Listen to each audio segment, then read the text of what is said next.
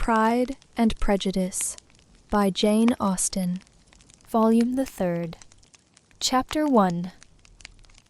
Elizabeth, as they drove along, watched for the first appearance of Pemberley Woods, with some perturbation, and when at length they turned in at the lodge, her spirits were in a high flutter. The park was very large, and contained great variety of ground. They entered it in one of its lowest points, and drove for some time through a beautiful wood stretching over a wide extent. Elizabeth's mind was too full for conversation, but she saw and admired every remarkable spot and point of view. They gradually ascended for half a mile, and then found themselves at the top of a considerable eminence, where the wood ceased, and the eye was instantly caught by Pemberley House, situated on the opposite side of a valley, into which the road with some abruptness wound. It was a large, handsome stone building, standing well on rising ground, and backed by a ridge of high woody hills.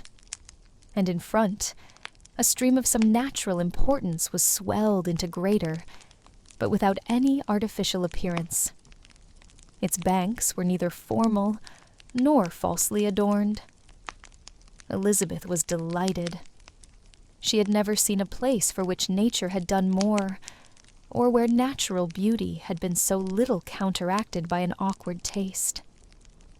They were all of them warm in their admiration, and at that moment she felt that to be mistress of Pemberley might be something. They descended the hill, crossed the bridge, and drove to the door, and while examining the nearer aspect of the house, all her apprehension of meeting its owner returned. She dreaded lest the chambermaid had been mistaken. On applying to see the place, they were admitted into the hall, and Elizabeth, as they waited for the housekeeper, had leisure to wonder at her being where she was.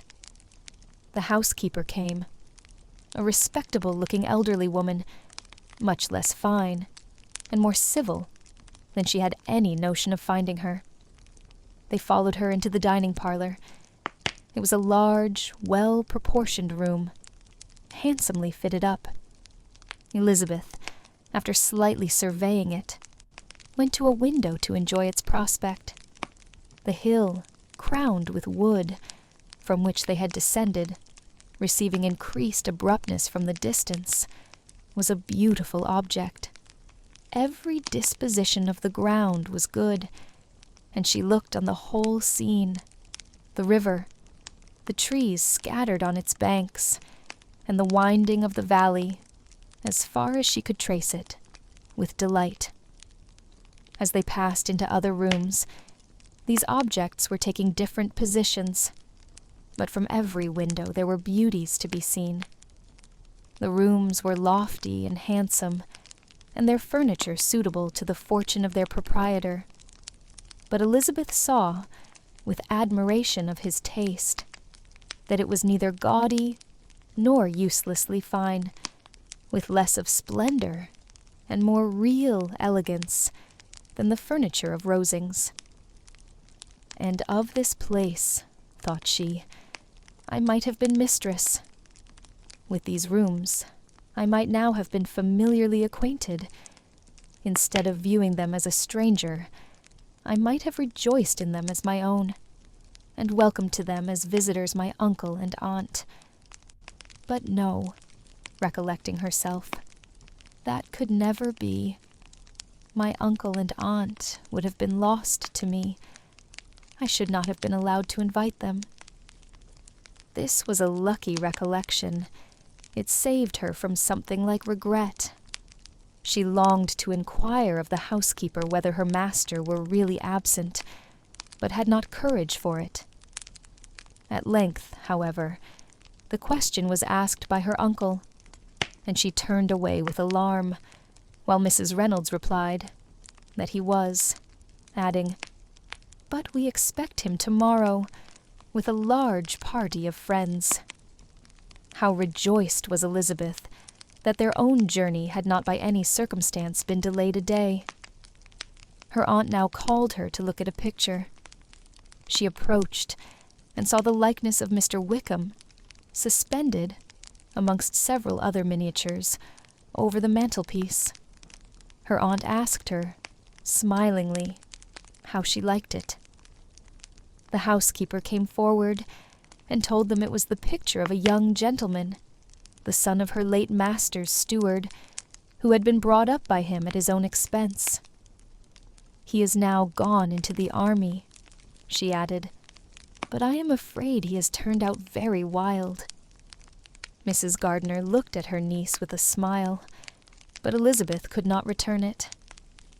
And that, said Mrs. Reynolds, pointing to another of the miniatures, is my master, and very like him. It was drawn at the same time as the other, about 8 years ago. I have heard much of your master's fine person, said Mrs. Gardiner, looking at the picture. It is a handsome face. But, Lizzie, you can tell us whether it is like or not. Mrs. Reynolds's respect for Elizabeth seemed to increase on this intimation of her knowing her master. Does that young lady know Mr. Darcy? Elizabeth colored and said, A little. And do not you think him a very handsome gentleman, ma'am? Yes, very handsome. I am sure I know none so handsome, but in the gallery upstairs you will see a finer, larger picture of him than this. This room was my late master's favorite room, and these miniatures are just as they used to be then. He was very fond of them. This accounted to Elizabeth for Mr. Wickham's being among them. Mrs. Reynolds then directed their attention to one of Miss Darcy, drawn when she was only 8 years old. And is Miss Darcy as handsome as her brother? Said Mr. Gardiner. Oh, yes, the handsomest young lady that ever was seen, and so accomplished. She plays and sings all day long. In the next room is a new instrument just come down for her, a present from my master. She comes here tomorrow with him. Mr. Gardiner, whose manners were easy and pleasant, encouraged her communicativeness by his questions and remarks. Mrs. Reynolds, either from pride or attachment, had evidently great pleasure in talking of her master and his sister. Is your master much at Pemberley in the course of the year? Not so much as I could wish, sir, but I dare say he may spend half his time here, and Miss Darcy is always down for the summer months. Except, thought Elizabeth when she goes to Ramsgate, if your master would marry, you might see more of him. Yes, sir, but I do not know when that will be. I do not know who is good enough for him. Mr. and Mrs. Gardiner smiled. Elizabeth could not help saying, It is very much to his credit, I am sure, that you should think so. I say no more than the truth, and what everybody will say that knows him, replied the other. Elizabeth thought this was going pretty far, and she listened with increasing astonishment as the housekeeper added, I have never had a crossword from him in my life, and I have known him ever since he was 4 years old. This was praise of all others most extraordinary, most opposite to her ideas. That he was not a good-tempered man had been her firmest opinion. Her keenest attention was awakened. She longed to hear more, and was grateful to her uncle for saying, There are very few people of whom so much can be said. You are lucky in having such a master. Yes, sir, I know I am. If I were to go through the world, I could not meet with a better. But I have always observed that they who are good-natured when children are good-natured when they grow up. And he was always the sweetest-tempered, most generous-hearted boy in the world. Elizabeth almost stared at her. Can this be Mr. Darcy? Thought she. His father was an excellent man, said Mrs. Gardner. "Yes, ma'am, that he was indeed, and his son will be just like him, just as affable to the poor." Elizabeth listened, wondered, doubted, and was impatient for more. Mrs. Reynolds could interest her on no other point. She related the subjects of the pictures, the dimensions of the rooms, and the price of the furniture in vain. Mr. Gardner, highly amused by the kind of family prejudice to which he attributed her excessive commendation of her master, soon led again to the subject, and she dwelt with energy on his many merits as they proceeded together up the great staircase. "He is the best landlord and the best master," said she, "that ever lived. Not like the wild young men nowadays, who think of nothing but themselves. There is not one of his tenants or servants but what will give him a good name. Some people call him proud, but I am sure I never saw anything of it. To my fancy, it is only because he does not rattle away like other young men. In what an amiable light does this place him," thought Elizabeth. "This fine account of him," whispered her aunt as they walked, "is not quite consistent with his behavior to our poor friend. Perhaps we might be deceived. That is not very likely. Our authority was too good." On reaching the spacious lobby above, they were shown into a very pretty sitting room, lately fitted up with greater elegance and lightness than the apartments below, and were informed that it was but just done to give pleasure to Miss Darcy, who had taken a liking to the room, when last at Pemberley. "He is certainly a good brother," said Elizabeth, as she walked towards one of the windows. Mrs. Reynolds anticipated Miss Darcy's delight when she should enter the room.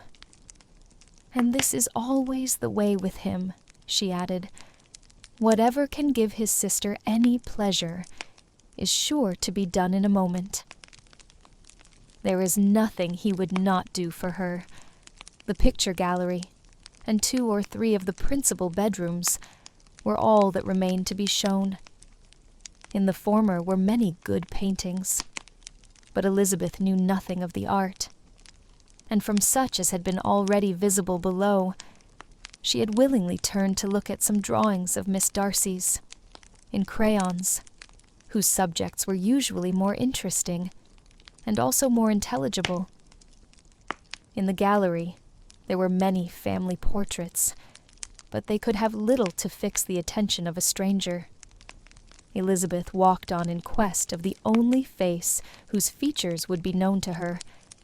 At last, it arrested her, and she beheld a striking resemblance of Mr. Darcy, with such a smile over the face, as she remembered to have sometimes seen when he looked at her. She stood several minutes before the picture, in earnest contemplation, and returned to it again before they quitted the gallery. Mrs. Reynolds informed them that it had been taken in his father's lifetime. There was certainly at this moment in Elizabeth's mind a more gentle sensation towards the original than she had ever felt in the height of their acquaintance. The commendation bestowed on him by Mrs. Reynolds was of no trifling nature. What praise is more valuable than the praise of an intelligent servant? As a brother, a landlord, a master, she considered how many people's happiness were in his guardianship, how much of pleasure or pain it was in his power to bestow, how much of good or evil must be done by him. Every idea that had been brought forward by the housekeeper was favorable to his character, and as she stood before the canvas, on which he was represented, and fixed his eyes upon herself, she thought of his regard with a deeper sentiment of gratitude than it had ever raised before. She remembered its warmth, and softened its impropriety of expression. When all of the house that was open to general inspection had been seen, they returned downstairs, and taking leave of the housekeeper, were consigned over to the gardener, who met them at the hall door. As they walked across the lawn towards the river, Elizabeth turned back to look again. Her uncle and aunt stopped also, and while the former was conjecturing as to the date of the building, the owner of it himself suddenly came forward from the road, which led behind it to the stables. They were within 20 yards of each other, and so abrupt was his appearance that it was impossible to avoid his sight. Their eyes instantly met, and the cheeks of each were overspread with the deepest blush. He absolutely started, and for a moment seemed immovable from surprise, but shortly recovering himself, advanced towards the party, and spoke to Elizabeth, if not in terms of perfect composure, at least of perfect civility. She had instinctively turned away, but stopping on his approach, received his compliments with an embarrassment impossible to be overcome. Had his first appearance, or his resemblance to the picture they had just been examining, been insufficient to assure the other two that they now saw Mr. Darcy, the gardener's expression of surprise on beholding his master must immediately have told it.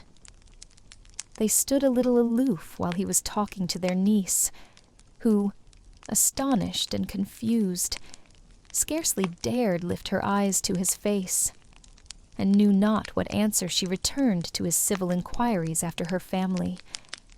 Amazed at the alteration of his manner since they last parted, every sentence that he uttered was increasing her embarrassment, and every idea of the impropriety of her being found there recurring to her mind. The few minutes in which they continued together were some of the most uncomfortable of her life. Nor did he seem much more at ease. When he spoke, his accent had none of its usual sedateness, and he repeated his inquiries as to the time of her having left Longbourn, and of her stay in Derbyshire, so often, and in so hurried a way, as plainly spoke the distraction of his thoughts. At length, every idea seemed to fail him, and after standing a few moments without saying a word, he suddenly recollected himself, and took leave. The others then joined her, and expressed their admiration of his figure, but Elizabeth heard not a word, and wholly engrossed by her own feelings, followed them in silence. She was overpowered by shame and vexation. Her coming there was the most unfortunate, the most ill-judged thing in the world. How strange must it appear to him! In what a disgraceful light might it not strike so vain a man! It might seem as if she had purposely thrown herself in his way again. Oh, why did she come? Or why did he thus come a day before he was expected? Had they been only 10 minutes sooner, they should have been beyond the reach of his discrimination. For it was plain that he was that moment arrived, that moment alighted from his horse or his carriage. She blushed again and again over the perverseness of the meeting, and his behavior, so strikingly altered. What could it mean? That he should even speak to her was amazing, but to speak with such civility, to inquire after her family. Never in her life had she seen his manners so little dignified. Never had he spoken with such gentleness as on this unexpected meeting. What a contrast did it offer to his last address in Rosings Park, when he put his letter into her hand. She knew not what to think, or how to account for it. They had now entered a beautiful walk by the side of the water, and every step was bringing forward a nobler fall of ground, or a finer reach of the woods, to which they were approaching. But it was some time before Elizabeth was sensible of any of it, and though she answered mechanically to the repeated appeals of her uncle and aunt, and seemed to direct her eyes to such objects as they pointed out. She distinguished no part of the scene. Her thoughts were all fixed on that one spot of Pemberley House, whichever it might be, where Mr. Darcy then was. She longed to know what at that moment was passing in his mind, in what manner he thought of her, and whether, in defiance of everything, she was still dear to him. Perhaps he had been civil only because he felt himself at ease, yet there had been that in his voice which was not like ease. Whether he had felt more of pain or of pleasure in seeing her, she could not tell, but he certainly had not seen her with composure. At length, however, the remarks of her companions on her absence of mind roused her, and she felt the necessity of appearing more like herself.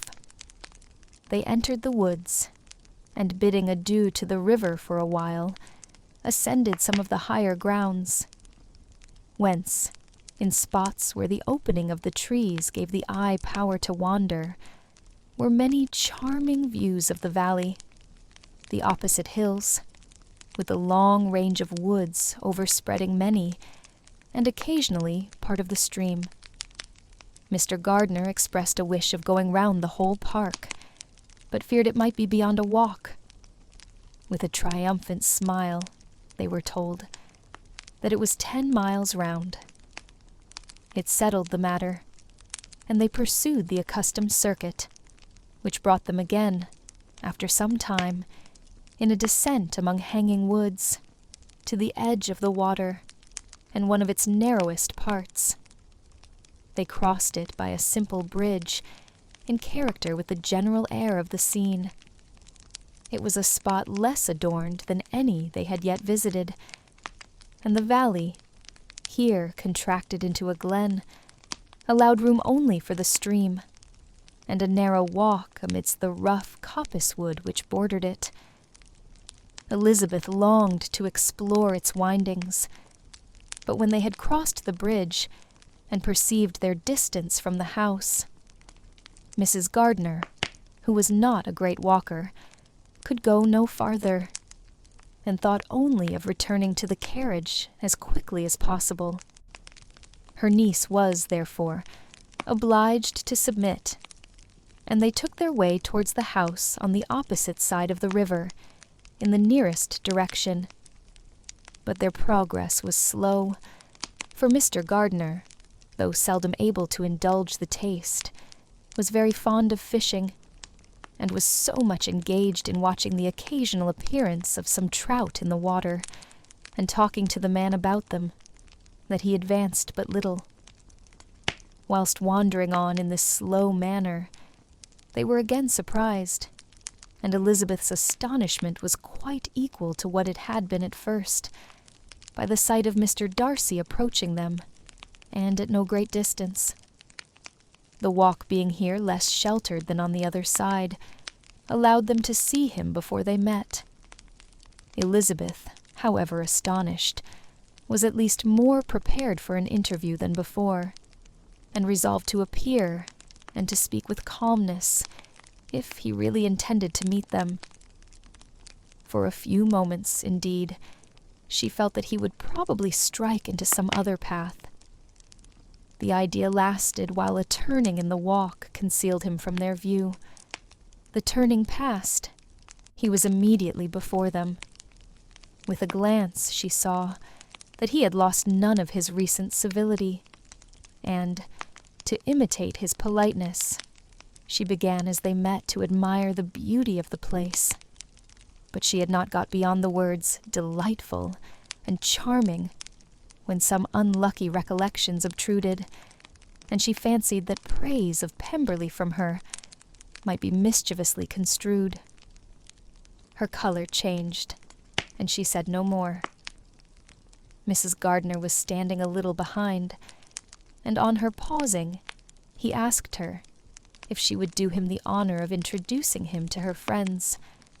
This was a stroke of civility for which she was quite unprepared, and she could hardly suppress a smile at his being now seeking the acquaintance of some of those very people against whom his pride had revolted in his offer to herself.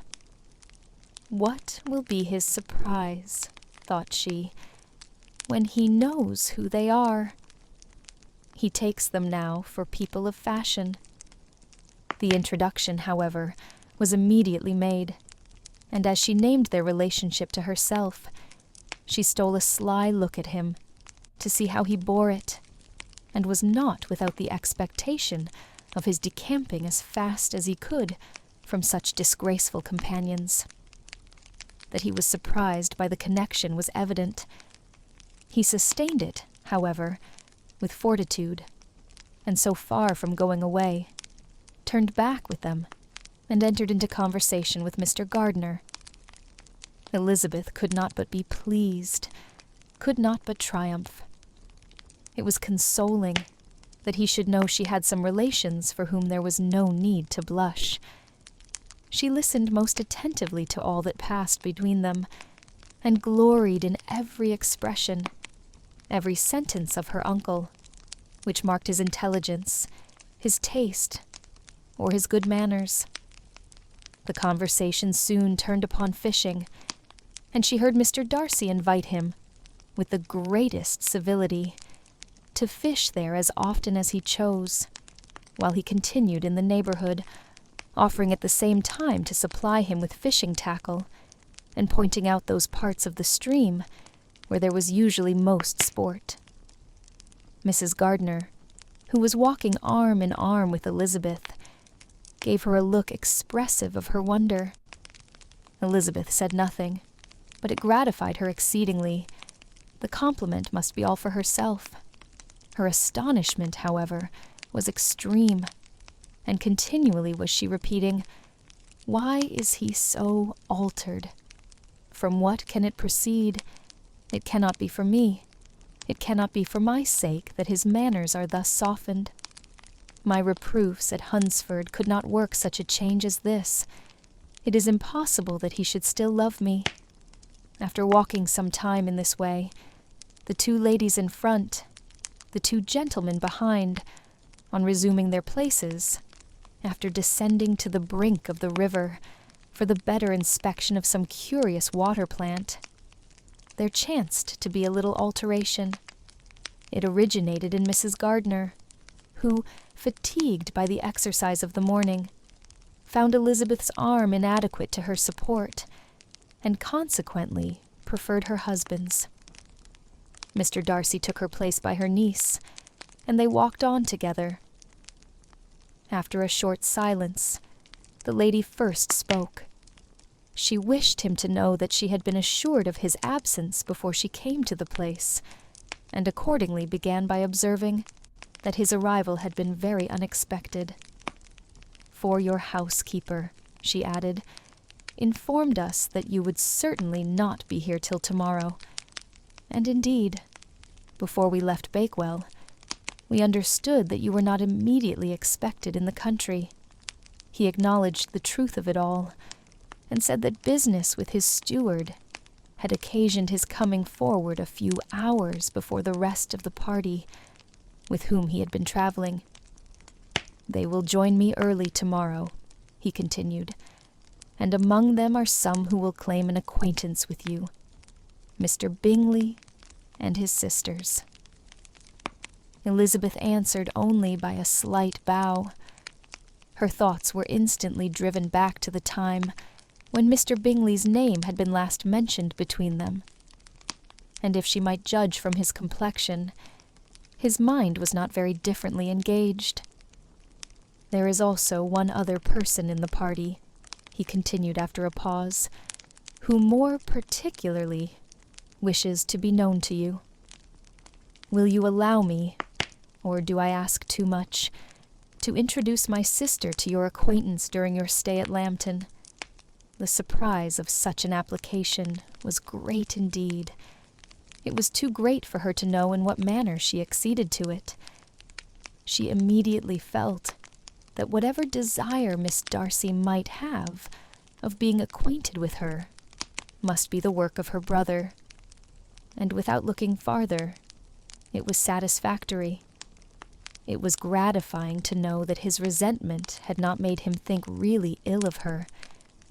They now walked on in silence, each of them deep in thought. Elizabeth was not comfortable. That was impossible. But she was flattered and pleased. His wish of introducing his sister to her was a compliment of the highest kind. They soon outstripped the others, and when they had reached the carriage, Mr. and Mrs. Gardner were 1/4 of a mile behind. He then asked her to walk into the house, but she declared herself not tired, and they stood together on the lawn. At such a time, much might have been said, and silence was very awkward. She wanted to talk, but there seemed an embargo on every subject. At last she recollected that she had been traveling, and they talked of Matlock and Dovedale with great perseverance. Yet time and her aunt moved slowly, and her patience and her ideas were nearly worn out before the tete-a-tete was over. On Mr. and Mrs. Gardner's coming up, they were all pressed to go into the house and take some refreshment, but this was declined, and they parted on each side with the utmost politeness.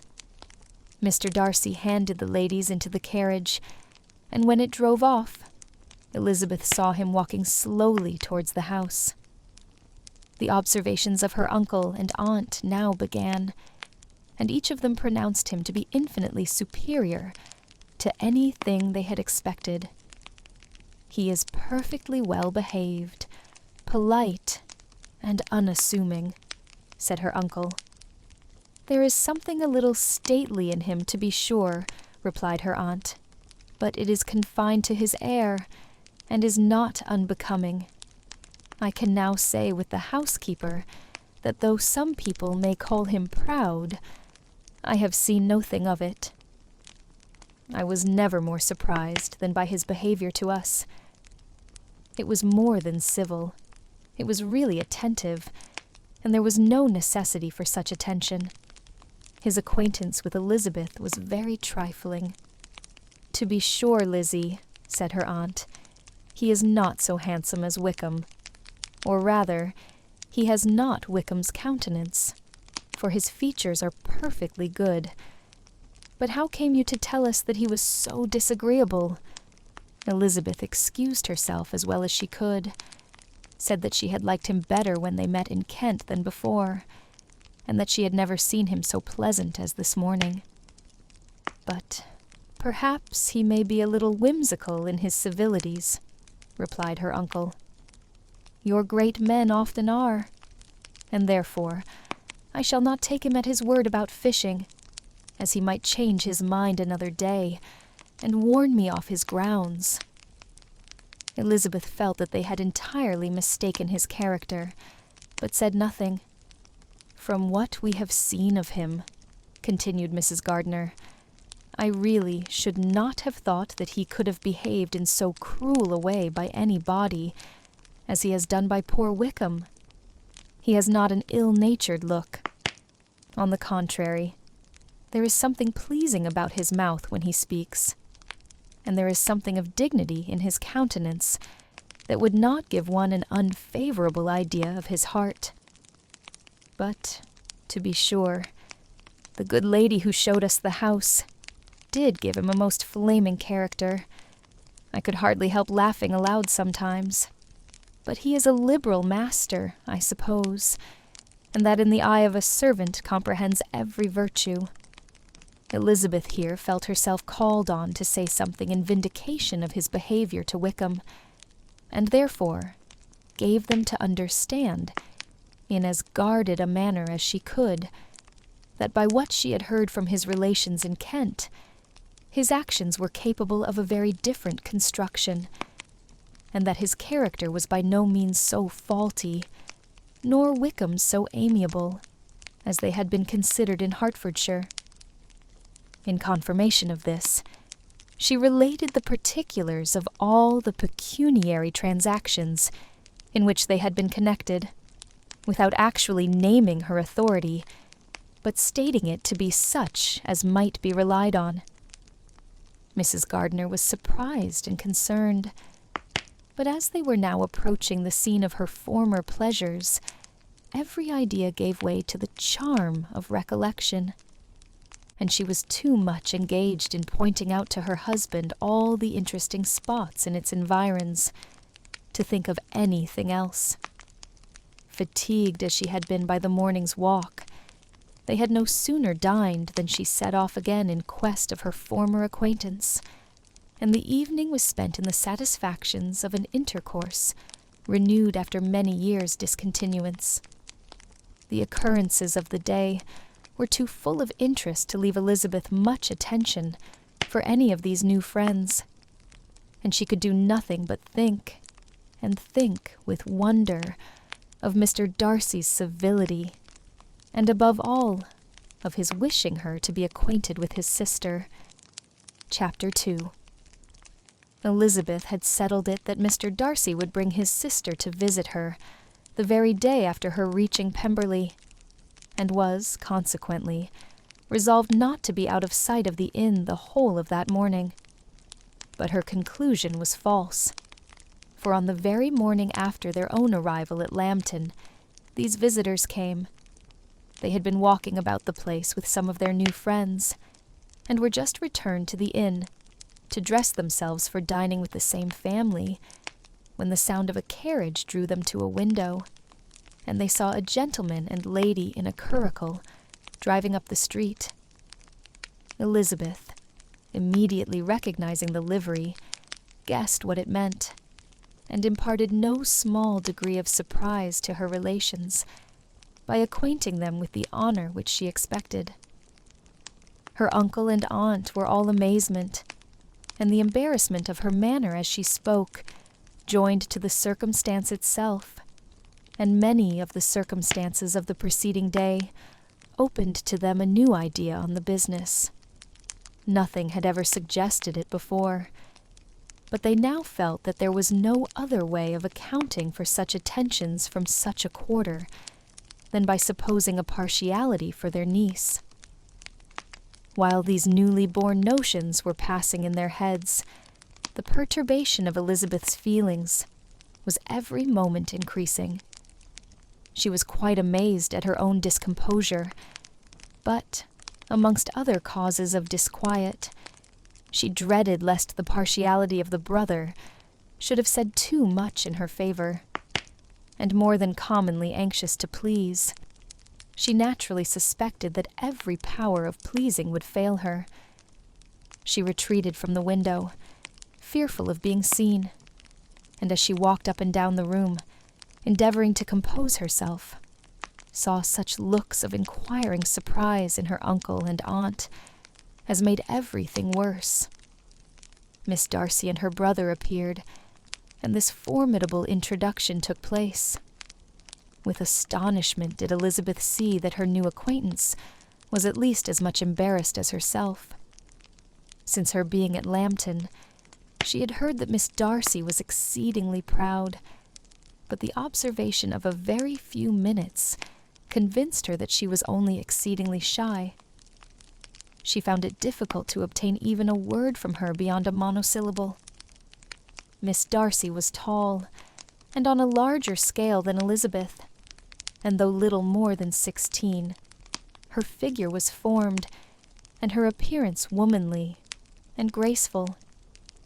She was less handsome than her brother, but there was sense and good humor in her face, and her manners were perfectly unassuming and gentle.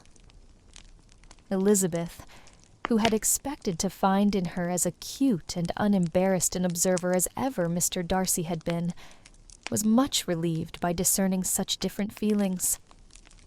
They had not been long together before Darcy told her that Bingley was also coming to wait on her, and she had barely time to express her satisfaction and prepare for such a visitor, when Bingley's quick step was heard on the stairs, and in a moment he entered the room. All Elizabeth's anger against him had been long done away, but, had she still felt any, it could hardly have stood its ground against the unaffected cordiality with which he expressed himself on seeing her again. he inquired in a friendly, though general way, after her family, and looked and spoke with the same good-humored ease that he had ever done. To Mr. and Mrs. Gardiner, he was scarcely a less interesting personage than to herself. They had long wished to see him. The whole party before them, indeed, excited a lively attention. The suspicions which had just arisen of Mr. Darcy and their niece directed their observation towards each with an earnest, though guarded inquiry, and they soon drew from those inquiries the full conviction that one of them at least knew what it was to love. Of the lady's sensations they remained a little in doubt, but that the gentleman was overflowing with admiration was evident enough. Elizabeth, on her side, had much to do. She wanted to ascertain the feelings of each of her visitors.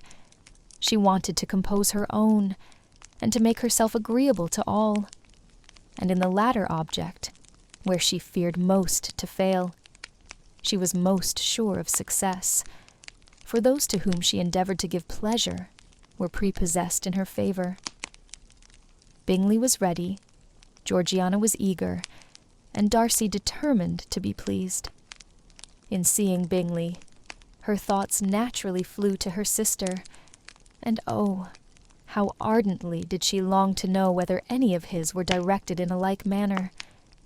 Sometimes she could fancy that he talked less than on former occasions, and once or twice pleased herself with the notion that as he looked at her, he was trying to trace a resemblance. But, though this might be imaginary, she could not be deceived as to his behavior to Miss Darcy, who had been set up as a rival to Jane. No look appeared on either side that spoke particular regard. Nothing occurred between them that could justify the hopes of his sister.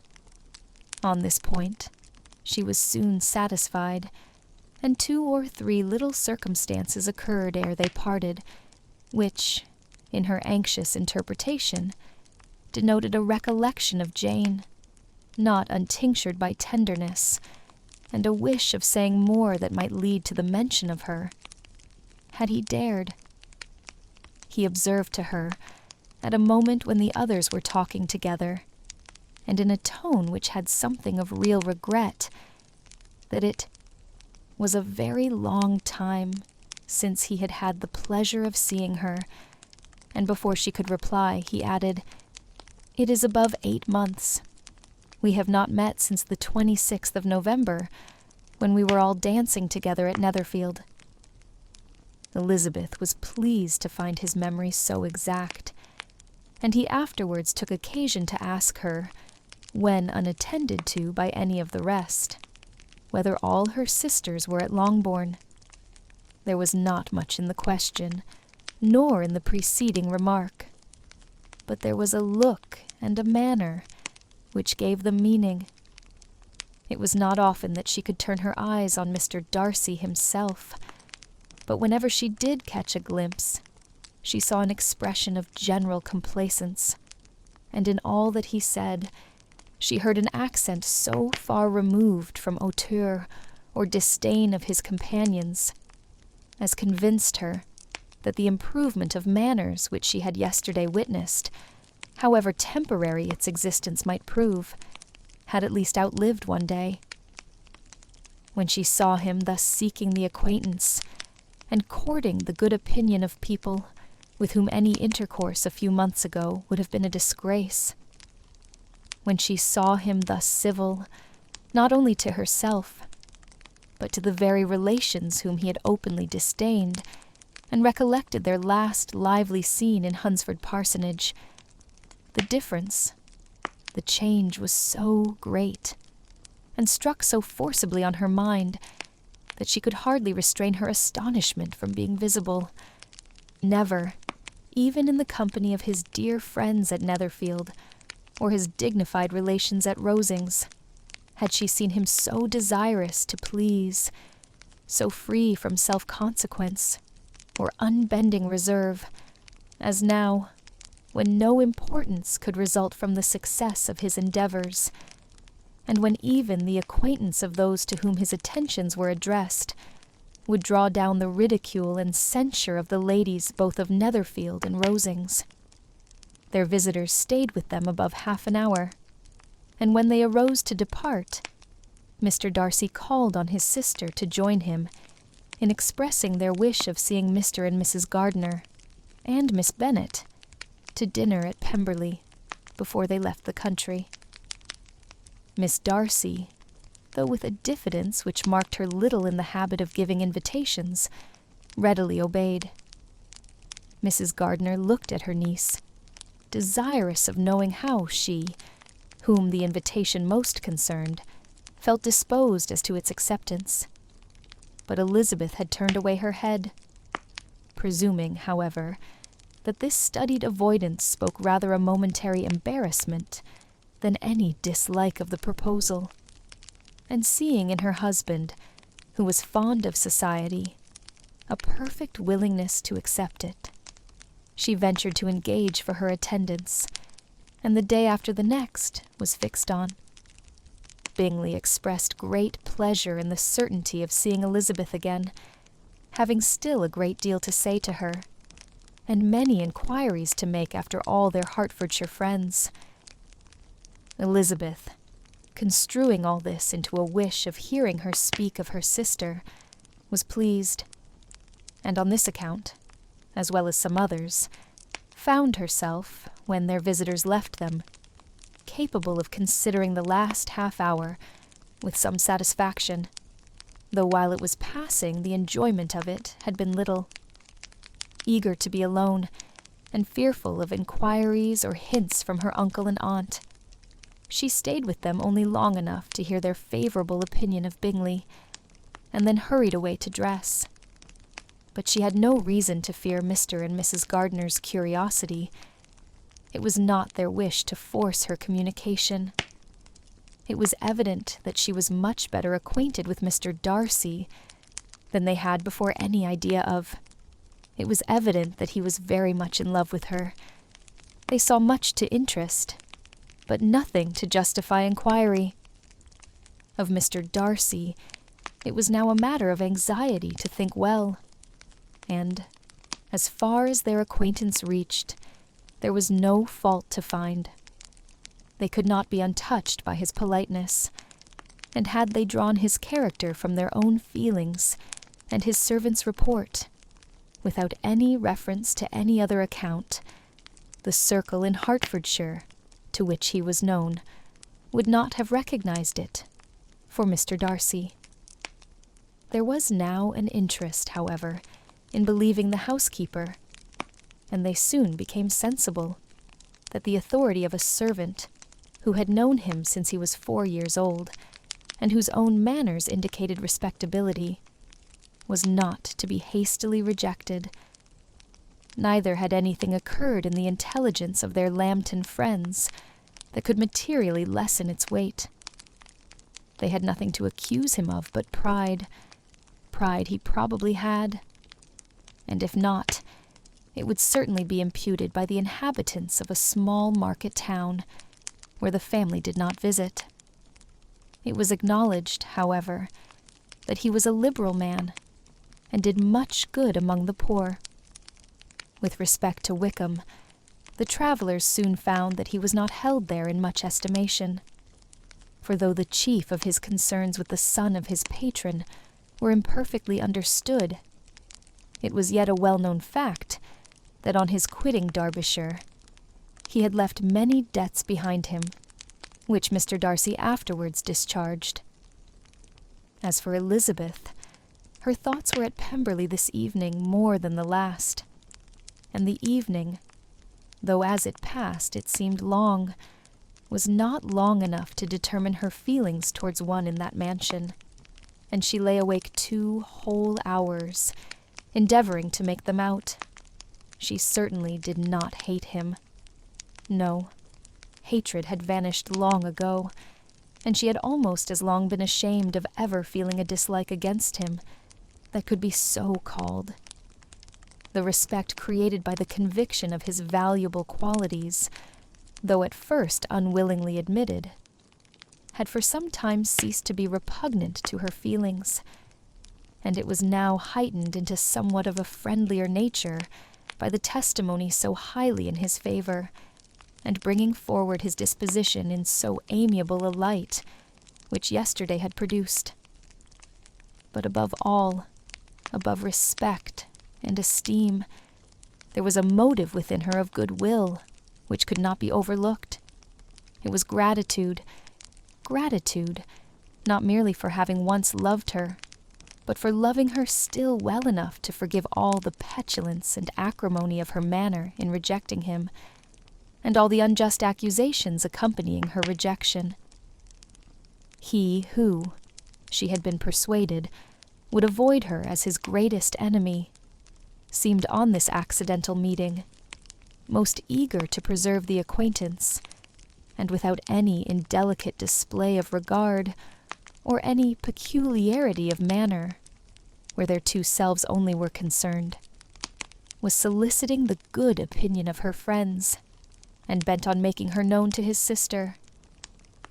Such a change in a man of so much pride excited not only astonishment, but gratitude, for to love, ardent love, it must be attributed, and as such, its impression on her was of a sort to be encouraged, as by no means unpleasing, though it could not be exactly defined. She respected, she esteemed, she was grateful to him. She felt a real interest in his welfare, and she only wanted to know how far she wished that welfare to depend upon herself, and how far it would be for the happiness of both that she should employ the power, which her fancy told her she still possessed, of bringing on the renewal of his addresses. It had been settled in the evening, between the aunt and niece, that such a striking civility as Miss Darcy's, in coming to them on the very day of her arrival at Pemberley, for she had reached it only to a late breakfast, ought to be imitated, though it could not be equaled, by some exertion of politeness on their side, and consequently that it would be highly expedient to wait on her at Pemberley the following morning. They were, therefore, to go. Elizabeth was pleased, though when she asked herself the reason, she had very little to say in reply. Mr. Gardner left them soon after breakfast. The fishing scheme had been renewed the day before, and a positive engagement made of his meeting some of the gentlemen at Pemberley by noon. Chapter 3. Convinced, as Elizabeth now was, that Miss Bingley's dislike of her had originated in jealousy, she could not help feeling how very unwelcome her appearance at Pemberley must be to her, and was curious to know with how much civility on that lady's side the acquaintance would now be renewed. On reaching the house, they were shown through the hall into the saloon, whose northern aspect rendered it delightful for summer. Its windows, opening to the ground, admitted a most refreshing view of the high, woody hills behind the house, and of the beautiful oaks and Spanish chestnuts which were scattered over the intermediate lawn. In this room, they were received by Miss Darcy, who was sitting there with Mrs. Hurst and Miss Bingley, and the lady with whom she lived in London. Georgiana's reception of them was very civil, but attended with all that embarrassment, which, though proceeding from shyness and the fear of doing wrong, would easily give to those who felt themselves inferior the belief of her being proud and reserved. Mrs. Gardner and her niece, however, did her justice, and pitied her. By Mrs. Hurst and Miss Bingley, they were noticed only by a courtesy, and on their being seated, a pause, awkward as such pauses must always be, succeeded for a few moments. It was first broken by Mrs. Annesley, a genteel, agreeable-looking woman, whose endeavor to introduce some kind of discourse proved her to be more truly well-bred than either of the others. And between her and Mrs. Gardner, with occasional help from Elizabeth, the conversation was carried on. Miss Darcy looked as if she wished for courage enough to join in it, and sometimes did venture a short sentence, when there was least danger of its being heard. Elizabeth soon saw that she was herself closely watched by Miss Bingley, and that she could not speak a word, especially to Miss Darcy, without calling her attention. This observation would not have prevented her from trying to talk to the latter, had they not been seated at an inconvenient distance. But she was not sorry to be spared the necessity of saying much. Her own thoughts were employing her. She expected every moment that some of the gentlemen would enter the room. She wished, she feared, that the master of the house might be amongst them. And whether she wished or feared it most, she could scarcely determine. After sitting in this manner a quarter of an hour, without hearing Miss Bingley's voice, Elizabeth was roused by receiving from her a cold inquiry after the health of her family. She answered with equal indifference and brevity, and the other said no more. The next variation which their visit afforded was produced by the entrance of servants with cold meat, cake, and a variety of all the finest fruits in season. But this did not take place till after many a significant look and smile from Mrs. Annesley to Miss Darcy had been given, to remind her of her post. There was now employment for the whole party, for though they could not all talk, they could all eat, and the beautiful pyramids of grapes, nectarines, and peaches soon collected them round the table. While thus engaged, Elizabeth had a fair opportunity of deciding whether she most feared or wished for the appearance of Mr. Darcy, by the feelings which prevailed on his entering the room. And then, though but a moment before she had believed her wishes to predominate, she began to regret that he came. He had been some time with Mr. Gardiner, who, with 2 or 3 other gentlemen from the house, was engaged by the river, and had left him only on learning that the ladies of the family intended a visit to Georgiana that morning. No sooner did he appear than Elizabeth wisely resolved to be perfectly easy and unembarrassed, a resolution the more necessary to be made, but perhaps not the more easily kept, because she saw that the suspicions of the whole party were awakened against them, and that there was scarcely an eye which did not watch his behavior when he first came into the room.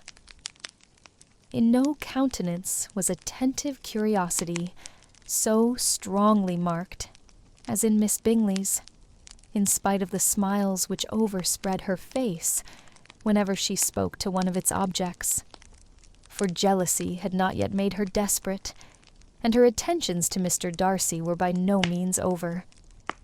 Miss Darcy, on her brother's entrance, exerted herself much more to talk, and Elizabeth saw that he was anxious for his sister and herself to get acquainted, and forwarded, as much as possible, every attempt at conversation on either side. Miss Bingley saw all this likewise, and in the imprudence of anger, took the first opportunity of saying, with sneering civility, "Pray, Miss Eliza, are not the Shire militia removed from Meryton? They must be a great loss to your family." In Darcy's presence she dared not mention Wickham's name, but Elizabeth instantly comprehended that he was uppermost in her thoughts, and the various recollections connected with him gave her a moment's distress. But, exerting herself vigorously to repel the ill-natured attack, she presently answered the question in a tolerably disengaged tone. While she spoke, an involuntary glance showed her Darcy with a heightened complexion, earnestly looking at her, and his sister overcome with confusion, and unable to lift up her eyes.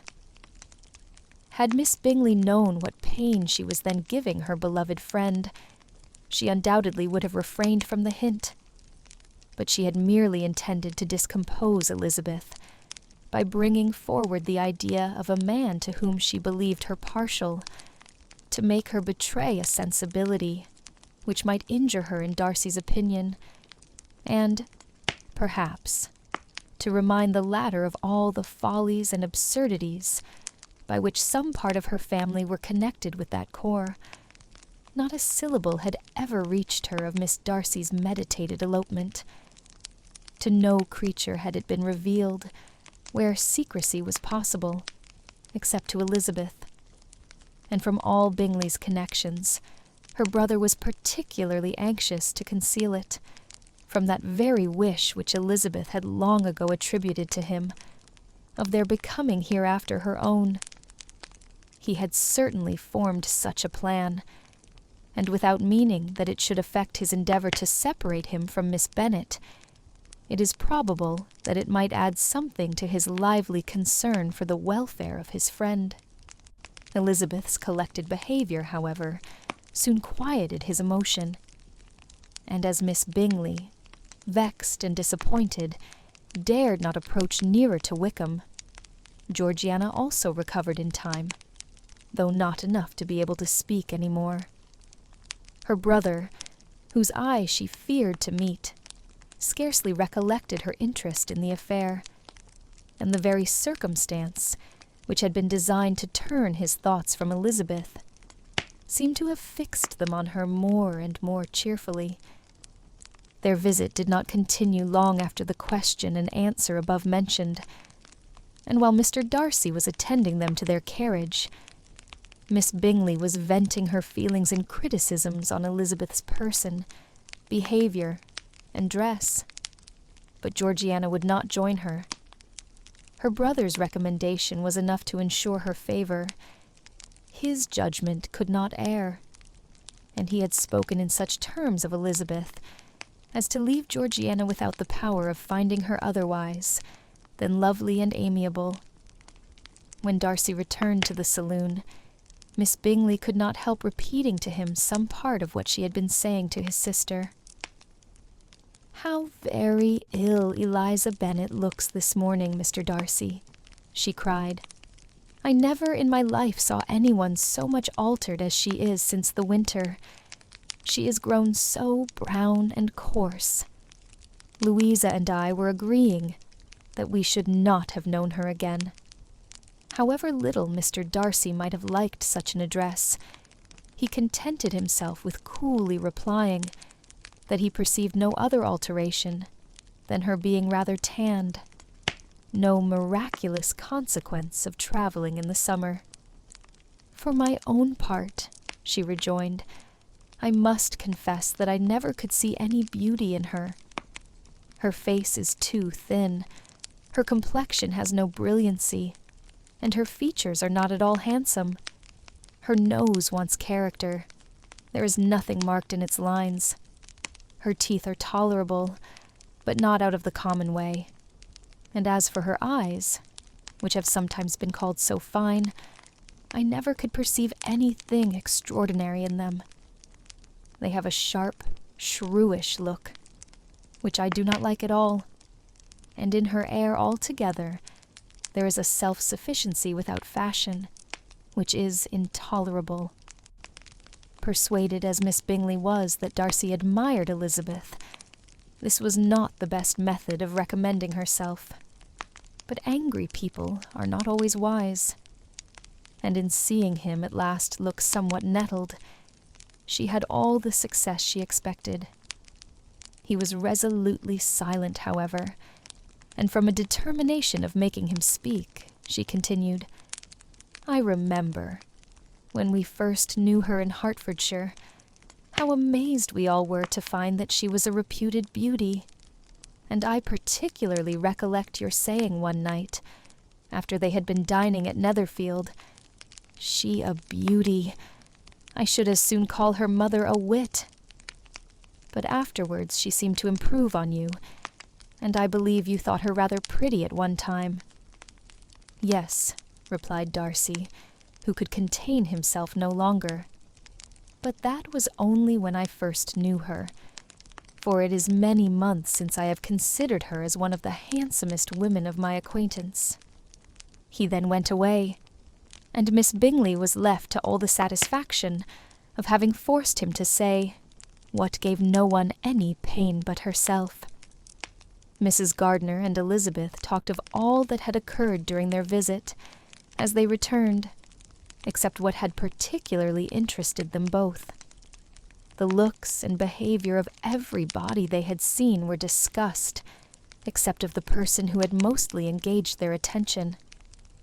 They talked of his sister, his friends, his house, his fruit, of everything but himself. Yet Elizabeth was longing to know what Mrs. Gardiner thought of him, and Mrs. Gardiner would have been highly gratified by her niece's beginning the subject. Chapter 4. Elizabeth had been a good deal disappointed in not finding a letter from Jane on their first arrival at Lambton, and this disappointment had been renewed on each of the mornings that had now been spent there.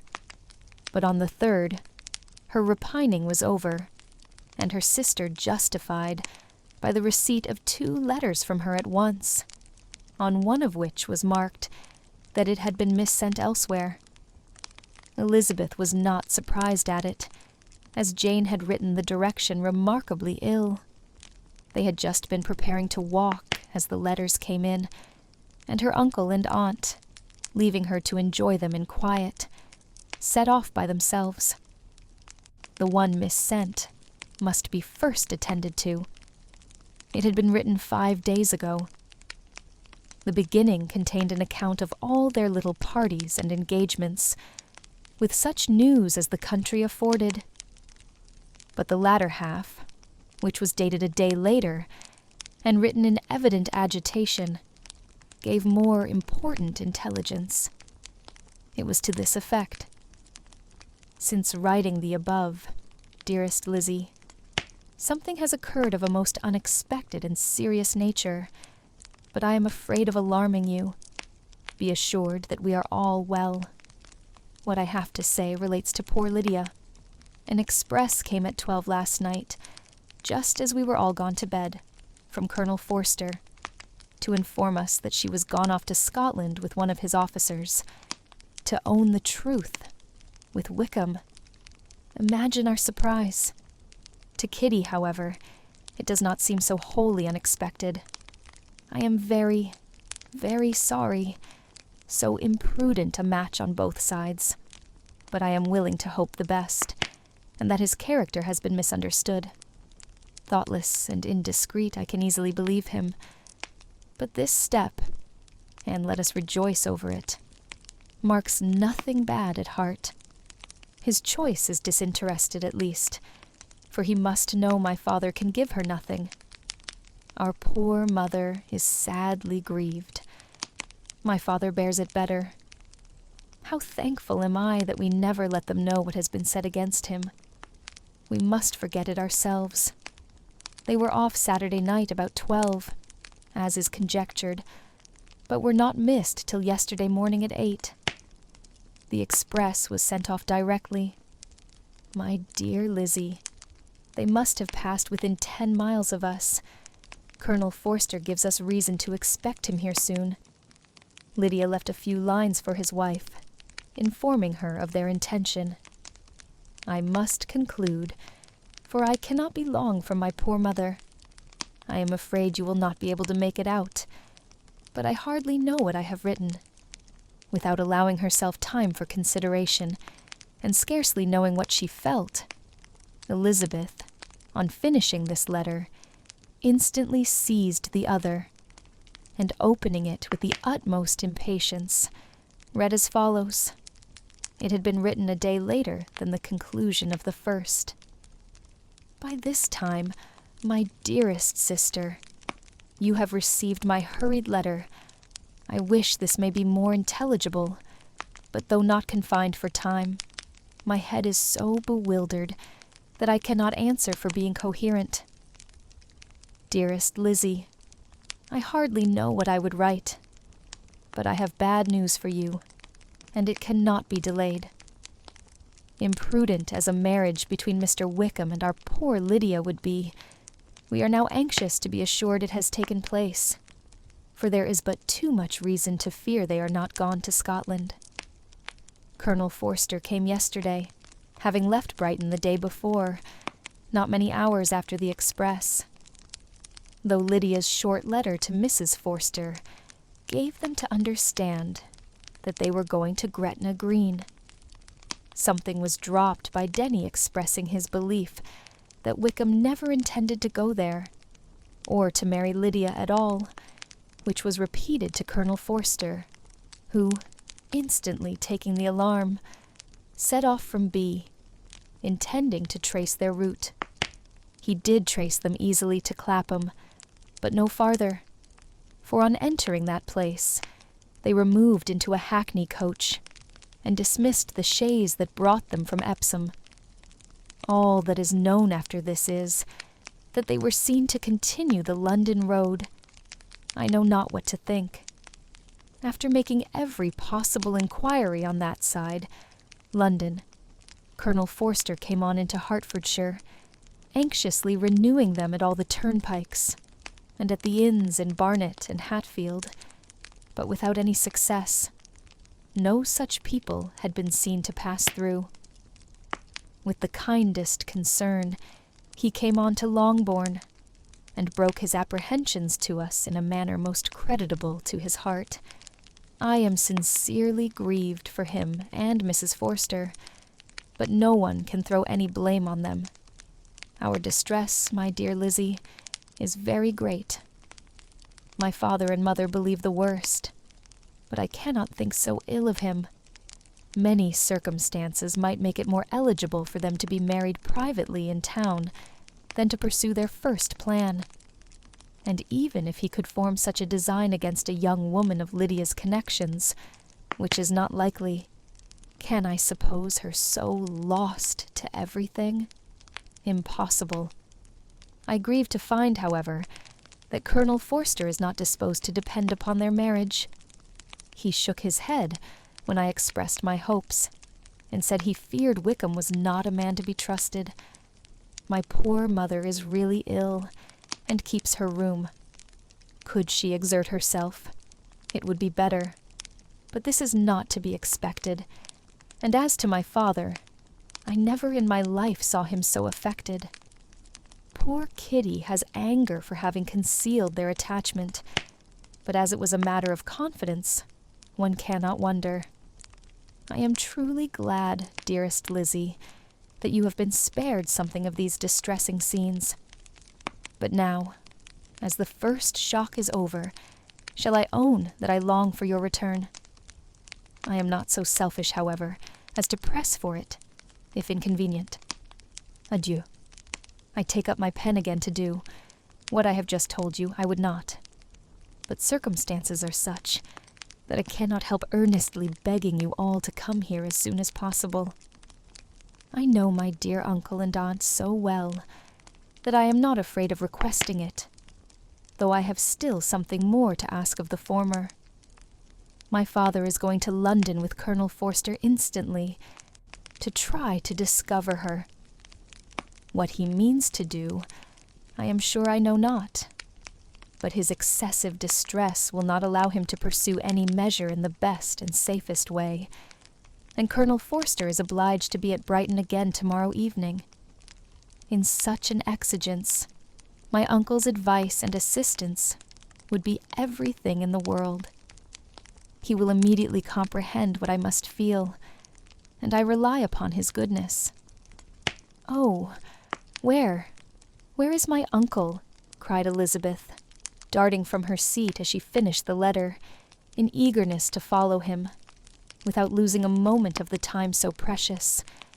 But as she reached the door, it was opened by a servant, and Mr. Darcy appeared. Her pale face and impetuous manner made him start, and before he could recover himself enough to speak, she, in whose mind every idea was superseded by Lydia's situation, hastily exclaimed, "I beg your pardon, but I must leave you.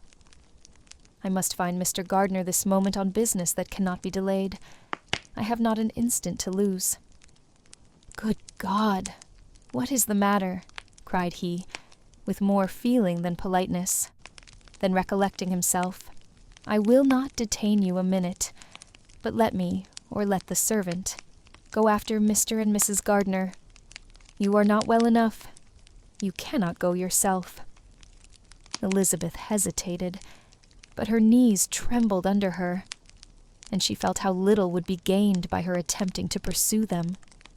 Calling back the servant, therefore, she commissioned him, though in so breathless an accent as made her almost unintelligible, to fetch his master and mistress home instantly.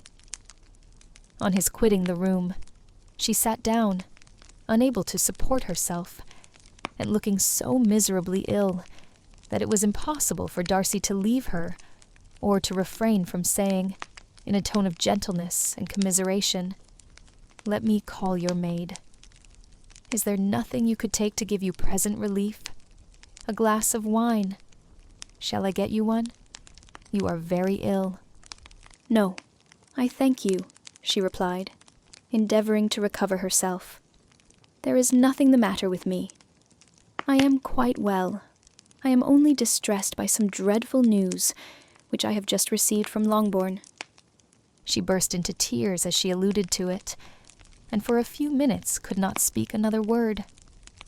Darcy, in wretched suspense, could only say something indistinctly of his concern, and observe her in compassionate silence.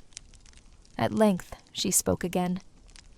"I have just had a letter from Jane, with such dreadful news. It cannot be concealed from anyone. My youngest sister has left all her friends, has eloped, has thrown herself into the power of Mr. Wickham. They are gone off together from Brighton. You know him too well to doubt the rest. She has no money, no connections, nothing that can tempt him to. She is lost forever." Darcy was fixed in astonishment. "When I consider," she added in a yet more agitated voice, "that I might have prevented it.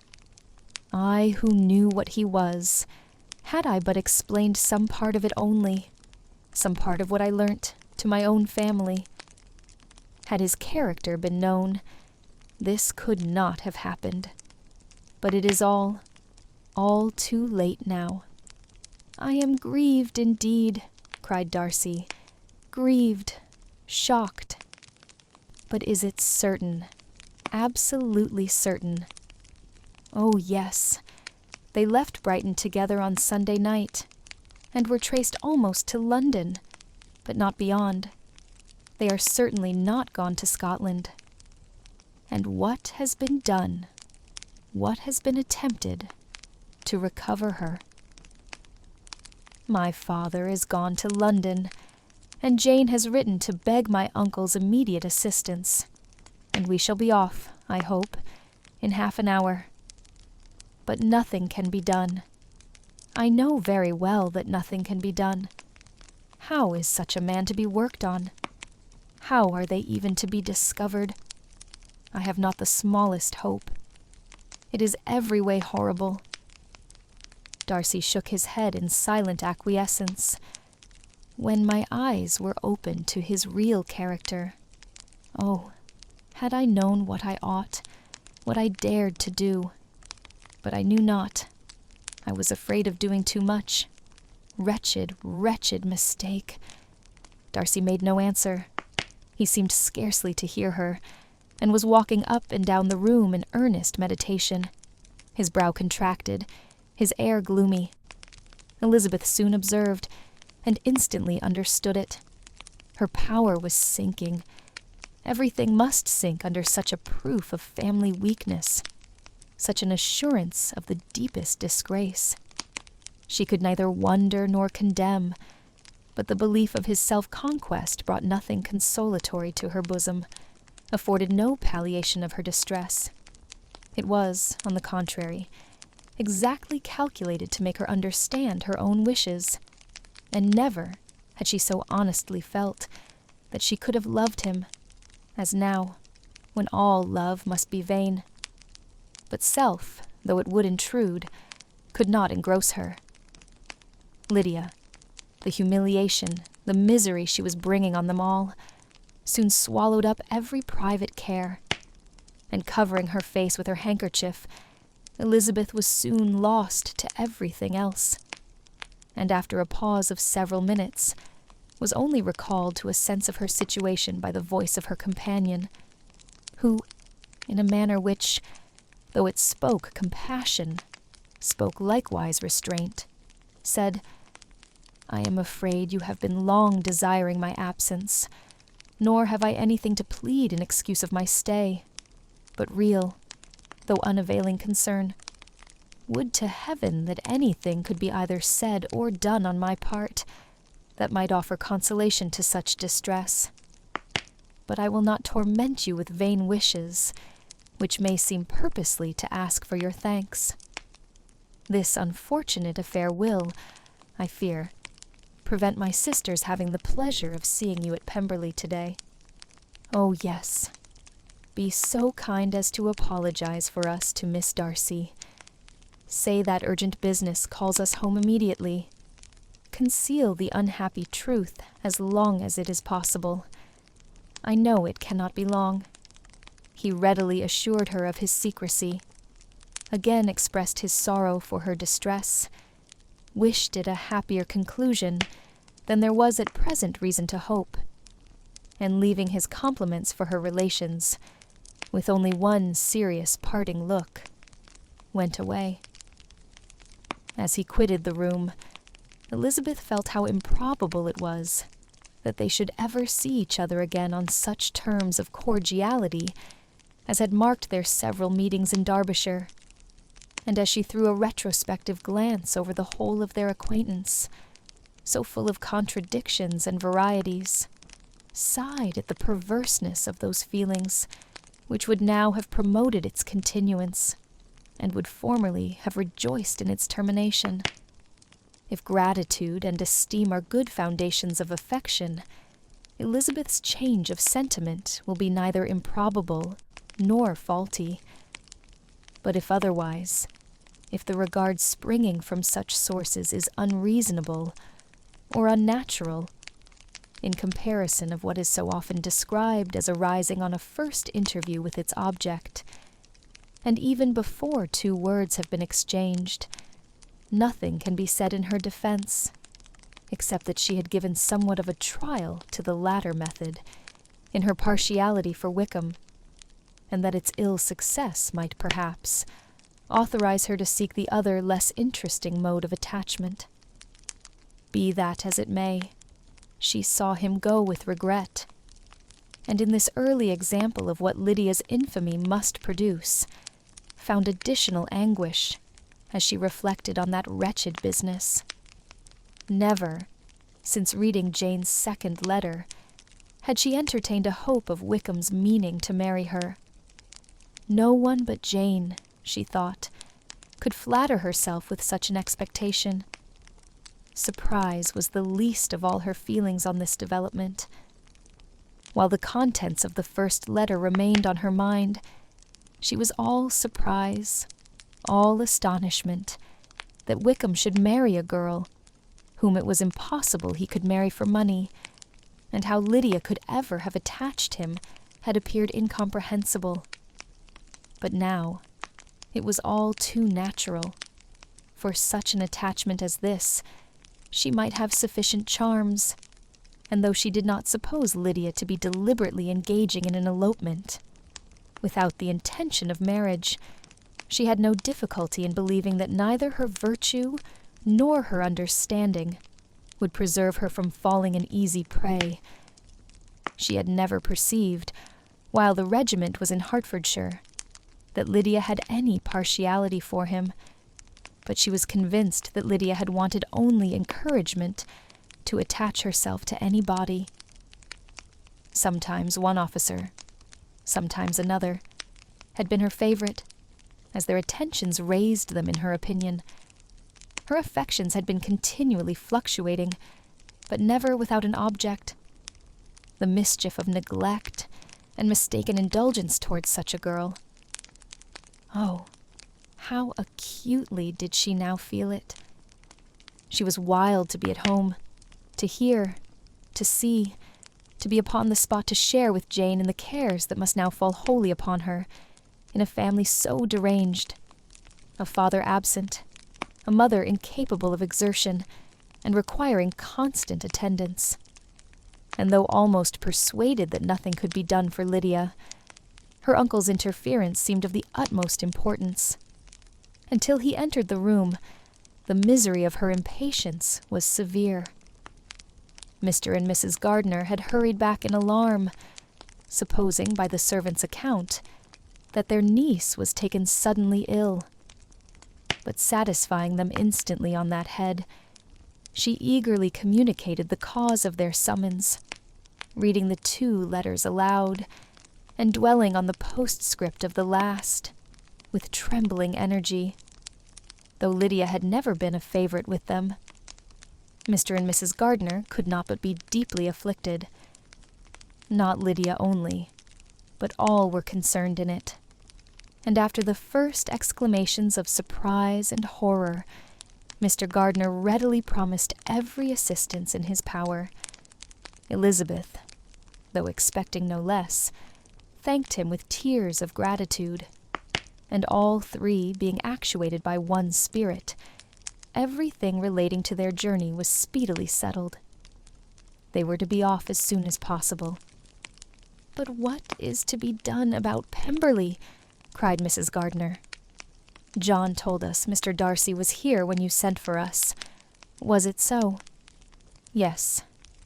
And I told him we should not be able to keep our engagement. That is all settled." "What is all settled?" repeated the other, as she ran into her room to prepare. "And are they upon such terms as for her to disclose the real truth? Oh, that I knew how it was. But wishes were vain, or at best, could serve only to amuse her in the hurry and confusion of the following hour. Had Elizabeth been at leisure to be idle, she would have remained certain that all employment was impossible to one so wretched as herself. But she had her share of business, as well as her aunt, and amongst the rest, there were notes to be written to all their friends at Lambton, with false excuses for their sudden departure. An hour, however, saw the whole completed, and Mr. Gardiner, meanwhile, having settled his account at the inn, nothing remained to be done but to go, and Elizabeth, after all the misery of the morning, found herself, in a shorter space of time than she could have supposed, seated in the carriage, and on the road to Longbourn. Chapter 5. "I have been thinking it over again, Elizabeth," said her uncle, as they drove from the town, "and really, upon serious consideration, I am much more inclined than I was to judge, as your eldest sister does of the matter. It appears to me so very unlikely that any young man should form such a design against a girl who is by no means unprotected or friendless, and who is actually staying in his colonel's family, that I am strongly inclined to hope the best. Could he expect that her friends would not step forward? Could he expect to be noticed again by the regiment after such an affront to Colonel Forster? His temptation is not adequate to the risk." "Do you really think so?" cried Elizabeth, brightening up for a moment. "Upon my word," said Mrs. Gardiner, "I begin to be of your uncle's opinion. It is really too great a violation of decency, honor, and interest for him to be guilty of it. I cannot think so very ill of Wickham. Can you, yourself, Lizzie, so wholly give him up as to believe him capable of it? Not perhaps of neglecting his own interest, but of every other neglect I can believe him capable, if, indeed, it should be so. But I dare not hope it. Why should they not go on to Scotland, if that had been the case?" "In the first place," replied Mr. Gardiner, "there is no absolute proof that they are not gone to Scotland. Oh, But their removing from the chaise into a hackney coach is such a presumption. And besides, no traces of them were to be found on the Barnet Road. Well then, supposing them to be in London, they may be there, though for the purpose of concealment, for no more exceptionable purpose. It is not likely that money should be very abundant on either side, and it might strike them that they could be more economically, though less expeditiously, married in London than in Scotland. But why all this secrecy? Why any fear of detection? Why must their marriage be private? Oh, no, no, this is not likely. His most particular friend, you see by Jane's account, was persuaded of his never intending to marry her. Wickham will never marry a woman without some money. He cannot afford it. And what claims has Lydia? What attractions has she beyond youth, health, and good humor, that could make him for her sake forego every chance of benefiting himself by marrying well? As to what restraint the apprehensions of disgrace in the corps might throw on a dishonorable elopement with her, I am not able to judge, for I know nothing of the effects that such a step might produce. But as to your other objection, I am afraid it will hardly hold good. Lydia has no brothers to step forward, and he might imagine, from my father's behavior, from his indolence, and the little attention he has ever seemed to give to what was going forward in his family, that he would do as little, and think as little about it, as any father could do, in such a matter. But can you think that Lydia is so lost to everything but love of him, as to consent to live with him on any other terms than marriage? It does seem, and it is most shocking indeed, replied Elizabeth with tears in her eyes, that a sister's sense of decency and virtue in such a point should admit of doubt. But really, I know not what to say. Perhaps I am not doing her justice, but she is very young. She has never been taught to think on serious subjects, and for the last half-year, nay, for a 12-month, she has been given up to nothing but amusement and vanity. She has been allowed to dispose of her time in the most idle and frivolous manner, and to adopt any opinions that came in her way. Since the Shire were first quartered in Meryton, nothing but love, flirtation, and officers have been in her head. She has been doing everything in her power by thinking and talking on the subject, to give greater, what shall I call it, susceptibility to her feelings, which are naturally lively enough, and we all know that Wickham has every charm of person and address that can captivate a woman. But you see that Jane, said her aunt, does not think so ill of Wickham as to believe him capable of the attempt. Of whom does Jane ever think ill, and who is there, whatever might be their former conduct, that she would believe capable of such an attempt, till it were proved against them? But Jane knows, as well as I do, what Wickham really is. We both know that he has been profligate in every sense of the word, that he has neither integrity nor honor, that he is as false and deceitful as he is insinuating. And do you really know all this? Cried Mrs. Gardiner, whose curiosity as to the mode of her intelligence was all alive. I do, indeed, replied Elizabeth, coloring.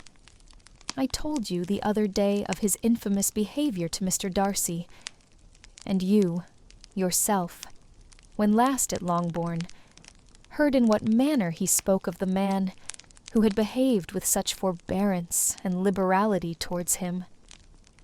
And there are other circumstances which I am not at liberty, which it is not worth while to relate, but his lies about the whole Pemberley family are endless. From what he said of Miss Darcy, I was thoroughly prepared to see a proud, reserved, disagreeable girl. Yet he knew to the contrary himself.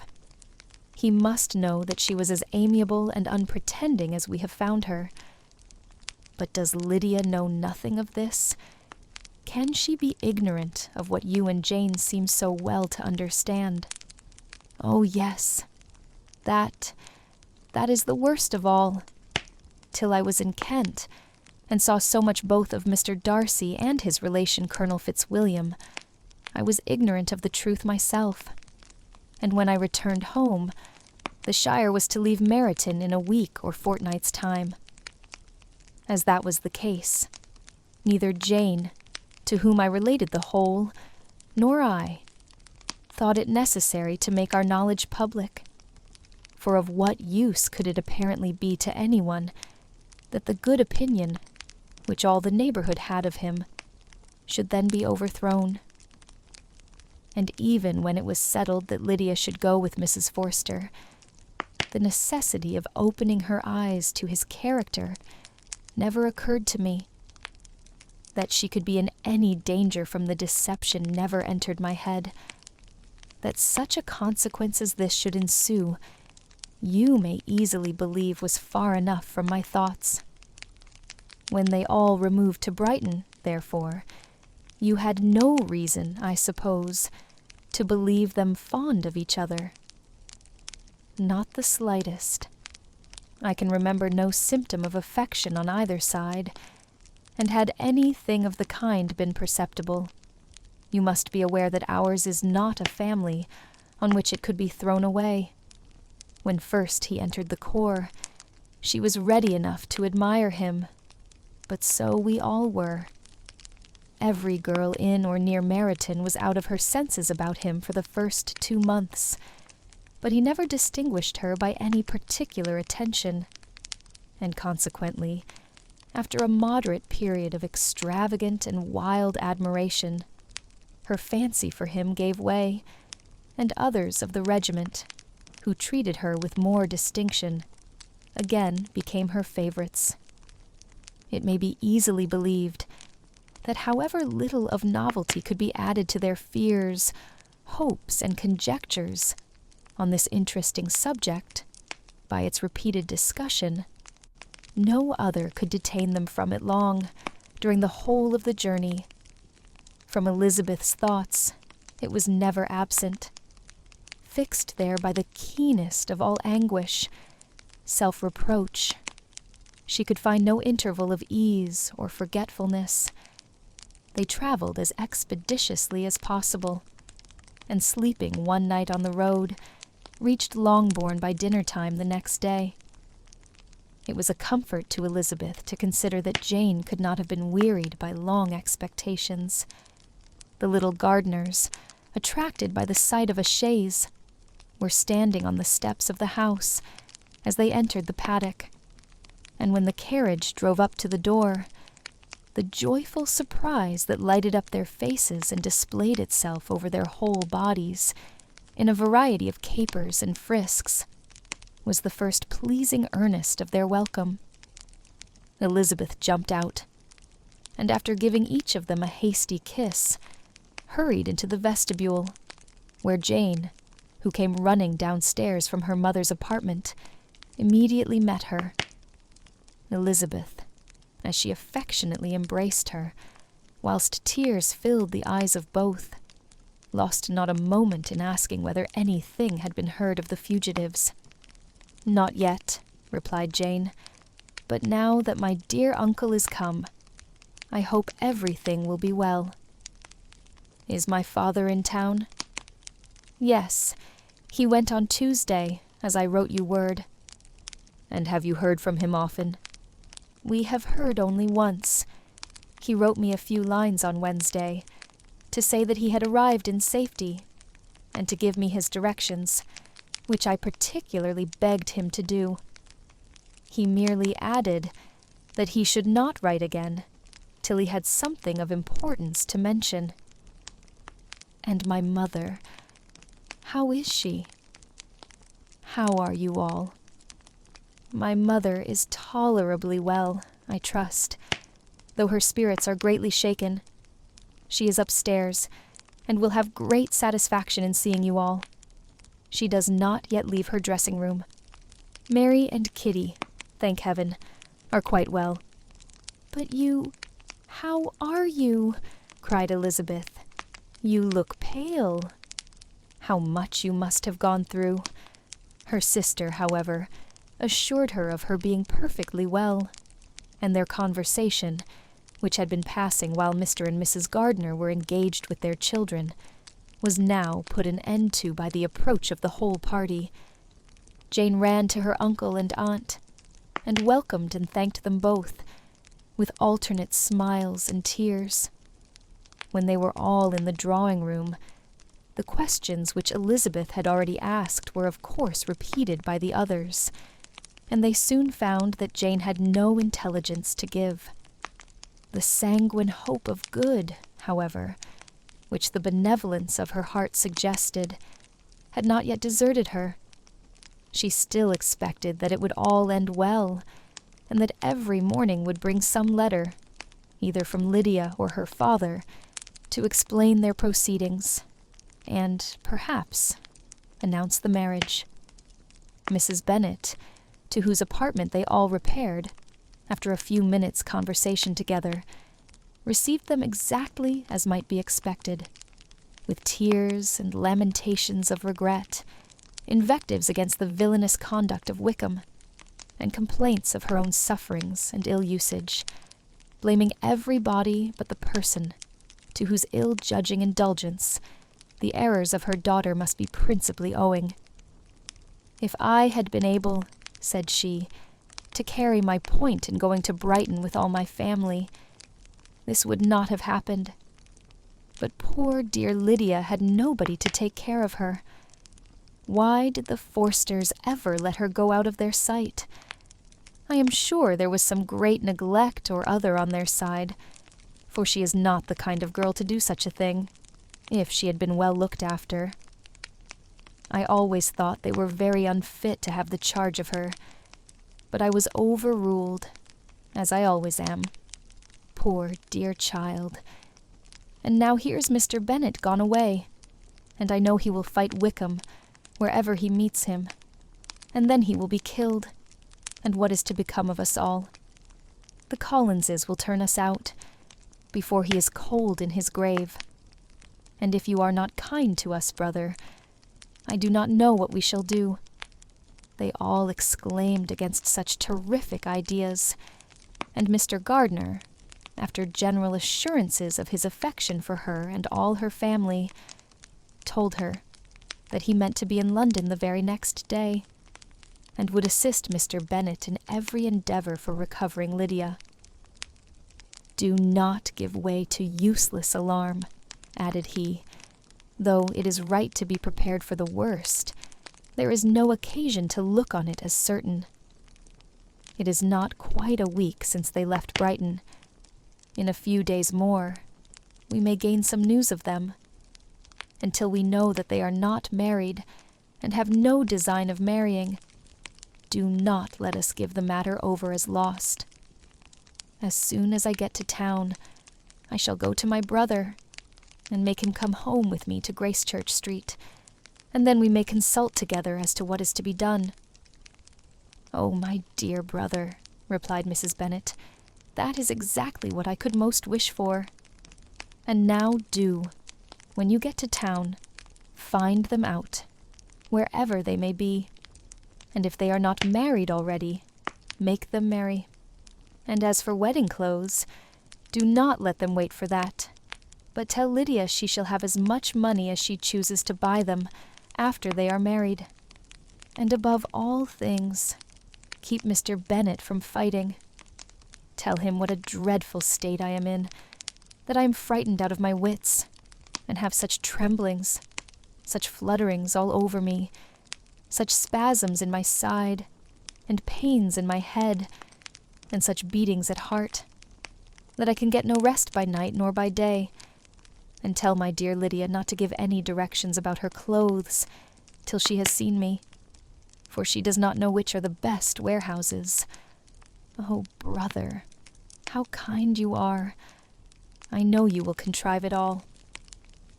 But Mr. Gardiner, though he assured her again of his earnest endeavors in the cause, could not avoid recommending moderation to her, as well in her hopes as her fears. And after talking with her in this manner till dinner was on table, they left her to vent all her feelings on the housekeeper, who attended in the absence of her daughters. Though her brother and sister were persuaded that there was no real occasion for such a seclusion from the family, they did not attempt to oppose it, for they knew that she had not prudence enough to hold her tongue before the servants while they waited at table, and judged it better that one only of the household, and the one whom they could most trust, should comprehend all her fears and solicitude on the subject. In the dining-room, they were soon joined by Mary and Kitty, who had been too busily engaged in their separate apartments to make their appearance before.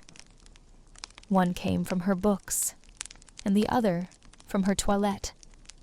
The faces of both, however, were tolerably calm, and no change was visible in either, except that the loss of her favorite sister, or the anger which she had herself incurred in the business, had given something more of fretfulness than usual to the accents of Kitty. As for Mary, she was mistress enough of herself to whisper to Elizabeth, with a countenance of grave reflection, soon after they were seated at table, "This is a most unfortunate affair, and will probably be much talked of. But we must stem the tide of malice, and pour into the wounded bosoms of each other the balm of sisterly consolation."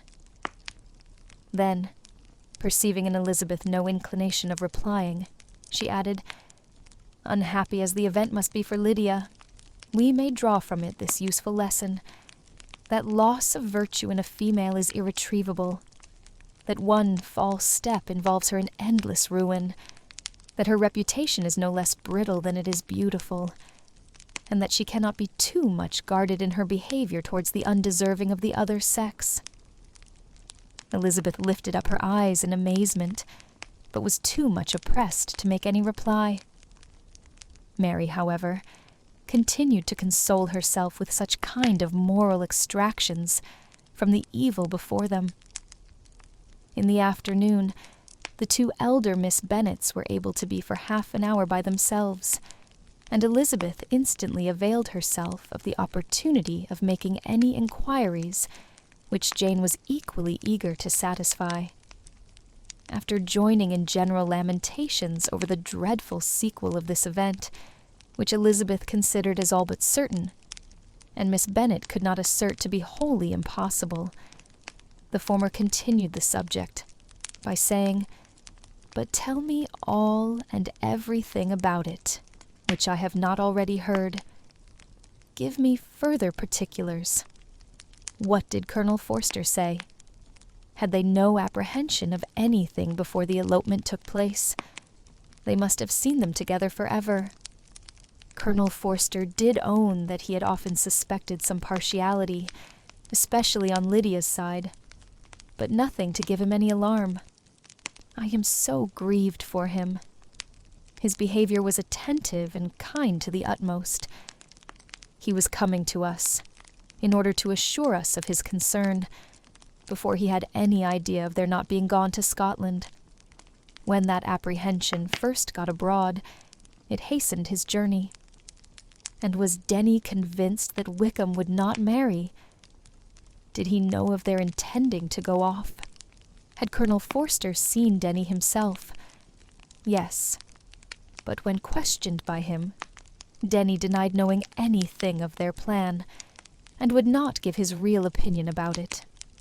He did not repeat his persuasion of their not marrying, and from that, I am inclined to hope he might have been misunderstood before. Until Colonel Forster came himself, not one of you entertained a doubt, I suppose, of their being really married. How was it possible that such an idea should enter our brains? I felt a little uneasy, a little fearful of my sister's happiness with him in marriage, because I knew that his conduct had not been always quite right. My father and mother knew nothing of that. They only felt how imprudent a match it must be. Kitty then owned, with a very natural triumph on knowing more than the rest of us, that in Lydia's last letter she had prepared her for such a step. She had known, it seems, of their being in love with each other many weeks, but not before they went to Brighton. No, I believe not. And did Colonel Forster appear to think ill of Wickham himself? Does he know his real character? I must confess that he did not speak so well of Wickham as he formerly did. He believed him to be imprudent and extravagant, and since this sad affair has taken place, it is said that he left Meryton greatly in debt. But I hope this may be false. Oh, Jane, had we been less secret, had we told what we knew of him, this could not have happened. Perhaps it would have been better, replied her sister, but to expose the former faults of any person without knowing what their present feelings were seemed unjustifiable. We acted with the best intentions. Could Colonel Forster repeat the particulars of Lydia's note to his wife? He brought it with him for us to see. Jane then took it from her pocketbook and gave it to Elizabeth. These were the contents. My dear Harriet, you will laugh when you know where I am gone, and I cannot help laughing myself at your surprise tomorrow morning, as soon as I am missed. I am going to Gretna Green, and if you cannot guess with who, I shall think you a simpleton, for there is but one man in the world I love, and he is an angel. I should never be happy without him, so think it no harm to be off. You need not send them word at Longbourn of my going, if you do not like it, for it will make the surprise the greater when I write to them, and sign my name, Lydia Wickham. What a good joke it will be! I can hardly write for laughing. Pray make my excuses to Pratt for not keeping my engagement and dancing with him tonight. Tell him I hope he will excuse me when he knows all, and tell him I will dance with him at the next ball we meet with great pleasure. I shall send for my clothes when I get to Longbourn, but I wish you would tell Sally to mend a great slit in my worked muslin gown before they are packed up. Goodbye. Give my love to Colonel Forster. I hope you will drink to our good journey. Your affectionate friend, Lydia Bennet. Oh, thoughtless Lydia, cried Elizabeth when she had finished it. What a letter is this, to be written at such a moment, but at least it shows that she was serious in the object of her journey. Whatever he might afterwards persuade her to, it was not on her side a scheme of infamy. My poor father! How he must have felt it! I never saw anyone so shocked. He could not speak a word for full 10 minutes. My mother was taken ill immediately, and the whole house in such confusion. Oh, Jane, cried Elizabeth, was there a servant belonging to it who did not know the whole story before the end of the day? I do not know. I hope there was. But to be guarded at such a time is very difficult. My mother was in hysterics, and though I endeavored to give her every assistance in my power, I am afraid I did not do so much as I might have done. But the horror of what might possibly happen almost took from me my faculties. Your attendance upon her has been too much for you. You do not look well. Oh, that I had been with you! You have had every care and anxiety upon yourself alone. Mary and Kitty have been very kind, and would have shared in every fatigue, I am sure. But I did not think it right for either of them. Kitty is slight and delicate, and Mary studies so much that her hours of repose should not be broken in on. My Aunt Phillips came to Longbourn on Tuesday, after my father went away, and was so good as to stay till Thursday with me. She was of great use and comfort to us all, and Lady Lucas has been very kind. She walked here on Wednesday morning to condole with us, and offered her services, or any of her daughters, if they could be of use to us. She had better have stayed at home, cried Elizabeth. Perhaps she meant well, but under such a misfortune as this, one cannot see too little of one's neighbors. Assistance is impossible, condolence insufferable. Let them triumph over us at a distance, and be satisfied. She then proceeded to inquire into the measures which her father had intended to pursue, while in town, for the recovery of his daughter. He meant, I believe, replied Jane, to go to Epsom, the place where they last changed horses, see the postilions, and try if anything could be made out from them. His principal object must be to discover the number of the hackney coach, which took them from Clapham. It had come with a fare from London, and as he thought the circumstance of a gentleman and ladies removing from one carriage into another might be remarked, he meant to make inquiries at Clapham. If he could anyhow discover at what house the coachman had before set down his fare, he determined to make inquiries there, and hoped it might not be impossible to find out the stand and number of the coach. I do not know of any other designs that he had formed, but he was in such a hurry to be gone, and his spirits so greatly discomposed, that I had difficulty in finding out even so much as this. Chapter 6. The whole party were in hopes of a letter from Mr. Bennet the next morning, but the post came in without bringing a single line from him. His family knew him to be, on all common occasions, a most negligent and dilatory correspondent, but at such a time they had hoped for exertion. They were forced to conclude that he had no pleasing intelligence to send, but even of that they would have been glad to be certain. Mr. Gardiner had waited only for the letters before he set off. When he was gone, they were certain at least of receiving constant information of what was going on, and their uncle promised, at parting, to prevail on Mr. Bennet to return to Longbourn as soon as he could, to the great consolation of his sister, who considered it as the only security for her husband's not being killed in a duel. Mrs. Gardiner and the children were to remain in Hertfordshire a few days longer, as the former thought her presence might be serviceable to her nieces. She shared in their attendance on Mrs. Bennet, and was a great comfort to them in their hours of freedom. Their other aunt also visited them frequently, and always, as she said, with the design of cheering and heartening them up, though, as she never came without reporting some fresh instance of Wickham's extravagance or irregularity.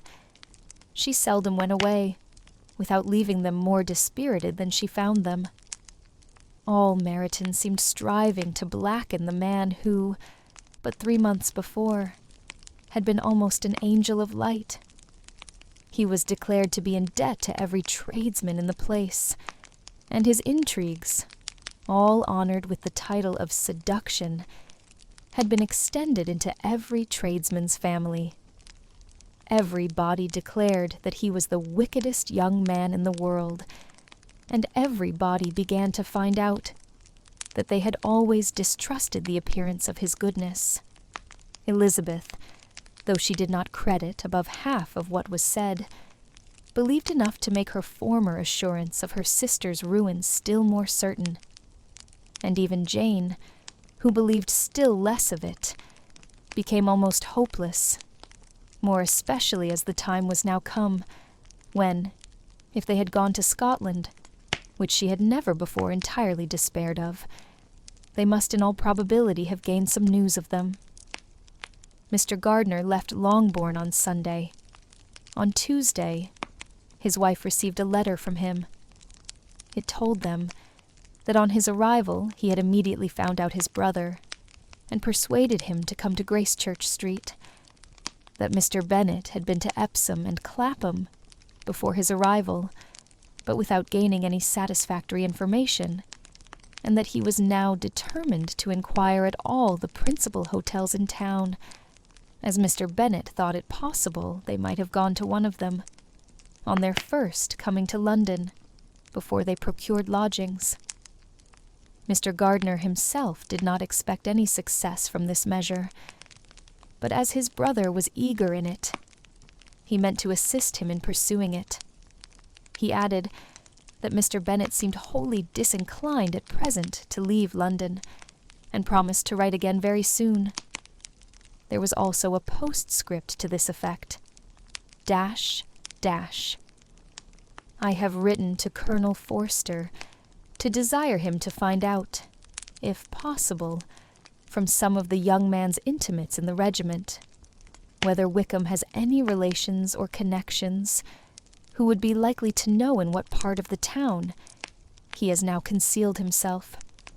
If there were anyone that one could apply to, with a probability of gaining such a clue as that, it might be of essential consequence.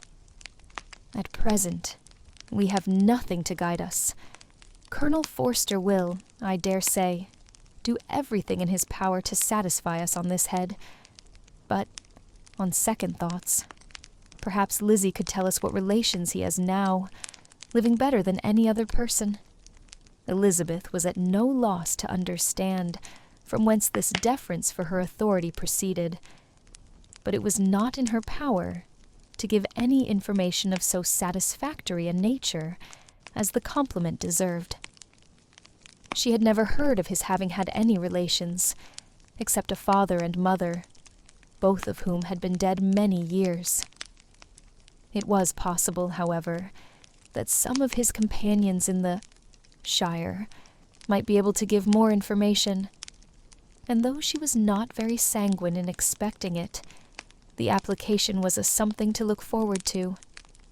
Every day at Longbourn was now a day of anxiety, but the most anxious part of each was when the post was expected. The arrival of letters was the first grand object of every morning's impatience. Through letters, whatever of good or bad was to be told would be communicated, and every succeeding day was expected to bring some news of importance. But before they heard again from Mr. Gardner, a letter arrived for their father, from a different quarter, from Mr. Collins, which, as Jane had received directions to open all that came for him in his absence, she accordingly read, and Elizabeth, who knew what curiosities his letters always were, looked over her and read it likewise. It was as follows: My dear Sir, I feel myself called upon, by our relationship and my situation in life, to condole with you on the grievous affliction you are now suffering under, of which we were yesterday informed by a letter from Hertfordshire. Be assured, my dear sir, that Mrs. Collins and myself sincerely sympathize with you, and all your respectable family, in your present distress, which must be of the bitterest kind, because proceeding from a cause which no time can remove. No arguments shall be wanting on my part that can alleviate so severe a misfortune, or that may comfort you under a circumstance that must be, of all others, most afflicting to a parent's mind. The death of your daughter would have been a blessing in comparison of this, and it is the more to be lamented because there is reason to suppose, as my dear Charlotte informs me, that this licentiousness of behavior in your daughter has proceeded from a faulty degree of indulgence, though, at the same time, for the consolation of yourself and Mrs. Bennet, I am inclined to think that her own disposition must be naturally bad, or she could not be guilty of such an enormity at so early an age. howsoever that may be, you are grievously to be pitied, in which opinion I am not only joined by Mrs. Collins, but likewise by Lady Catherine and her daughter, to whom I have related the affair. They agree with me in apprehending that this false step in one daughter will be injurious to the fortunes of all the others. For who, as Lady Catherine herself condescendingly says, will connect themselves with such a family? And this consideration leads me, moreover, to reflect, with augmented satisfaction, on a certain event of last November. For had it been otherwise, I must have been involved in all your sorrow and disgrace. Let me advise you, then, my dear sir, to console yourself as much as possible, to throw off your unworthy child from your affection forever, and leave her to reap the fruits of her own heinous offense. I am, dear sir, N.C. Mr. Gardiner did not write again, till he had received an answer from Colonel Forster, and then he had nothing of a pleasant nature to send. It was not known that Wickham had a single relation with whom he kept up any connection, and it was certain that he had no near one living. His former acquaintance had been numerous, but since he had been in the militia, it did not appear that he was on terms of particular friendship with any of them. There was no one, therefore, who could be pointed out as likely to give any news of him. And in the wretched state of his own finances, there was a very powerful motive for secrecy, in addition to his fear of discovery by Lydia's relations, for it had just transpired that he had left gaming debts behind him to a very considerable amount. Colonel Forster believed that more than £1,000 would be necessary to clear his expenses at Brighton. He owed a good deal in the town, but his debts of honor were still more formidable. Mr. Gardiner did not attempt to conceal these particulars from the Longbourn family. Jane heard them with horror. "A gamester!" she cried. "This is wholly unexpected. I had not an idea of it." Mr. Gardiner added, in his letter, that they might expect to see their father at home on the following day, which was Saturday.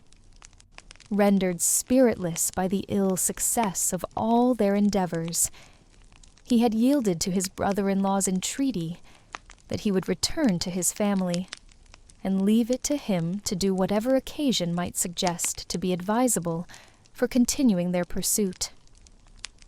When Mrs. Bennet was told of this, she did not express so much satisfaction as her children expected, considering what her anxiety for his life had been before. "What?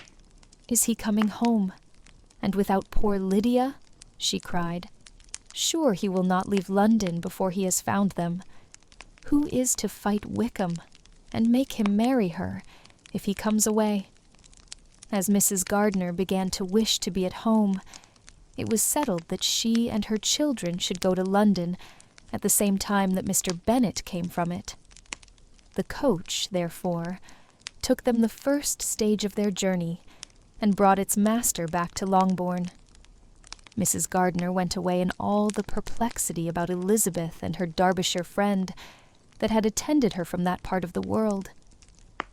His name had never been voluntarily mentioned before them by her niece, and the kind of half-expectation which Mrs. Gardiner had formed of their being followed by a letter from him had ended in nothing. Elizabeth had received none since her return. That could come from Pemberley. The present unhappy state of the family rendered any other excuse for the lowness of her spirits unnecessary.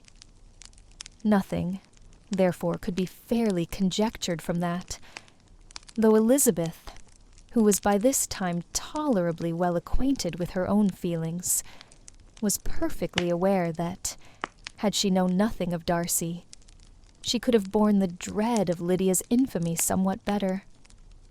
It would have spared her, she thought, one sleepless night out of 2.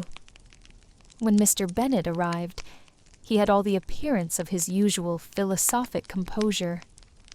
He said as little as he had ever been in the habit of saying, made no mention of the business that had taken him away, and it was some time before his daughters had courage to speak of it. It was not till the afternoon, when he joined them at tea, that Elizabeth ventured to introduce the subject. And then, on her briefly expressing her sorrow for what he must have endured, he replied, "Say nothing of that. Who should suffer but myself? It has been my own doing, and I ought to feel it." "You must not be too severe upon yourself," replied Elizabeth. "You may well warn me against such an evil. Human nature is so prone to fall into it. No, Lizzie, let me once in my life feel how much I have been to blame. I am not afraid of being overpowered by the impression. It will pass away soon enough. Do you suppose them to be in London?" "Yes. Where else can they be so well concealed?" "And Lydia used to want to go to London," added Kitty. "She is happy, then," said her father dryly, "and her residence there will probably be of some duration." Then, after a short silence, he continued, "Lizzie, I bear you no ill will for being justified in your advice to me last May, which, considering the event, shows some greatness of mind. They were interrupted by Miss Bennet, who came to fetch her mother's tea. 'This is a parade,' cried he, 'which does one good. It gives such an elegance to misfortune. Another day I will do the same. I will sit in my library, in my nightcap and powdering gown, and give as much trouble as I can. Or perhaps I may defer it till Kitty runs away.' 'I am not going to run away, Papa,' said Kitty fretfully. 'If I should ever go to Brighton, I would behave better than Lydia.' 'You go to Brighton! I would not trust you so near it as Eastbourne for £50. No, Kitty, I have at last learnt to be cautious, and you will feel the effects of it. No officer is ever to enter my house again, nor even to pass through the village. Balls will be absolutely prohibited, unless you stand up with one of your sisters.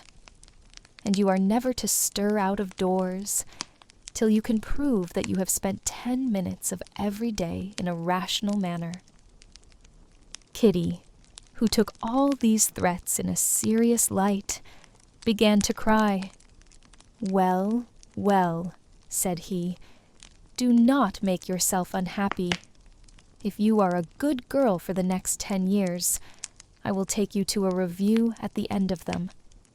Chapter 7. 2 days after Mr. Bennet's return, as Jane and Elizabeth were walking together in the shrubbery behind the house, they saw the housekeeper coming towards them, and concluding that she came to call them to their mother, went forward to meet her. But instead of the expected summons, when they approached her, she said to Miss Bennet, "I beg your pardon, madam, for interrupting you, but I was in hopes you might have got some good news from town, so I took the liberty of coming to ask." "What do you mean, Hill? We have heard nothing from town." "Dear madam," cried Mrs. Hill in great astonishment, "don't you know? There is an express come for master from Mr. Gardiner. He has been here this half-hour, and master has had a letter." Away ran the girls, too eager to get in to have time for speech. They ran through the vestibule into the breakfast-room, from thence to the library. Their father was in neither, and they were on the point of seeking him upstairs with their mother, when they were met by the butler, who said, "If you are looking for my master, ma'am, he is walking towards the little copse." Upon this information, they instantly passed through the hall once more, and ran across the lawn after their father, who was deliberately pursuing his way towards a small wood on one side of the paddock. Jane, who was not so light, nor so much in the habit of running as Elizabeth, soon lagged behind, while her sister, panting for breath, came up with him and eagerly cried out, "Oh, Papa, what news? What news? Have you heard from my uncle?" "Yes, I have had a letter from him by express." "Well, and what news does it bring? Good or bad?" "What is there of good to be expected?" said he, taking the letter from his pocket. "But perhaps you would like to read it." Elizabeth impatiently caught it from his hand. Jane now came up. "Read it aloud," said their father, "for I hardly know myself what it is about." Gracechurch Street, Monday, August 2nd. My dear brother, at last I am able to send you some tidings of my niece, and such as, upon the whole, I hope will give you satisfaction. Soon after you left me on Saturday, I was fortunate enough to find out in what part of London they were. The particulars I reserve till we meet. It is enough to know they are discovered. I have seen them both. "Then it is as I always hoped," cried Jane. "They are married." Elizabeth read on. "I have seen them both. They are not married, nor can I find there was any intention of being so. But if you are willing to perform the engagements which I have ventured to make on your side, I hope it will not be long before they are. All that is required of you is to assure to your daughter, by settlement, her equal share of the £5,000, secured among your children after the decease of yourself and my sister, and moreover, to enter into an engagement of allowing her, during your life, £100 per annum. These are conditions which, considering everything, I had no hesitation in complying with, as far as I thought myself privileged, for you. I shall send this by express, that no time may be lost in bringing me your answer. You will easily comprehend, from these particulars, that Mr. Wickham's circumstances are not so hopeless as they are generally believed to be. The world has been deceived in that respect, and I am happy to say there will be some little money, even when all his debts are discharged, to settle on my niece, in addition to her own fortune.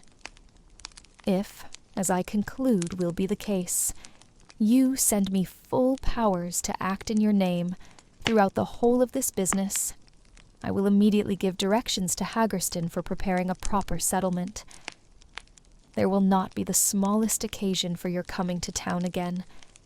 Therefore stay quietly at Longbourn, and depend on my diligence and care. Send back your answer as soon as you can, and be careful to write explicitly. We have judged it best that my niece should be married from this house, of which I hope you will approve. She comes to us today. I shall write again as soon as anything more is determined on. Yours, and so on. E.D.W. Gardiner. "Is it possible?" cried Elizabeth when she had finished. "Can it be possible that he will marry her?" "Wickham is not so undeserving, then, as we have thought him," said her sister. "My dear father, I congratulate you." "And have you answered the letter?" said Elizabeth. "No, but it must be done soon." Most earnestly did she then entreat him to lose no more time before he wrote. "Oh, my dear father," she cried, "come back and write immediately. Consider how important every moment is in such a case." "Let me write for you," said Jane, "if you dislike the trouble yourself." "I dislike it very much," he replied, "but it must be done." And so saying, he turned back with them and walked towards the house. "And may I ask," said Elizabeth, "but the terms, I suppose, must be complied with." "Complied with! I am only ashamed of his asking so little. And they must marry. Yet he is such a man. Yes, they must marry. There is nothing else to be done. But there are two things that I want very much to know. One is, how much money your uncle has laid down to bring it about, and the other, how I am ever to pay him. Money! My uncle! Cried Jane. What do you mean, sir? I mean that no man in his senses would marry Lydia on so slight a temptation as 100 a year during my life, and 50 after I am gone. That is very true, said Elizabeth, though it had not occurred to me before. His debts to be discharged, and something still to remain. Oh, it must be my uncle's doings. Generous, good man. I am afraid he has distressed himself. A small sum could not do all this. No, said her father. Wickham's a fool if he takes her with a farthing less than 10,000 pounds. I should be sorry to think so ill of him, in the very beginning of our relationship. 10,000 pounds! Heaven forbid! How is half such a sum to be repaid? Mr. Bennet made no answer, and each of them, deep in thought, continued silent till they reached the house. Their father then went to the library to write, and the girls walked into the breakfast-room. And they are really to be married, cried Elizabeth, as soon as they were by themselves. How strange this is!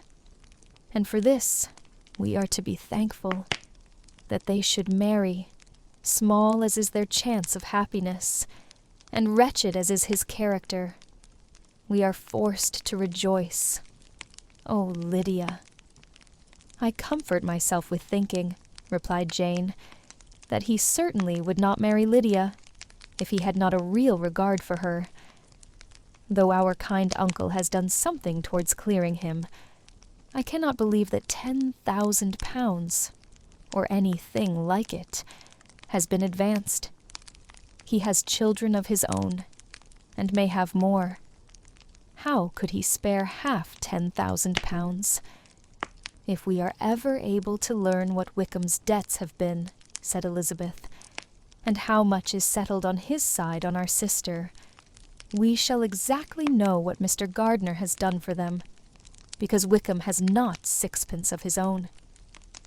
The kindness of my uncle and aunt can never be requited. Their taking her home, and affording her their personal protection and countenance, is such a sacrifice to her advantage as years of gratitude cannot enough acknowledge. By this time, she is actually with them. If such goodness does not make her miserable now, she will never deserve to be happy. What a meeting for her, when she first sees my aunt. We must endeavor to forget all that has passed on either side, said Jane. I hope and trust they will yet be happy. His consenting to marry her is a proof, I will believe, that he is come to a right way of thinking. Their mutual affection will steady them, and I flatter myself they will settle so quietly and live in so rational a manner as may in time make their past imprudence forgotten. Their conduct has been such, replied Elizabeth, as neither you nor I nor any body can ever forget. It is useless to talk of it. It now occurred to the girls that their mother was in all likelihood perfectly ignorant of what had happened.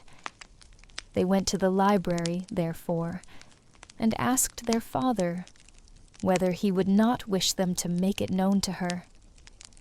He was writing, and without raising his head, coolly replied, "Just as you please. May we take my uncle's letter to read to her? Take whatever you like, and get away." Elizabeth took the letter from his writing table, and they went upstairs together. Mary and Kitty were both with Mrs. Bennet. One communication would, therefore, do for all. After a slight preparation for good news, The letter was read aloud. Mrs. Bennet could hardly contain herself. As soon as Jane had read Mr. Gardner's hope of Lydia's being soon married, her joy burst forth, and every following sentence added to its exuberance. She was now in an irritation, as violent from delight as she had ever been fidgety from alarm and vexation. To know that her daughter would be married was enough. She was disturbed by no fear for her felicity, nor humbled by any remembrance of her misconduct. "My dear, dear Lydia," she cried, "this is delightful indeed. She will be married. I shall see her again. She will be married at 16. My good, kind brother. I knew how it would be. I knew he would manage everything. How I long to see her, and to see dear Wickham too. But the clothes, the wedding clothes, I will write to my sister Gardner about them directly.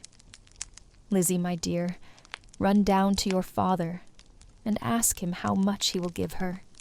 Stay, stay, I will go myself. Ring the bell, Kitty, for Hill.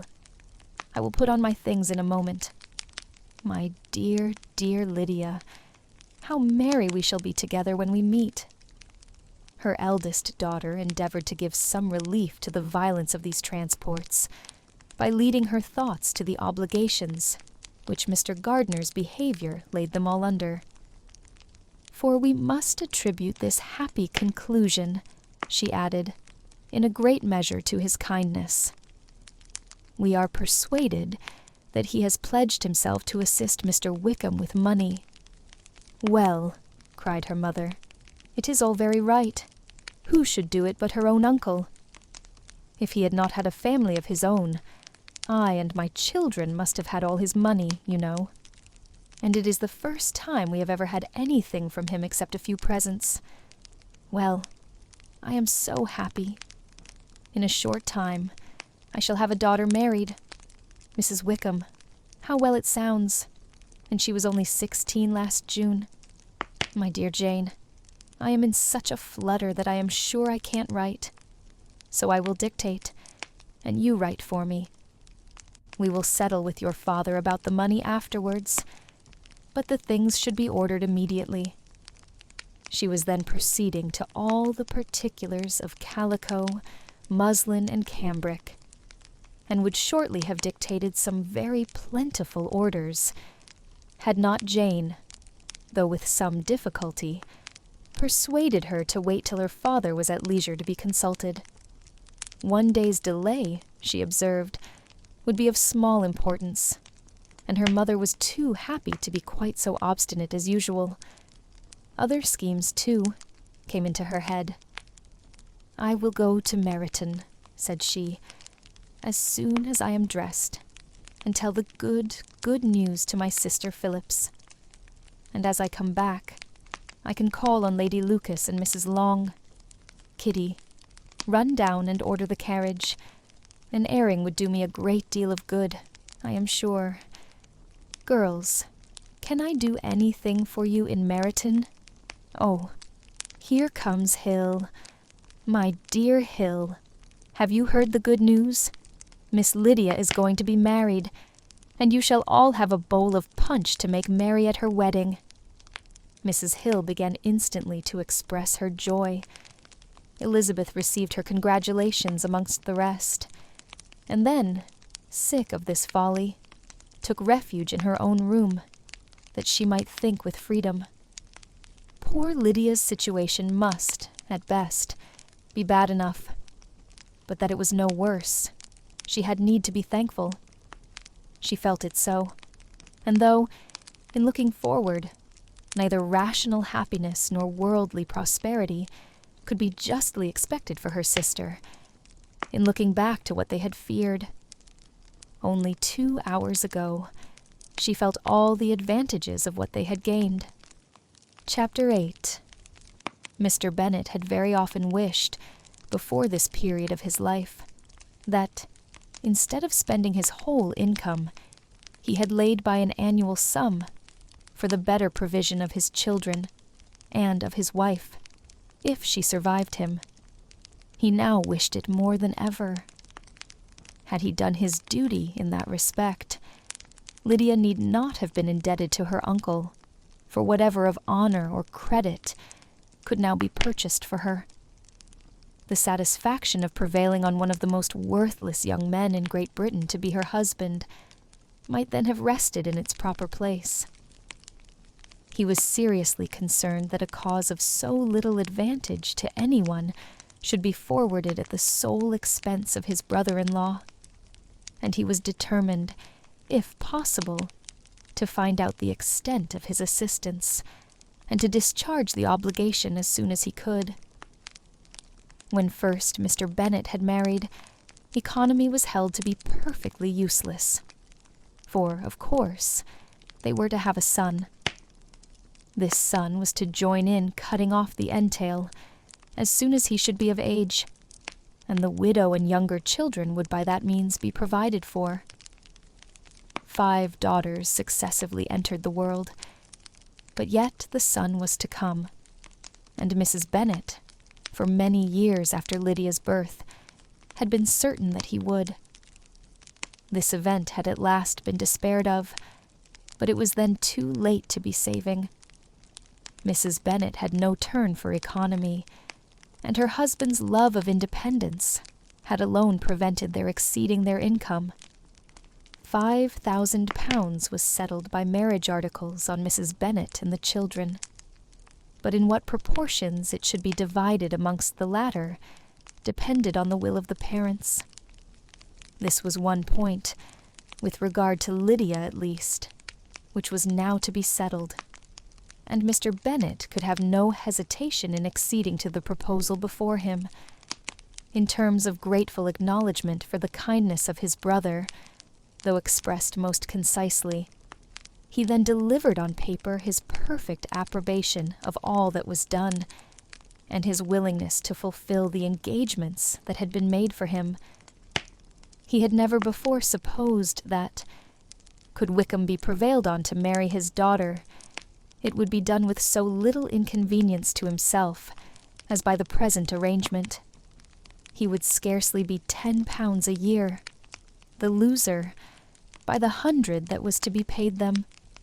For, what with her board and pocket allowance, and the continual presents in money which passed to her through her mother's hands, Lydia's expenses had been very little within that sum. That it would be done with such trifling exertion on his side, too, was another very welcome surprise, for his chief wish at present was to have as little trouble in the business as possible. When the first transports of rage which had produced his activity in seeking her were over, he naturally returned to all his former indolence. His letter was soon dispatched, for though dilatory in undertaking business, he was quick in its execution. He begged to know further particulars of what he was indebted to his brother, but was too angry with Lydia to send any message to her. The good news quickly spread through the house, and with proportionate speed through the neighborhood. It was borne in the latter with decent philosophy. To be sure, it would have been more for the advantage of conversation had Miss Lydia Bennet come upon the town, or, as the happiest alternative, been secluded from the world in some distant farmhouse. But there was much to be talked of in marrying her, and the good-natured wishes for her well-doing, which had proceeded before from all the spiteful old ladies in Meryton, lost but little of their spirit in this change of circumstances, because with such a husband her misery was considered certain. It was a fortnight since Mrs. Bennet had been downstairs, but on this happy day she again took her seat at the head of her table, and in spirits oppressively high. No sentiment of shame gave a damp to her triumph. The marriage of a daughter, which had been the first object of her wishes, since Jane was 16, was now on the point of accomplishment, and her thoughts and her words ran wholly on those attendants of elegant nuptials, fine muslins, new carriages, and servants. She was busily searching through the neighborhood for a proper situation for her daughter, and without knowing or considering what their income might be, rejected many as deficient in size and importance. Hay Park might do, said she, if the Gouldings would quit it, or the great house at Stoke, if the drawing-room were larger. But Ashworth is too far off. I could not bear to have her 10 miles from me. And as for Purvis Lodge, the attics are dreadful. Her husband allowed her to talk on without interruption, while the servants remained. But when they had withdrawn, he said to her, "Mrs. Bennet, before you take any or all of these houses for your son and daughter, let us come to a right understanding. Into one house in this neighborhood they shall never have admittance. I will not encourage the imprudence of either by receiving them at Longbourn." A long dispute followed this declaration, but Mr. Bennet was firm. It soon led to another, and Mrs. Bennet found, with amazement and horror, that her husband would not advance a guinea to buy clothes for his daughter. He protested that she should receive from him no mark of affection whatever on the occasion. Mrs. Bennet could hardly comprehend it. That his anger could be carried to such a point of inconceivable resentment as to refuse his daughter a privilege, without which her marriage would scarcely seem valid, exceeded all that she could believe possible. She was more alive to the disgrace which her want of new clothes must reflect on her daughter's nuptials than to any sense of shame at her eloping and living with Wickham a fortnight before they took place.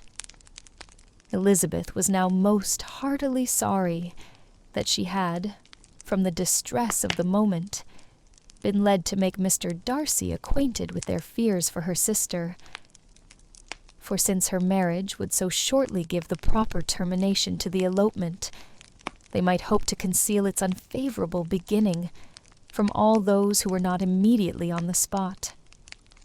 She had no fear of its spreading farther, through his means. There were few people on whose secrecy she would have more confidently depended, but at the same time, there was no one whose knowledge of a sister's frailty would have mortified her so much. Not, however, from any fear of disadvantage from it individually to herself. For at any rate, there seemed a gulf impassable between them. Had Lydia's marriage been concluded on the most honorable terms, it was not to be supposed that Mr. Darcy would connect himself with a family where to every other objection would now be added an alliance and relationship of the nearest kind with the man whom he so justly scorned. From such a connection she could not wonder that he should shrink. The wish of procuring her regard, which she had assured herself of his feeling in Derbyshire, could not in rational expectation survive such a blow as this. She was humbled, she was grieved, she repented, though she hardly knew of what. She became jealous of his esteem when she could no longer hope to be benefited by it. She wanted to hear of him when there seemed the least chance of gaining intelligence.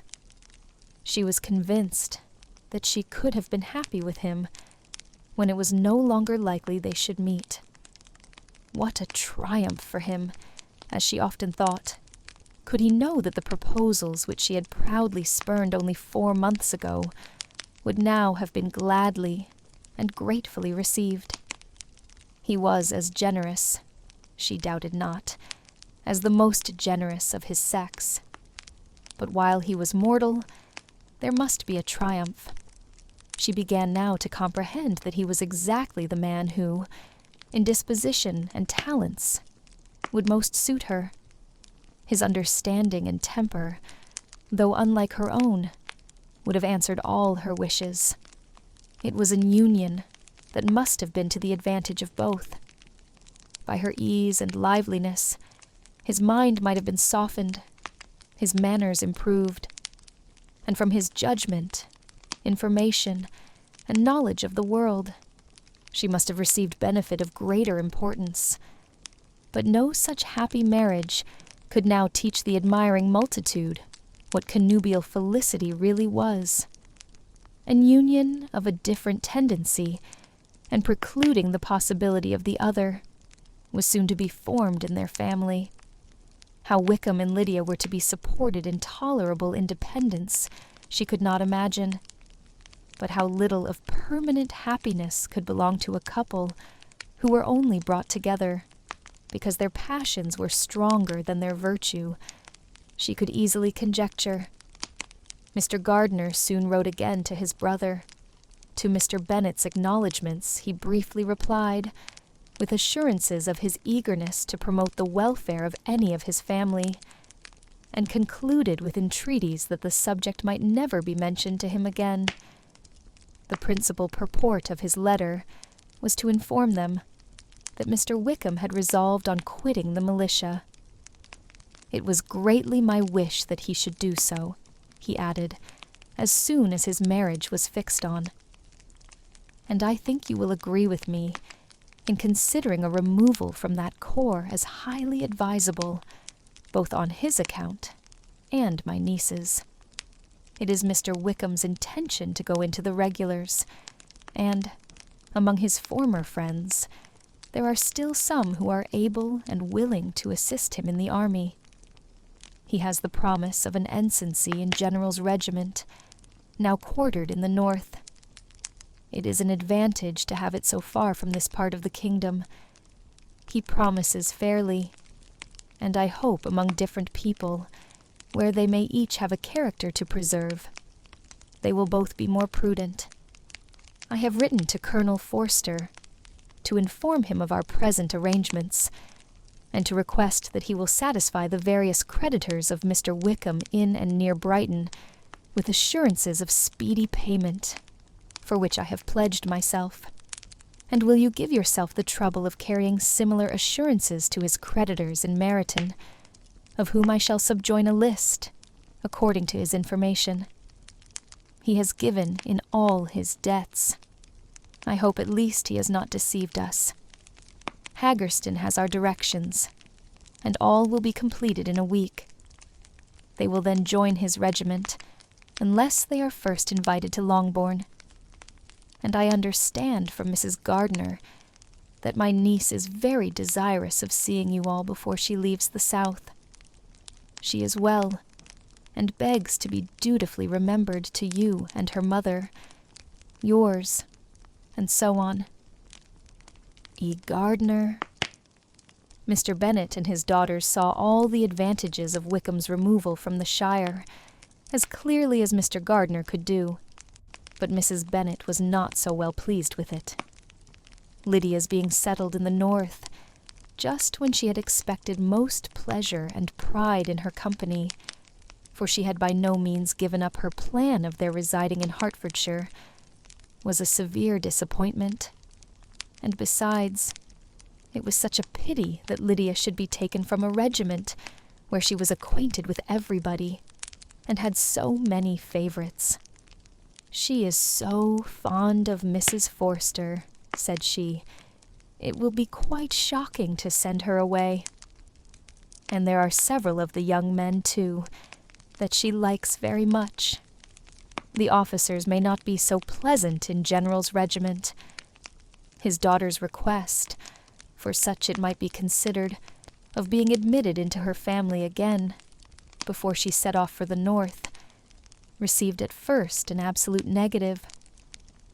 But Jane and Elizabeth, who agreed in wishing, for the sake of their sister's feelings and consequence, that she should be noticed on her marriage by her parents, urged him so earnestly, yet so rationally, and so mildly, to receive her and her husband at Longbourn, as soon as they were married, that he was prevailed on to think as they thought, and act as they wished. And their mother had the satisfaction of knowing that she should be able to show her married daughter in the neighborhood before she was banished to the north. When Mr. Bennet wrote again to his brother, therefore, he sent his permission for them to come, and it was settled that as soon as the ceremony was over, they should proceed to Longbourn.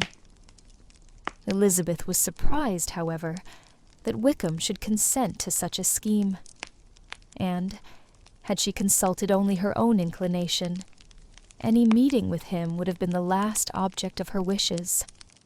Chapter 9. Their sister's wedding day arrived, and Jane and Elizabeth felt for her probably more than she felt for herself. The carriage was sent to meet them at, and they were to return in it by dinner-time.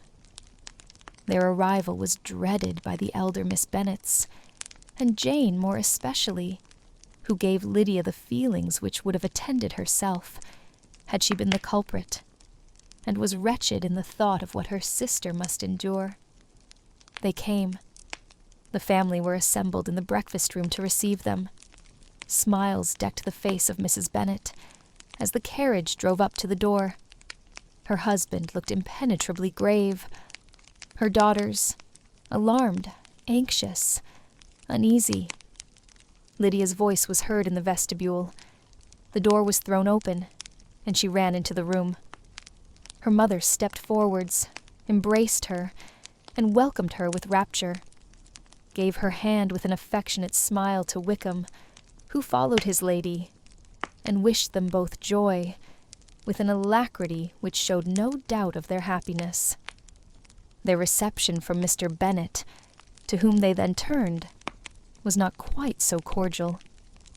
His countenance rather gained in austerity, and he scarcely opened his lips. The easy assurance of the young couple, indeed, was enough to provoke him. Elizabeth was disgusted, and even Miss Bennet was shocked. Lydia was Lydia still, untamed, unabashed, wild, noisy, and fearless. She turned from sister to sister, demanding their congratulations, and when at length they all sat down, looked eagerly round the room, took notice of some little alteration in it, and observed, with a laugh, that it was a great while since she had been there. Wickham was not at all more distressed than herself, but his manners were always so pleasing that had his character and his marriage been exactly what they ought, his smiles and his easy address, while he claimed their relationship, would have delighted them all. Elizabeth had not before believed him quite equal to such assurance, but she sat down, resolving within herself to draw no limits in future to the impudence of an impudent man. She blushed, and Jane blushed, but the cheeks of the two who caused their confusion suffered no variation of color. There was no want of discourse. The bride and her mother could neither of them talk fast enough, and Wickham, who happened to sit near Elizabeth, began inquiring after his acquaintance in that neighborhood with a good-humored ease, which she felt very unable to equal in her replies. They seemed each of them to have the happiest memories in the world. Nothing of the past was recollected with pain, and Lydia led voluntarily to subjects which her sisters would not have alluded to for the world. "Only think of its being 3 months," she cried, "since I went away. It seems but a fortnight, I declare. And yet there have been things enough happened in the time. Good gracious, when I went away, I am sure I had no more idea of being married till I came back again, though I thought it would be very good fun if I was." Her father lifted up his eyes. Jane was distressed. Elizabeth looked expressively at Lydia, but she, who never heard nor saw anything of which she chose to be insensible, gaily continued, "Oh, mamma, do the people hereabouts know I am married today? I was afraid they might not, and we overtook William Goulding in his curricle, so I was determined he should know it, and so I let down the side-glass next to him, and took off my glove, and let my hand just rest upon the window-frame, so that he might see the ring. and then I bowed and smiled like anything.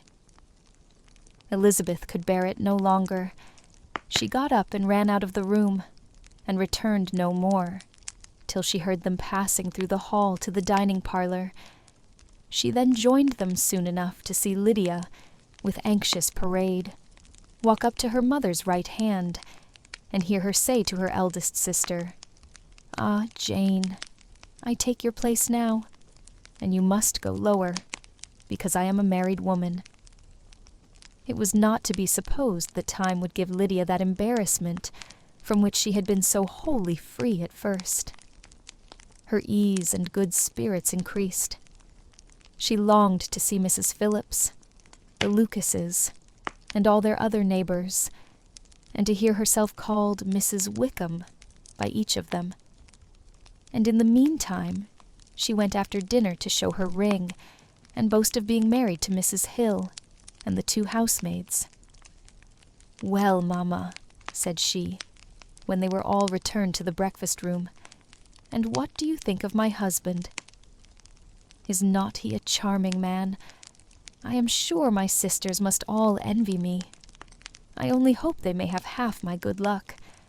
They must all go to Brighton. That is the place to get husbands. What a pity it is, Mamma.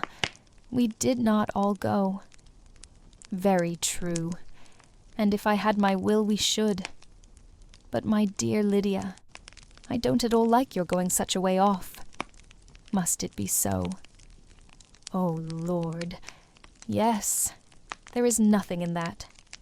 I shall like it of all things. You and Papa and my sisters must come down and see us. We shall be at Newcastle all the winter, and I dare say there will be some balls, and I will take care to get good partners for them all." "I should like it beyond anything," said her mother. "And then when you go away, you may leave 1 or 2 of my sisters behind you, and I dare say I shall get husbands for them before the winter is over." "I thank you for my share of the favor," said Elizabeth, "but I do not particularly like your way of getting husbands." Their visitors were not to remain above 10 days with them. Mr. Wickham had received his commission before he left London, and he was to join his regiment at the end of a fortnight. No one but Mrs. Bennet regretted that their stay would be so short, and she made the most of the time by visiting about with her daughter and having very frequent parties at home. These parties were acceptable to all. To avoid a family circle was even more desirable to such as did think than such as did not. Wickham's affection for Lydia was just what Elizabeth had expected to find it, not equal to Lydia's for him. She had scarcely needed her present observation to be satisfied, from the reason of things, that their elopement had been brought on by the strength of her love rather than by his.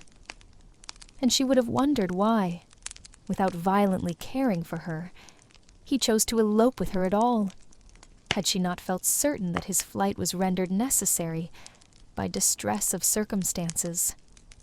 And if that were the case, he was not the young man to resist an opportunity of having a companion. Lydia was exceedingly fond of him. He was her dear Wickham on every occasion. No one was to be put in competition with him. He did everything best in the world, and she was sure he would kill more birds on the 1st of September than anybody else in the country. One morning, soon after their arrival, as she was sitting with her 2 elder sisters, she said to Elizabeth, "Lizzie, I never gave you an account of my wedding, I believe. You were not by when I told Mamma and the others all about it. Are not you curious to hear how it was managed?" "No, really," replied Elizabeth. "I think there cannot be too little said on the subject." "La, you are so strange. But I must tell you how it went off. We were married, you know, at St. Clement's, because Wickham's lodgings were in that parish, and it was settled that we should all be there by 11 o'clock. My uncle and aunt and I were to go together, and the others were to meet us at the church. Well, Monday morning came, and I was in such a fuss. I was so afraid, you know, that something would happen to put it off, and then I should have gone quite distracted. And there was my aunt. All the time I was dressing, preaching and talking away, just as if she was reading a sermon. However, I did not hear above 1 word in 10, for I was thinking, you may suppose, of my dear Wickham. I longed to know whether he would be married in his blue coat. Well, and so we breakfasted at 10 as usual. I thought it would never be over, for by the by you are to understand that my uncle and aunt were horrid unpleasant all the time I was with them.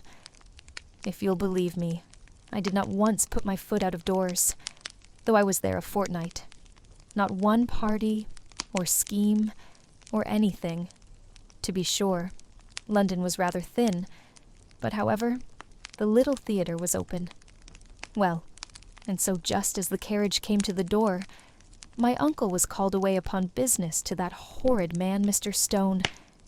And then, you know, when once they get together, there is no end of it.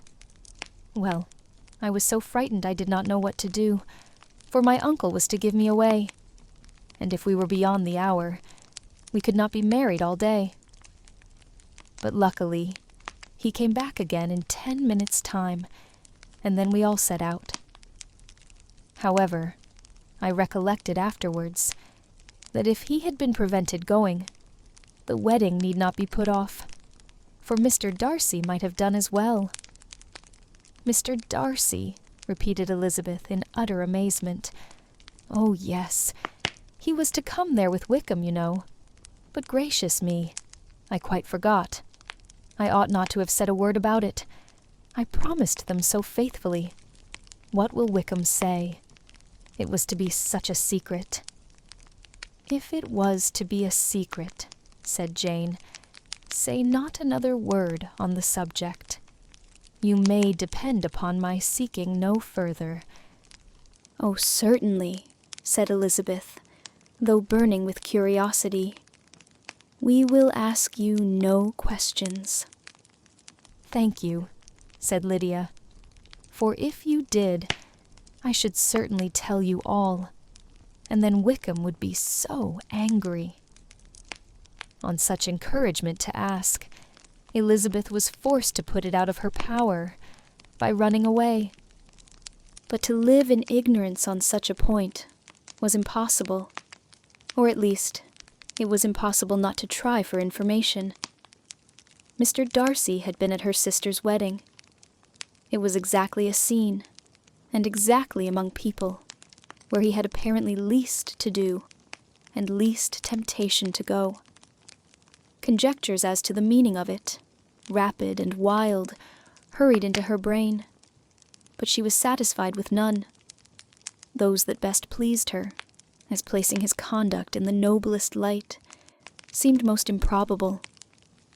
She could not bear such suspense, and hastily seizing a sheet of paper, wrote a short letter to her aunt, to request an explanation of what Lydia had dropped, if it were compatible with the secrecy which had been intended. You may readily comprehend, she added, what my curiosity must be, to know how a person unconnected with any of us, and, comparatively speaking, a stranger to our family, should have been amongst you at such a time. Pray write instantly, and let me understand it, unless it is, for very cogent reasons, to remain in the secrecy which Lydia seems to think necessary.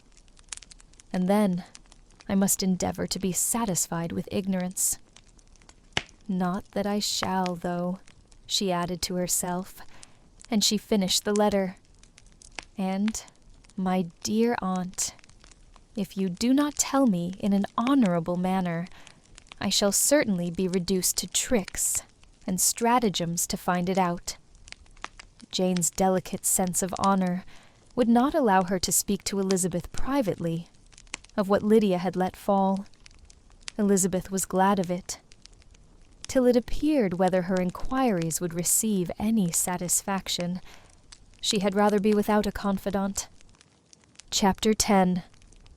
Elizabeth had the satisfaction of receiving an answer to her letter as soon as she possibly could. She was no sooner in possession of it than hurrying into the little copse, where she was least likely to be interrupted. She sat down on one of the benches and prepared to be happy, for the length of the letter convinced her that it did not contain a denial. Gracechurch Street, September 6. My dear niece, I have just received your letter, and shall devote this whole morning to answering it, as I foresee that a little writing will not comprise what I have to tell you. I must confess myself surprised by your application. I did not expect it from you. Don't think me angry, however, for I only mean to let you know that I had not imagined such inquiries to be necessary on your side. If you do not choose to understand me, forgive my impertinence. Your uncle is as much surprised as I am, and nothing but the belief of your being a party concerned would have allowed him to act as he has done. But if you are really innocent and ignorant, I must be more explicit. On the very day of my coming home from Longbourn, your uncle had a most unexpected visitor. Mr. Darcy called, and was shut up with him several hours. It was all over before I arrived, so my curiosity was not so dreadfully racked as yours seems to have been. He came to tell Mr. Gardiner that he had found out where your sister and Mr. Wickham were, and that he had seen and talked with them both. Wickham repeatedly, Lydia once. From what I can collect, he left Derbyshire only one day after ourselves, and came to town with the resolution of hunting for them. The motive professed was his conviction of its being owing to himself that Wickham's worthlessness had not been so well known as to make it impossible for any young woman of character to love or confide in him. He generously imputed the whole to his mistaken pride, and confessed that he had before thought it beneath him to lay his private actions open to the world. His character was to speak for itself. He called it, therefore, his duty to step forward and endeavor to remedy an evil which had been brought on by himself. If he had another motive, I am sure it would never disgrace him. He had been some days in town before he was able to discover them, but he had something to direct his search, which was more than we had, and the consciousness of this was another reason for his resolving to follow us. There is a lady, it seems, a Mrs. Young, who was some time ago governess to Miss Darcy, and was dismissed from her charge on some cause of disapprobation, though he did not say what. She then took a large house in Edward Street, and has since maintained herself by letting lodgings. This Mrs. Young was, he knew, intimately acquainted with Wickham, and he went to her for intelligence of him as soon as he got to town. But it was 2 or 3 days before he could get from her what he wanted. She would not betray her trust, I suppose, without bribery and corruption, for she really did know where her friend was to be found. Wickham, indeed, had gone to her on their first arrival in London, and had she been able to receive them into her house, they would have taken up their abode with her. At length, however, our kind friend procured the wished-for direction. They were in street. He saw Wickham, and afterwards insisted on seeing Lydia. His first object with her, he acknowledged, had been to persuade her to quit her present disgraceful situation, and return to her friends as soon as they could be prevailed on to receive her, offering his assistance as far as it would go. But he found Lydia absolutely resolved on remaining where she was. She cared for none of her friends. She wanted no help of his. She would not hear of leaving Wickham. She was sure they should be married some time or other, and it did not much signify when.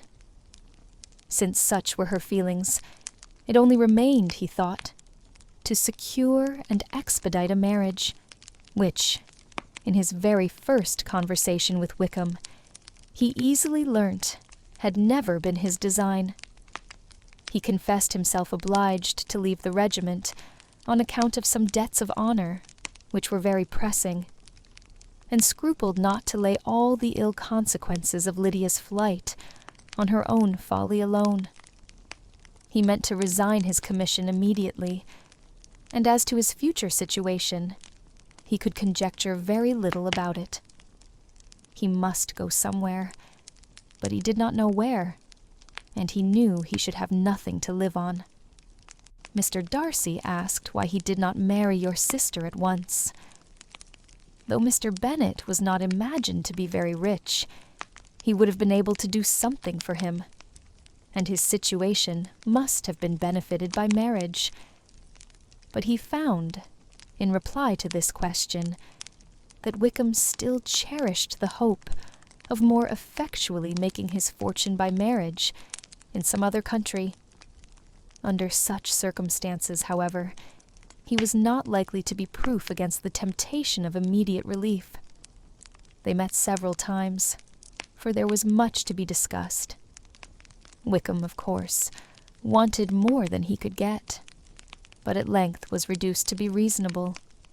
Everything being settled between them, Mr. Darcy's next step was to make your uncle acquainted with it, and he first called in Gracechurch Street the evening before I came home. But Mr. Gardiner could not be seen, and Mr. Darcy found, on further inquiry, that your father was still with him, but would quit town the next morning. He did not judge your father to be a person whom he could so properly consult as your uncle, and therefore readily postponed seeing him till after the departure of the former. He did not leave his name, until the next day it was only known that a gentleman had called on business. On Saturday he came again. Your father was gone, your uncle at home, and, as I said before, they had a great deal of talk together. They met again on Sunday, and then I saw him too. It was not all settled before Monday. As soon as it was, the express was sent off to Longbourn, but our visitor was very obstinate. I fancy, Lizzie, that obstinacy is the real defect of his character after all. He has been accused of many faults at different times, but this is the true one. Nothing was to be done that he did not do himself, though I am sure, and I do not speak it to be thanked, therefore say nothing about it, your uncle would most readily have settled the whole. They battled it together for a long time, which was more than either the gentleman or lady concerned in it deserved. But at last your uncle was forced to yield, and instead of being allowed to be of use to his niece, was forced to put up with only having the probable credit of it, which went sorely against the grain.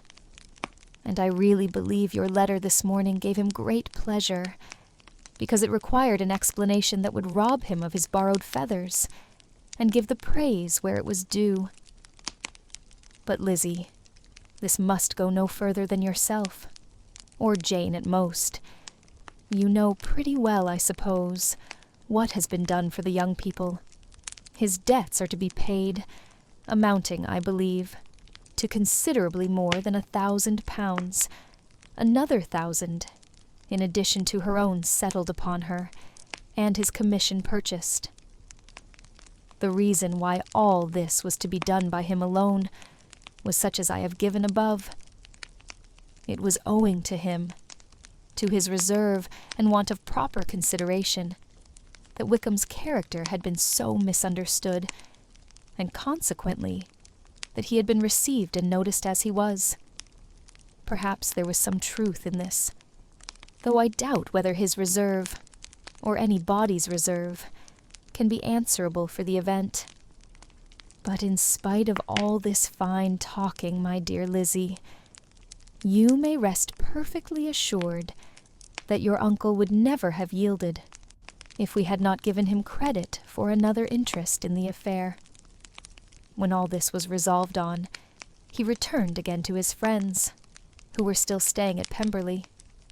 But it was agreed that he should be in London once more when the wedding took place, and all money matters were then to receive the last finish. I believe I have now told you everything. It is a relation which you tell me is to give you great surprise. I hope at least it will not afford you any displeasure. Lydia came to us, and Wickham had constant admission to the house. He was exactly what he had been when I knew him in Hertfordshire, but I would not tell you how little I was satisfied with her behavior while she stayed with us, if I had not perceived, by Jane's letter last Wednesday, that her conduct on coming home was exactly of a piece with it, and therefore what I now tell you can give you no fresh pain. I talked to her repeatedly in the most serious manner, representing to her the wickedness of what she had done, and all the unhappiness she had brought on her family. If she heard me, it was by good luck, for I am sure she did not listen.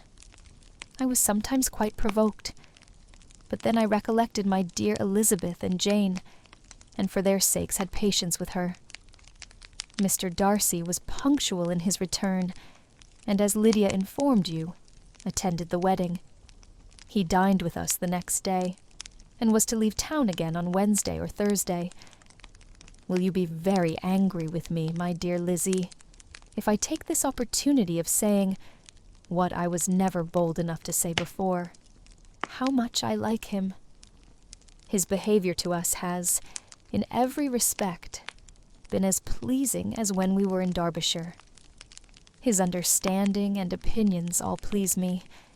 He wants nothing but a little more liveliness, and that, if he marry prudently, his wife may teach him. I thought him very sly. He hardly ever mentioned your name, but slyness seems the fashion. Pray forgive me, if I have been very presuming, or at least do not punish me so far as to exclude me from P. I shall never be quite happy till I have been all round the park. A low phaeton with a nice little pair of ponies would be the very thing. But I must write no more. The children have been wanting me this half hour. Yours, very sincerely, M. Gardner. The contents of this letter threw Elizabeth into a flutter of spirits, in which it was difficult to determine whether pleasure or pain bore the greatest share. The vague and unsettled suspicions which uncertainty had produced of what Mr. Darcy might have been doing to forward her sister's match, which she had feared to encourage, as an exertion of goodness too great to be probable, and at the same time dreaded to be just, from the pain of obligation, were proved beyond their greatest extent to be true.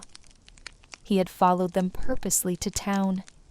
He had taken on himself all the trouble and mortification attendant on such a research, in which supplication had been necessary to a woman whom he must abominate and despise, and where he was reduced to frequently meet, reason with, persuade, and finally bribe the man whom he always most wished to avoid, and whose very name it was punishment to him to pronounce. He had done all this for a girl whom he could neither regard nor esteem. Her heart did whisper that he had done it for her, but it was a hope shortly checked by other considerations, and she soon felt that even her vanity was insufficient, when required to depend on his affection for her, for a woman who had already refused him, as able to overcome a sentiment so natural as abhorrence against relationship with Wickham. Brother-in-law of Wickham. Every kind of pride must revolt from the connection.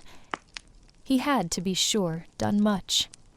She was ashamed to think how much, but he had given a reason for his interference, which asked no extraordinary stretch of belief. It was reasonable that he should feel he had been wrong. He had liberality, and he had the means of exercising it. And though she would not place herself as his principal inducement, she could perhaps believe that remaining partiality for her might assist his endeavors in a cause where her peace of mind must be materially concerned. It was painful, exceedingly painful, to know that they were under obligations to a person who could never receive a return. They owed the restoration of Lydia, her character, everything to him. Oh, how heartily did she grieve over every ungracious sensation she had ever encouraged, every saucy speech she had ever directed towards him. For herself, she was humbled, but she was proud of him, proud that in a cause of compassion and honor, he had been able to get the better of himself. She read over her aunt's commendation of him again and again. It was hardly enough, but it pleased her. She was even sensible of some pleasure, though mixed with regret, on finding how steadfastly both she and her uncle had been persuaded that affection and confidence subsisted between Mr. Darcy and herself. She was roused from her seat and her reflections by someone's approach, and before she could strike into another path, she was overtaken by Wickham. "I am afraid I interrupt your solitary ramble, my dear sister," said he, as he joined her. "You certainly do," she replied with a smile. "But it does not follow that the interruption must be unwelcome." "I should be sorry, indeed, if it were. We were always good friends, and now we are better." "True. Are the others coming out?" "I do not know. Mrs. Bennet and Lydia are going in the carriage to Meryton. And so, my dear sister, I find from our uncle and aunt that you have actually seen Pemberley." She replied in the affirmative. "I almost envy you the pleasure, and yet I believe it would be too much for me, or else I could take it in my way to Newcastle. And you saw the old housekeeper, I suppose. Poor Reynolds.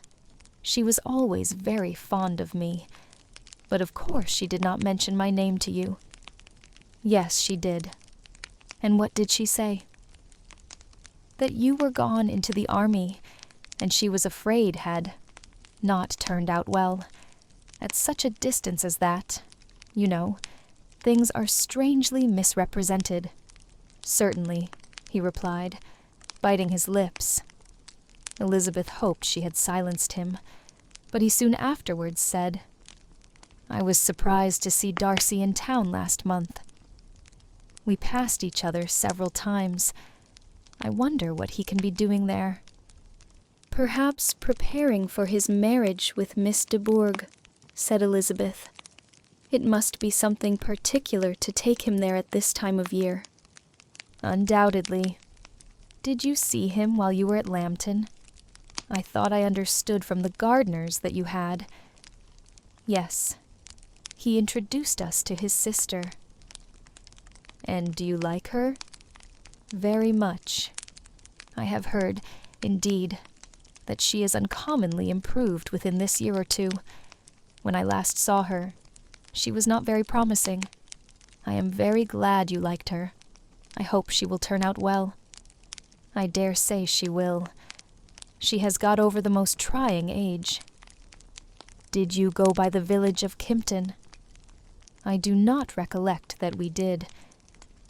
I mention it because it is the living which I ought to have had. A most delightful place, excellent parsonage house. It would have suited me in every respect. How should you have liked making sermons?" "Exceedingly well. I should have considered it as part of my duty, and the exertion would soon have been nothing. One ought not to repine. But to be sure, it would have been such a thing for me. The quiet, the retirement of such a life, would have answered all my ideas of happiness. But it was not to be. Did you ever hear Darcy mention the circumstance when you were in Kent? I have heard from authority, which I thought is good, that it was left you conditionally only, and at the will of the present patron. You have. Yes, there was something in that. I told you so from the first, you may remember. I did hear, too, that there was a time when sermon-making was not so palatable to you as it seems to be at present, that you actually declared your resolution of never taking orders, and that the business had been compromised accordingly. You did, and it was not wholly without foundation. You may remember what I told you on that point, when first we talked of it. They were now almost at the door of the house, for she had walked fast to get rid of him, and unwilling, for her sister's sake, to provoke him.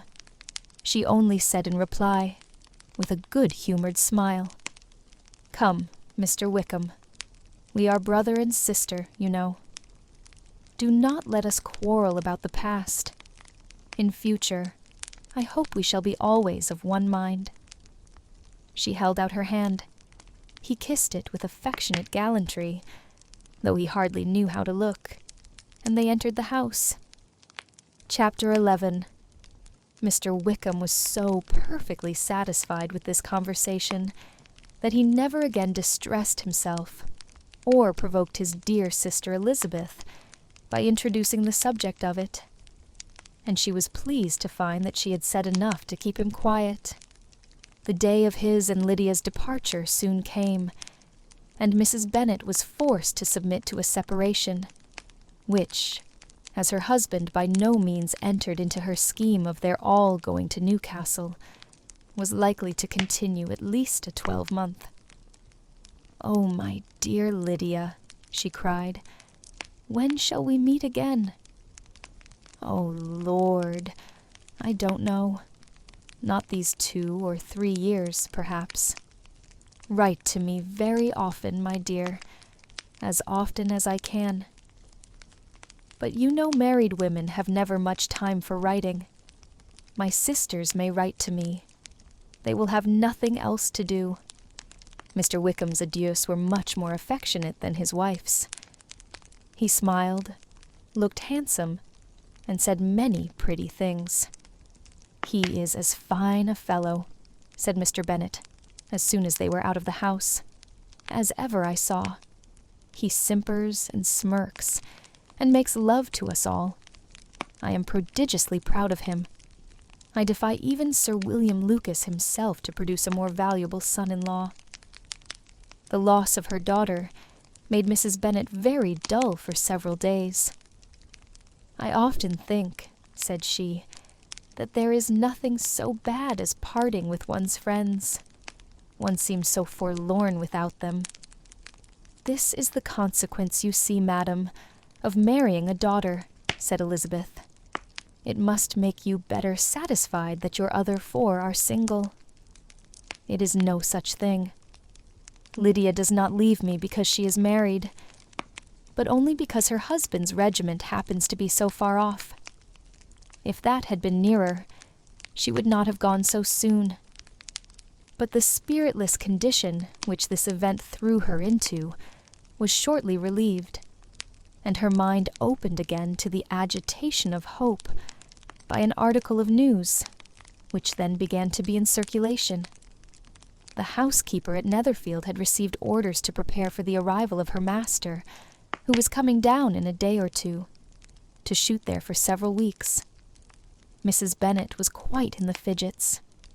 She looked at Jane, and smiled, and shook her head by turns. "Well, well, and so Mr. Bingley is coming down, sister," for Mrs. Phillips first brought her the news. "Well, so much the better. Not that I care about it, though. He is nothing to us, you know, and I am sure I never want to see him again. But, however, he is very welcome to come to Netherfield if he likes it, and who knows what may happen? But that is nothing to us. You know, sister, we agreed long ago never to mention a word about it. And so, it is quite certain he is coming?" "You may depend on it," replied the other, "for Mrs. Nichols was in Meryton last night. I saw her passing by, and went out myself on purpose to know the truth of it. And she told me that it was certainly true. He comes down on Thursday, at the latest. Very likely on Wednesday. She was going to the butcher's, she told me, on purpose to order in some meat on Wednesday, and she has got 3 couple of ducks just fit to be killed." Miss Bennet had not been able to hear of his coming without changing color. It was many months since she had mentioned his name to Elizabeth. But now, as soon as they were alone together, she said, "I saw you look at me today, Lizzie, when my aunt told us of the present report, and I know I appeared distressed. But don't imagine it was from any silly cause. I was only confused for the moment, because I felt that I should be looked at. I do assure you that the news does not affect me either with pleasure or pain.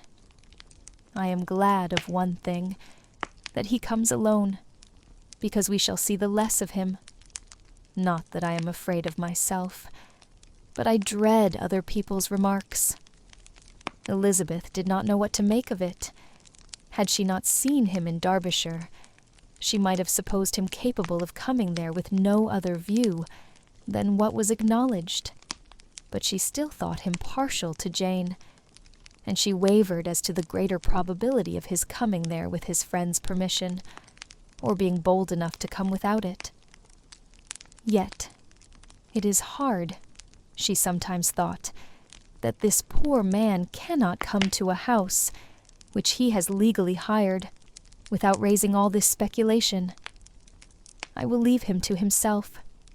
In spite of what her sister declared, and really believed to be her feelings, in the expectation of his arrival, Elizabeth could easily perceive that her spirits were affected by it. They were more disturbed, more unequal, than she had often seen them. The subject which had been so warmly canvassed between their parents about a 12-month ago was now brought forward again. "As soon as ever Mr. Bingley comes, my dear," said Mrs. Bennet. "You will wait on him, of course." "No, no. You forced me into visiting him last year, and promised if I went to see him, he should marry one of my daughters. But it ended in nothing, and I will not be sent on a fool's errand again." His wife represented to him how absolutely necessary such an attention would be from all the neighboring gentlemen on his returning to Netherfield. "'Tis an etiquette I despise," said he. "If he wants our society, let him seek it. He knows where we live. I will not spend my hours in running after my neighbors every time they go away and come back again. Well, all I know is that it will be abominably rude if you do not wait on him. But, however, that shan't prevent my asking him to dine here. I am determined. We must have Mrs. Long and the Gouldings soon. That will make 13 with ourselves, so there will be just room at table for him." Consoled by this resolution, she was the better able to bear her husband's incivility, though it was very mortifying to know that her neighbors might all see Mr. Bingley in consequence of it before they did. As the day of his arrival drew near, "I begin to be sorry that he comes at all," said Jane to her sister. "It would be nothing. I could see him with perfect indifference, but I can hardly bear to hear it thus perpetually talked of. My mother means well, but she does not know, no one can know, how much I suffer from what she says. Happy shall I be when his stay at Netherfield is over." "I wish I could say anything to comfort you," replied Elizabeth, "but it is wholly out of my power. You must feel it, and the usual satisfaction of preaching patience to a sufferer is denied me, because you have always so much. Mr. Bingley arrived. Mrs. Bennet, through the assistance of servants, contrived to have the earliest tidings of it, that the period of anxiety and fretfulness on her side might be as long as it could.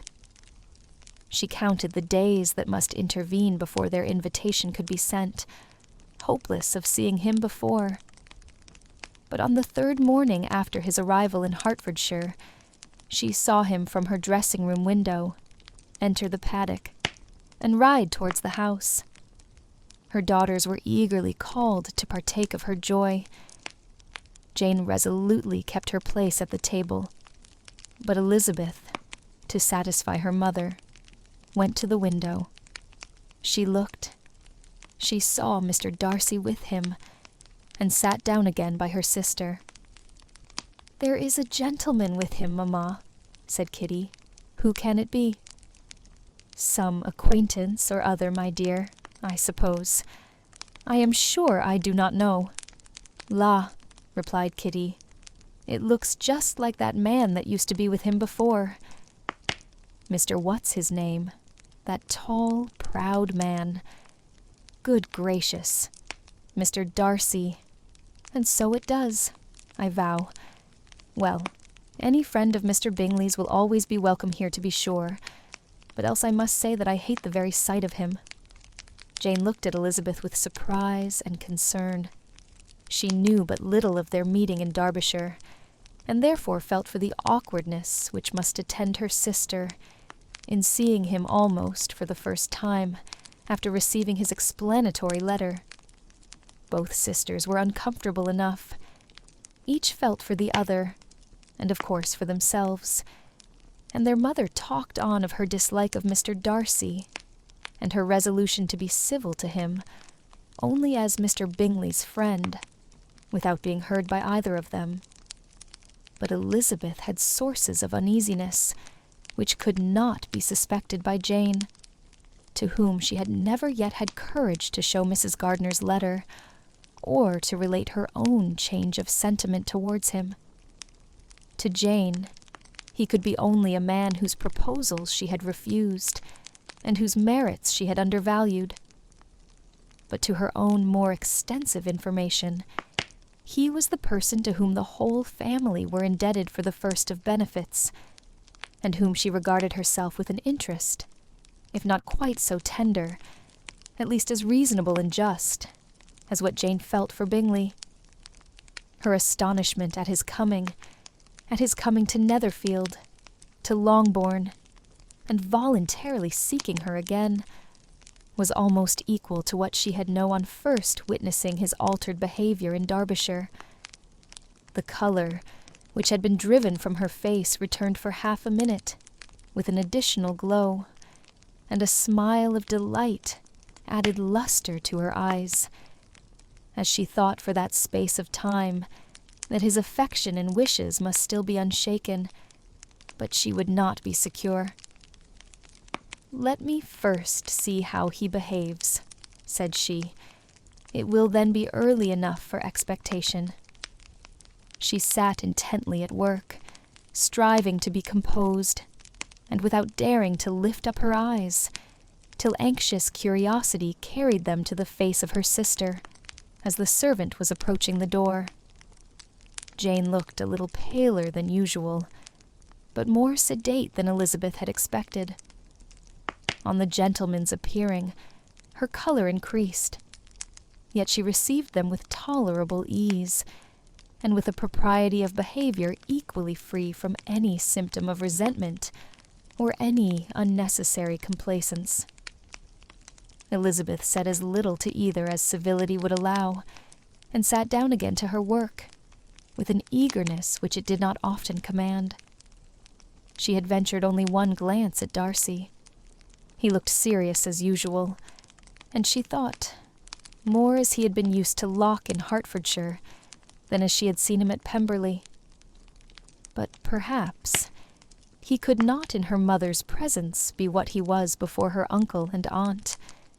It was a painful, but not an improbable conjecture. Bingley she had likewise seen for an instant, and in that short period saw him looking both pleased and embarrassed. He was received by Mrs. Bennet with a degree of civility which made her two daughters ashamed, especially when contrasted with the cold and ceremonious politeness of her courtesy and address of his friend. Elizabeth particularly, who knew that her mother owed to the latter the preservation of her favorite daughter from irremediable infamy, was hurt and distressed to a most painful degree by a distinction so ill applied. Darcy, after inquiring of her how Mr. and Mrs. Gardiner did, a question which she could not answer without confusion, said scarcely anything. He was not seated by her. Perhaps that was the reason of his silence, but it had not been so in Derbyshire. There he had talked to her friends, when he could not to herself. But now several minutes elapsed, without bringing the sound of his voice, and when occasionally, unable to resist the impulse of curiosity, she raised her eyes to his face. She has often found him looking at Jane as at herself, and frequently on no object but the ground. More thoughtfulness and less anxiety to please than when they last met were plainly expressed. She was disappointed and angry with herself for being so. "Could I expect it to be otherwise?" said she. "Yet why did he come?" She was in no humor for conversation with anyone but himself, and to him she had hardly courage to speak. She inquired after his sister, but could do no more. "It is a long time, Mr. Bingley, since you went away," said Mrs. Bennet. He readily agreed to it. "I began to be afraid you would never come back again. People did say you meant to quit the place entirely at Michaelmas. But, however, I hope it is not true. A great many changes have happened in the neighborhood since you went away. Miss Lucas is married and settled, and one of my own daughters. I suppose you have heard of it. Indeed, you must have seen it in the papers. It was in the Times and the Courier, I know, though it was not put in as it ought to be. It was only said, 'Lately, George Wickham, Esquire to Miss Lydia Bennet,' without there being a syllable said of her father, or the place where she lived, or anything. It was my brother Gardiner's drawing up too, and I wonder how he came to make such an awkward business of it. Did you see it?" Bingley replied that he did, and made his congratulations. Elizabeth dared not lift up her eyes. How Mr. Darcy looked, therefore, she could not tell. "It is a delightful thing, to be sure, to have a daughter well married," continued her mother, "but at the same time, Mr. Bingley, it is very hard to have her taken away from me. They are gone down to Newcastle, a place quite northward, it seems, and there they are to stay. I do not know how long. His regiment is there, for I suppose you have heard of his leaving the shire, and of his being gone into the regulars. Thank heaven. He has some friends, though, perhaps not so many as he deserves." Elizabeth, who knew this to be levelled at Mr. Darcy, was in such misery of shame that she could hardly keep her seat. It drew from her, however, the exertion of speaking, which nothing else had so effectually done before, and she asked Bingley whether he meant to make any stay in the country at present. A few weeks, he believed. "When you have killed all your own birds, Mr. Bingley," said her mother, "I beg you will come here and shoot as many as you please on Mr. Bennet's manor. I am sure he will be vastly happy to oblige you, and will save all the best of the coveys for you." Elizabeth's misery increased at such unnecessary, such officious attention. Were the same fair prospect to arise at present, as had flattered them a year ago, everything, she was persuaded, would be hastening to the same vexatious conclusion. At that instant she felt that years of happiness could not make Jane or herself amends for moments of such painful confusion. "The first wish of my heart," said she to herself, "is never more to be in company with either of them. Their society can afford no pleasure that will atone for such wretchedness as this. Let me never see either one or the other again. Yet the misery, for which years of happiness were to offer no compensation, received soon afterwards material relief, from observing how much the beauty of her sister rekindled the admiration of her former lover. When first he came in, he had spoken to her but little, but every 5 minutes seemed to be giving her more of his attention. He found her as handsome as she had been last year, as good-natured, and as unaffected, though not quite so chatty. Jane was anxious that no difference should be perceived in her at all, and was really persuaded that she talked as much as ever. But her mind was so busily engaged that she did not always know when she was silent. When the gentlemen rose to go away, Mrs. Bennet was mindful of her intended civility, and they were invited and engaged to dine at Longbourn in a few days' time. "You are quite a visit in my debt, Mr. Bingley," she added, "for when you went to town last winter, you promised to take a family dinner with us as soon as you returned. I have not forgot, you see, and I assure you I was very much disappointed that you did not come back and keep your engagement." Bingley looked a little silly at this reflection, and said something of his concern at having been prevented by business. They then went away. Mrs. Bennet had been strongly inclined to ask them to stay and dine there that day, but, though she always kept a very good table, she did not think anything less than 2 courses could be good enough for a man on whom she had such anxious designs, or satisfy the appetite and pride of one who had 10,000 a year. Chapter 12. As soon as they were gone, Elizabeth walked out to recover her spirits, or, in other words, to dwell without interruption on those subjects that must deaden them more. Mr. Darcy's behavior astonished and vexed her. Why, if he came only to be silent, grave, and indifferent, said she, did he come at all? She could settle it in no way that gave her pleasure. He could be still amiable, still pleasing to my uncle and aunt when he was in town, and why not to me? If he fears me, why come hither? If he no longer cares for me, why silent? Teasing man, I will think no more about him.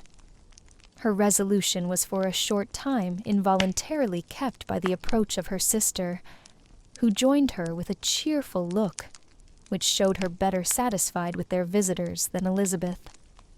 "Now," said she, "that this first meeting is over, I feel perfectly easy. I know my own strength, and I shall never be embarrassed again by his coming. I am glad he dines here on Tuesday.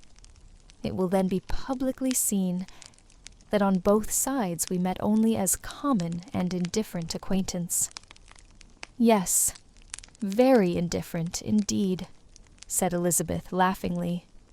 "Oh, Jane, take care." "My dear Lizzie, you cannot think me so weak as to be in danger now. I think you are in very great danger of making him as much in love with you as ever." They did not see the gentleman again till Tuesday, and Mrs. Bennet, in the meanwhile, was giving way to all the happy schemes which the good humour and common politeness of Bingley, in half an hour's visit, had revived. On Tuesday, there was a large party assembled at Longbourn, and the 2 who were most anxiously expected, to the credit of their punctuality as sportsmen, were in very good time. When they repaired to the dining-room, Elizabeth eagerly watched to see whether Bingley would take the place, which, in all their former parties, had belonged to him by her sister. Her prudent mother, occupied by the same ideas, forbore to invite him to sit by herself.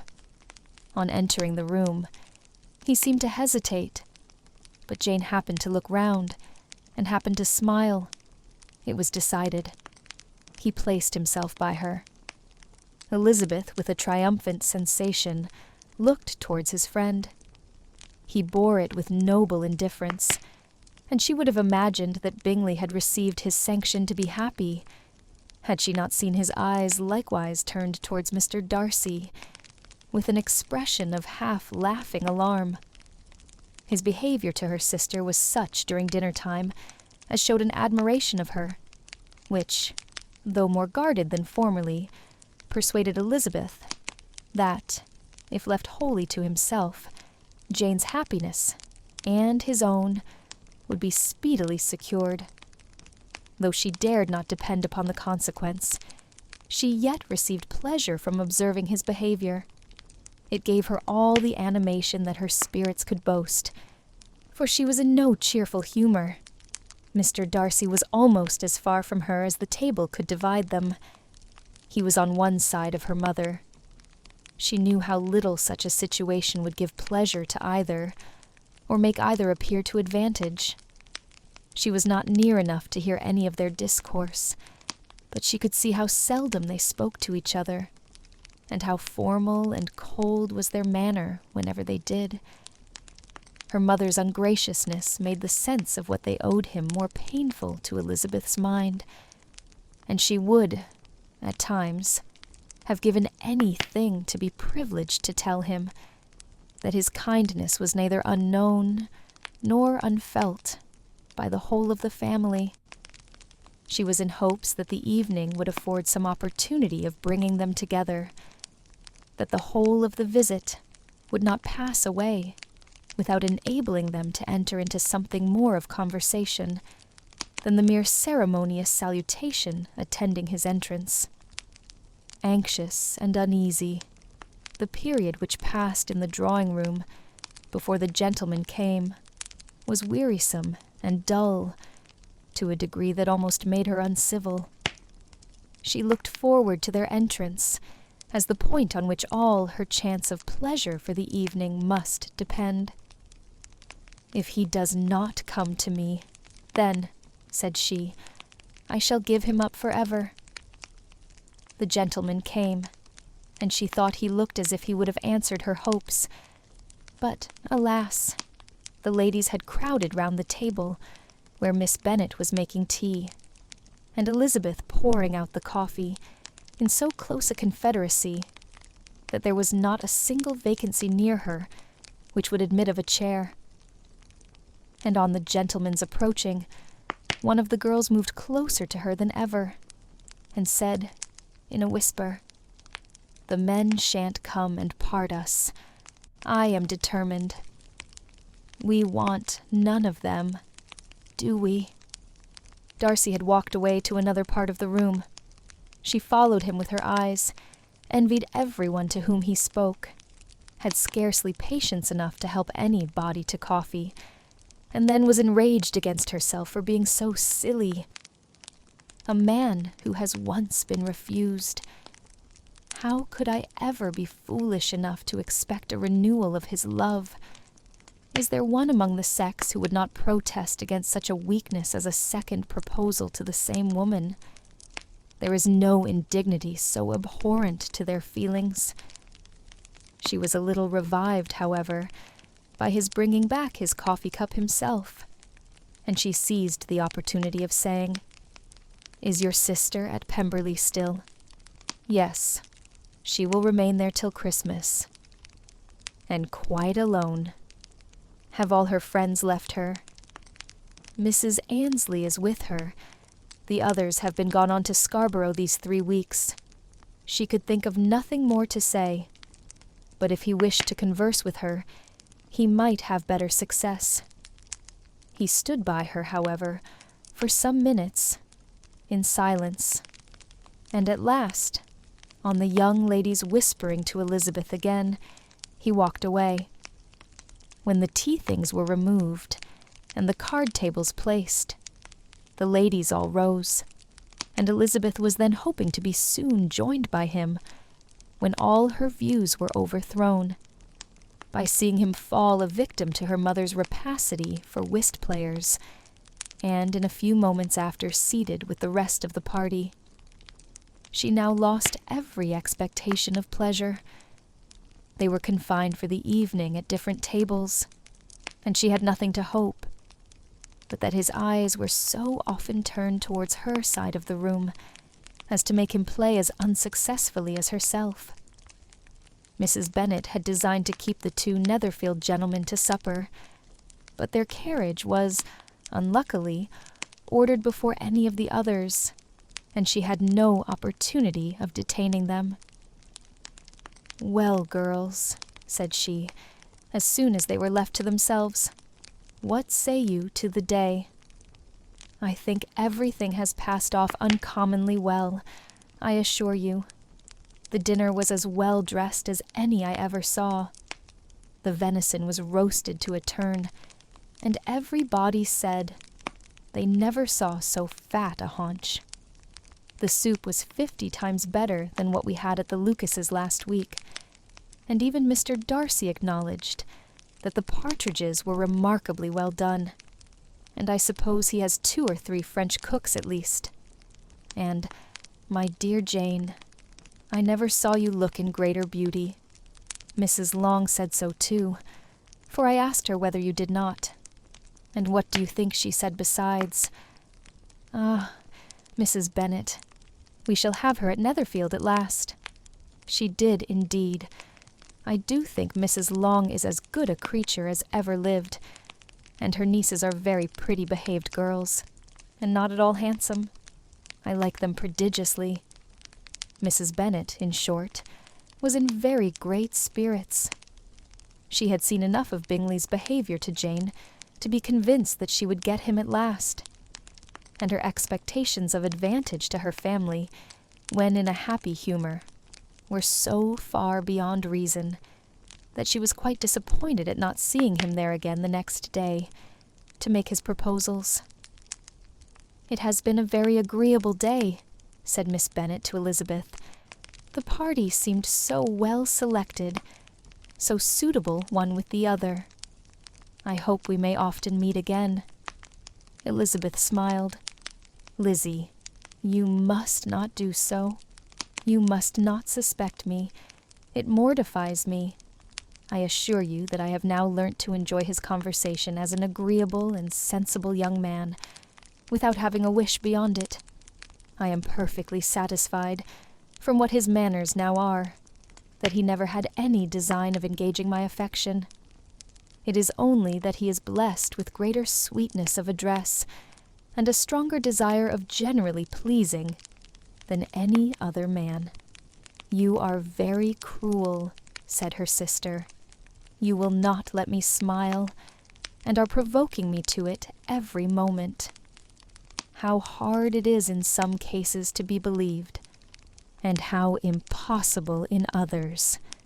But why should you wish to persuade me that I feel more than I acknowledge?" "That is a question which I hardly know how to answer. We all love to instruct, though we can teach only what is not worth knowing. Forgive me, and if you persist in indifference, do not make me your confidant." Chapter 13. A few days after this visit, Mr. Bingley called again, and alone. His friend had left him that morning for London, but was to return home in 10 days' time. He sat with them above an hour, and was in remarkably good spirits. Mrs. Bennet invited him to dine with them, but, with many expressions of concern, he confessed himself engaged elsewhere. "Next time you call," said she, "I hope we shall be more lucky. He should be particularly happy at any time," and so on, and see, and if she would give him leave, would take an early opportunity of waiting on them. Can you come tomorrow?" Yes, he had no engagement at all for tomorrow, and her invitation was accepted with alacrity. He came, and in such very good time, that the ladies were none of them dressed. In ran Mrs. Bennet to her daughter's room, in her dressing gown, and with her hair half finished, crying out, "My dear Jane, make haste and hurry down. He is come. Mr. Bingley is come. He is, indeed. Make haste, make haste. Here, Sarah, come to Miss Bennet this moment, and help her on with her gown. Never mind Miss Lizzie's hair." "We will be down as soon as we can," said Jane. "But I dare say Kitty is forwarder than either of us, for she went upstairs half an hour ago." "Oh, hang Kitty. What has she to do with it? Come, be quick, be quick. Where is your sash, my dear?" But when her mother was gone, Jane would not be prevailed on to go down without one of her sisters. The same anxiety to get by themselves was visible again in the evening. After tea, Mr. Bennet retired to the library, as was his custom, and Mary went upstairs to her instrument. 2 obstacles of the 5 being thus removed, Mrs. Bennet sat looking and winking at Elizabeth and Catherine for a considerable time, without making any impression on them. Elizabeth would not observe her, and when at last Kitty did, she very innocently said, "What is the matter, mamma? What do you keep winking at me for? What am I to do?" "Nothing, child, nothing. I did not wink at you." She then sat still 5 minutes longer, but unable to waste such a precious occasion, she suddenly got up, and saying to Kitty, "Come here, my love, I want to speak to you," took her out of the room. Jane instantly gave a look at Elizabeth, which spoke her distress at such premeditation, and her entreaty that she would not give in to it. In a few minutes, Mrs. Bennet half opened the door and called out, "Lizzie, my dear, I want to speak with you." Elizabeth was forced to go. "We may as well leave them by themselves, you know," said her mother, as soon as she was in the hall. "Kitty and I are going upstairs to sit in my dressing-room." Elizabeth made no attempt to reason with her mother, but remained quietly in the hall, till she and Kitty were out of sight, then returned into the drawing-room. Mrs. Bennet's schemes for this day were ineffectual. Bingley was everything that was charming, except the professed lover of her daughter. His ease and cheerfulness rendered him a most agreeable addition to their evening party, and he bore with the ill-judged officiousness of the mother, and heard all her silly remarks with a forbearance and command of countenance particularly grateful to the daughter. He scarcely needed an invitation to stay supper, and before he went away, an engagement was formed, chiefly through his own and Mrs. Bennet's means, for his coming next morning to shoot with her husband. After this day, Jane said no more of her indifference. Not a word passed between the sisters concerning Bingley, but Elizabeth went to bed in the happy belief that all must speedily be concluded, unless Mr. Darcy returned within the stated time. Seriously, however, she felt tolerably persuaded that all this must have taken place with that gentleman's concurrence. Bingley was punctual to his appointment, and he and Mr. Bennet spent the morning together, as had been agreed on. The latter was much more agreeable than his companion expected. There was nothing of presumption or folly in Bingley that could provoke his ridicule, or disgust him into silence, and he was more communicative and less eccentric than the other had ever seen him. Bingley, of course, returned with him to dinner, and in the evening Mrs. Bennet's invention was again at work, to get everybody away from him and her daughter. Elizabeth, who had a letter to write, went into the breakfast-room for that purpose soon after tea. for as the others were all going to sit down to cards, she could not be wanted to counteract her mother's schemes.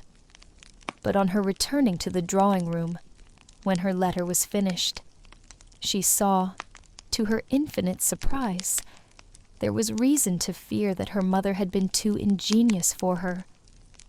On opening the door, she perceived her sister and Bingley standing together over the hearth, as if engaged in earnest conversation. And had this led to no suspicion, the faces of both, as they hastily turned round and moved away from each other, would have told it all. Their situation was awkward enough, but hers, she thought, was still worse. Not a syllable was uttered by either, and Elizabeth was on the point of going away again, when Bingley, who as well as the other had sat down, suddenly rose, and whispering a few words to her sister, ran out of the room.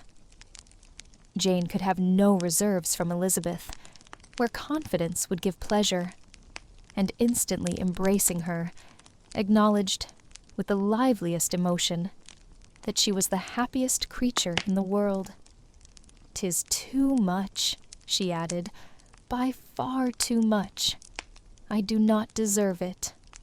Oh, why is not everybody as happy?" Elizabeth's congratulations were given with a sincerity, a warmth, a delight, which words could but poorly express. Every sentence of kindness was a fresh source of happiness to Jane, but she would not allow herself to stay with her sister, or say half that remained to be said, for the present. "I must go instantly to my mother," she cried. "I would not on any account trifle with her affectionate solicitude, or allow her to hear it from anyone but myself. He is gone to my father already. Oh, Lizzie, to know that what I have to relate will give such pleasure to all my dear family.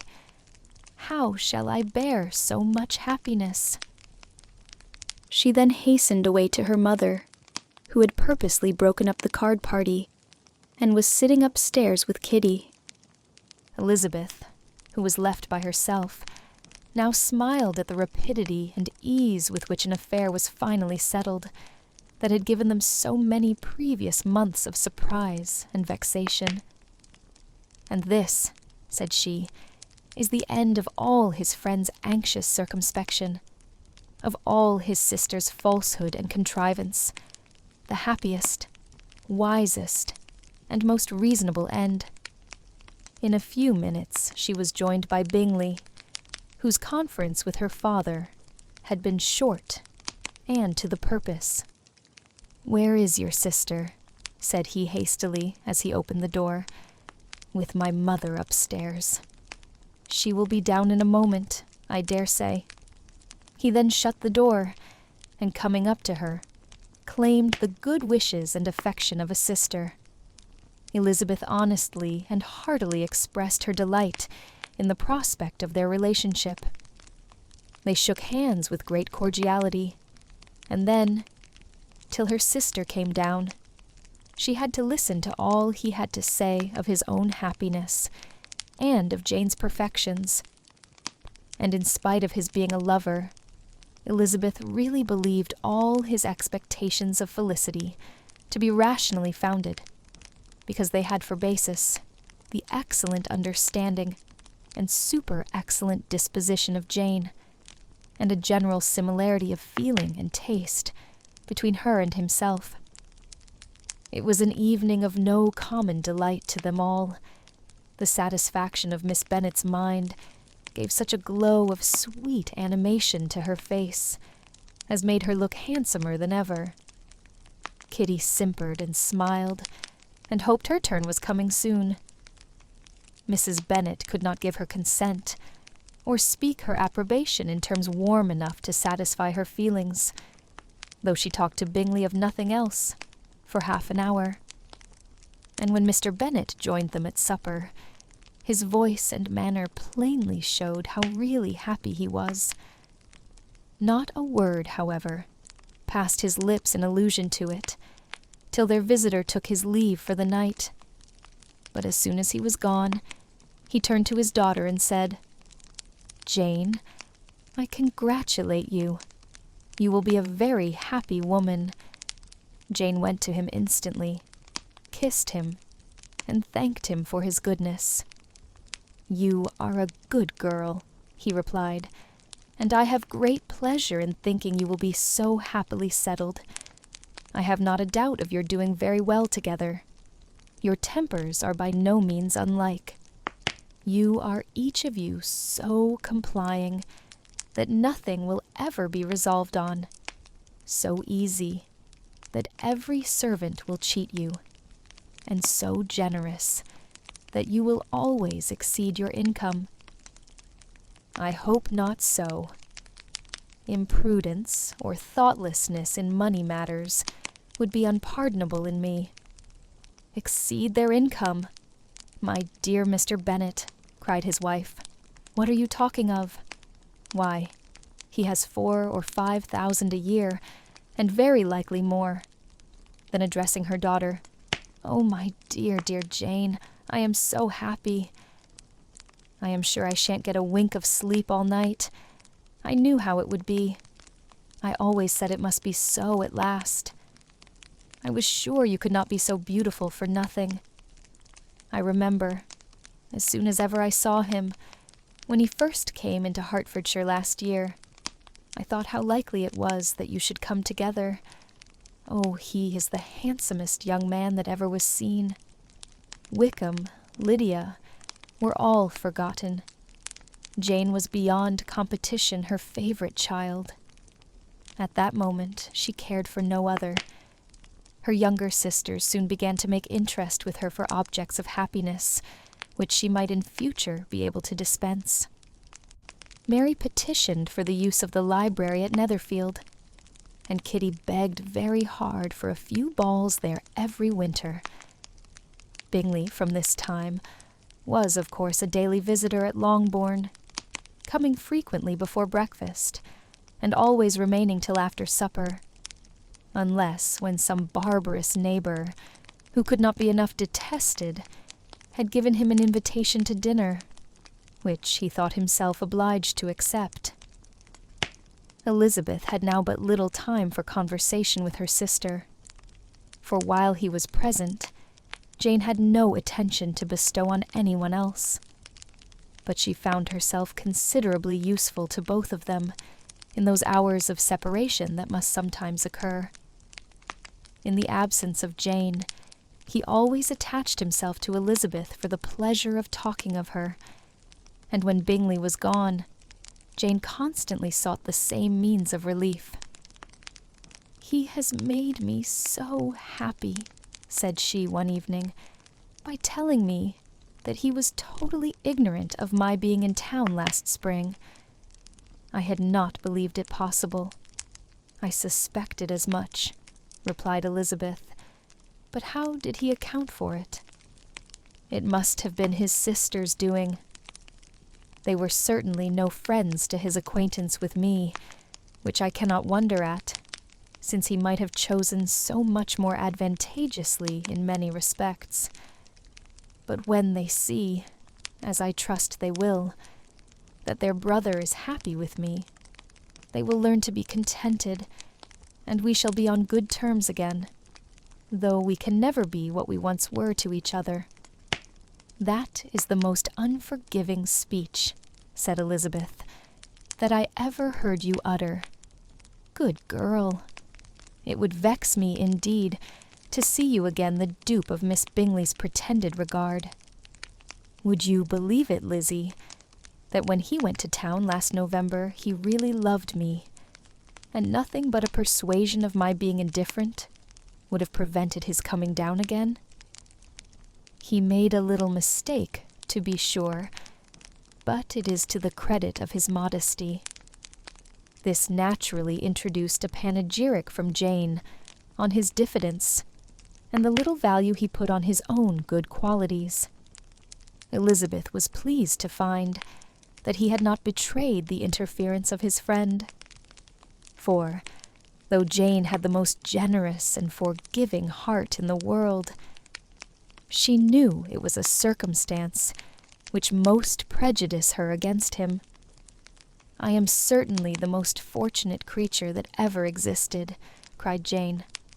"Oh, Lizzie, why am I thus singled from my family, and blessed above them all?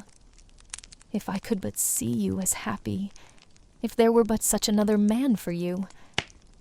If you were to give me 40 such men, I never could be so happy as you. Till I have your disposition, your goodness, I never can have your happiness. No, no, let me shift for myself, and perhaps, if I have very good luck, I may meet with another Mr. Collins in time. The situation of affairs in the Longbourn family could not be long a secret." Mrs. Bennet was privileged to whisper it to Mrs. Phillips, and she ventured, without any permission, to do the same by all her neighbours in Meryton. The Bennets were speedily pronounced to be the luckiest family in the world, though only a few weeks before, when Lydia had first run away, they had been generally proved to be marked out for misfortune. Chapter 14. One morning, about a week after Bingley's engagement with Jane had been formed, as he and the females of the family were sitting together in the dining-room, their attention was suddenly drawn to the window by the sound of a carriage, and they perceived a chaise and 4 driving up the lawn. It was too early in the morning for visitors, and besides, the equipage did not answer to that of any of their neighbours. The horses were post, and neither the carriage nor the livery of the servant who preceded it were familiar to them. As it was certain, however, that somebody was coming, Bingley instantly prevailed on Miss Bennet to avoid the confinement of such an intrusion, and walk away with him into the shrubbery. They both set off, and the conjectures of the remaining 3 continued, though with little satisfaction, till the door was thrown open, and their visitor entered. It was Lady Catherine de Bourgh. They were, of course, all intending to be surprised, but their astonishment was beyond their expectation, and on the part of Mrs. Bennet and Kitty, though she was perfectly unknown to them, even inferior to what Elizabeth felt. She entered the room with an air more than usually ungracious, made no other reply to Elizabeth's salutation than a slight inclination of the head, and sat down without saying a word. Elizabeth had mentioned her name to her mother on her ladyship's entrance, though no request of introduction had been made. Mrs. Bennet, all amazement, though flattered by having a guest of such high importance, received her with the utmost politeness. After sitting for a moment in silence, she said, very stiffly, to Elizabeth, "I hope you are well, Miss Bennet. That lady, I suppose, is your mother?" Elizabeth replied very concisely that she was. "And that, I suppose, is one of your sisters?" "Yes, madam," said Mrs. Bennet, delighted to speak to a Lady Catherine. "She is my youngest girl but one. My youngest of all is lately married, and my eldest is somewhere about the ground, walking with a young man, who, I believe, will soon become a part of the family." "You have a very small park here," returned Lady Catherine, after a short silence.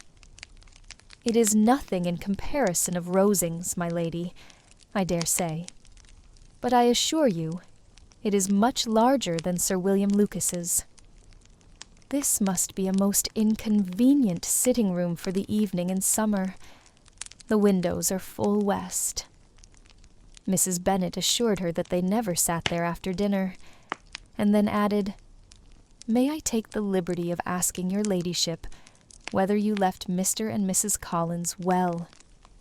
"Yes, very well. I saw them the night before last." Elizabeth now expected that she would produce a letter for her from Charlotte, as it seemed the only probable motive for her calling. But no letter appeared, and she was completely puzzled.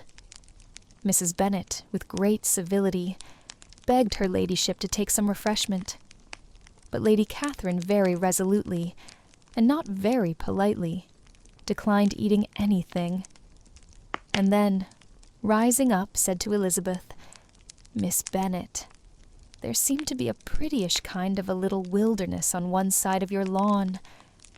I should be glad to take a turn in it, if you will favor me with your company." "Go, my dear," cried her mother, "and show her ladyship about the different walks. I think she will be pleased with the hermitage." Elizabeth obeyed, and running into her own room for her parasol, attended her noble guest downstairs. As they passed through the hall, Lady Catherine opened the doors into the dining parlour and drawing-room, and pronouncing them, after a short survey, to be decent-looking rooms, walked on. Her carriage remained at the door, and Elizabeth saw that her waiting-woman was in it. They proceeded in silence along the gravel walk that led to the copse. Elizabeth was determined to make no effort for conversation with a woman who was now more than usually insolent and disagreeable. "How could I ever think her like her nephew?" said she, as she looked in her face. As soon as they entered the copse, Lady Catherine began in the following manner. "You can be at no loss, Miss Bennet, to understand the reason of my journey hither. Your own heart, your own conscience must tell you why I come." Elizabeth looked with unaffected astonishment. "Indeed, you are mistaken, madam. I have not been at all able to account for the honor of seeing you here." "Miss Bennet," replied her ladyship in an angry tone, "you ought to know that I am not to be trifled with. But, however insincere you may choose to be, you shall not find me so. My character has ever been celebrated for its sincerity and frankness, and in a cause of such moment as this, I shall certainly not depart from it. A report of a most alarming nature reached me 2 days ago. I was told that not only your sister was on the point of being most advantageously married, but that you, that Miss Elizabeth Bennet, would, in all likelihood, be soon afterwards united to my nephew, my own nephew, Mr. Darcy. Though I know it must be a scandalous falsehood, though I would not injure him so much as to suppose the truth of it possible, I instantly resolved on setting off for this place, that I might make my sentiments known to you." "If you believed it impossible to be true," said Elizabeth, coloring with astonishment and disdain, "I wonder you took the trouble of coming so far. What could your ladyship propose by it?" "At once, to insist upon having such a report universally contradicted. Your coming to Longbourn, to see me and my family," said Elizabeth coolly, "will be rather a confirmation of it, if, indeed, such a report is in existence. If, do you then pretend to be ignorant of it? Has it not been industriously circulated by yourselves? Do you not know that such a report is spread abroad? I never heard that it was. And can you likewise declare that there is no foundation for it? I do not pretend to possess equal frankness with your ladyship. You may ask questions which I shall not choose to answer. This is not to be borne. Miss Bennet, I insist on being satisfied. Has my nephew, made you an offer of marriage? Your ladyship has declared it to be impossible. It ought to be so. It must be so, while he retains the use of his reason. But your arts and allurements may, in a moment of infatuation, have made him forget what he owes to himself, and to all his family. You may have drawn him in. If I have, I shall be the last person to confess it. Miss Bennet, do you know who I am? I have not been accustomed to such language as this. I am almost the nearest relation he has in the world, and am entitled to know all his dearest concerns. But you are not entitled to know mine, nor will such behavior as this ever induce me to be explicit. Let me be rightly understood. This match, to which you have the presumption to aspire, can never take place. No, never.